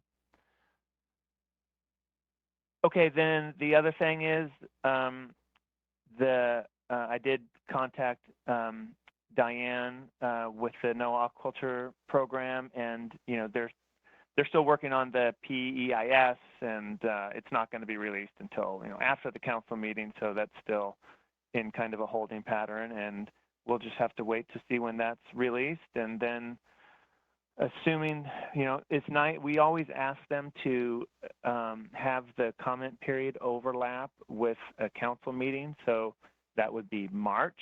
But if it comes out in between council meetings, well, then we have to kick off that QR process, and we'll be looking to several of you to dig into the that AOA preliminary or programmatic environmental impact statement, or the draft, and get ready to put together comments. So anyway, that won't happen until after November, though.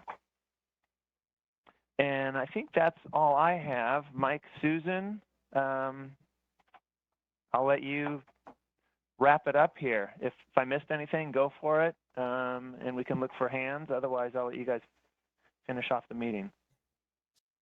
Yeah, I don't have anything. Nope. Hey, Carrie, will you, I guess I do have one. Will you send around the registration information for those 2 Coast Guard workshops coming up on the 4th and the 11th for anybody who's interested in those on the PAC-PAR study? I sure will. I think I included links in the email I sent a few days ago, but okay. I will resend. You might have. I might have. I might not have. Who knows? I think I did, though. All right. Maybe that's it. Anything else? Marine Planning Committee? Thanks to everybody for attending. Yeah, thanks everyone. Good discussion, good meeting. I really appreciate the presenters joining us, some from the East Coast, and we had a lot of members of the public here. I see a lot of names I don't recognize, so we welcome you all. We're glad that you joined us, and I guess we will close this meeting. Oh, the last thing is the recording of this meeting will be available, and it'll be on our webpage. You have to go to our homepage and look for the this meeting, the Ad Hoc Marine Planning Committee page. Click on it, and then you'll see a link to the recording, probably Monday, maybe sooner if we're lucky. But anyway, you are welcome to watch the recording if you like. Yeah, I have another question, Karen. I apologize. Given that the next council meeting isn't until March, do we envision, when do we envision the next Marine Planning Committee meeting to take place? Well, 3 to 6 weeks before the March meeting. So we'll send around a doodle poll and try to find something, probably late January, early mid-February. Is there a possibility that we could schedule one in between that if things arise that necessitate or we think necessitate our meeting? Absolutely. Yeah. Okay. Like an aquaculture opportunity area EIS? Or who knows what else? Final sale notice, who knows? Yep. Yeah, we can definitely do that.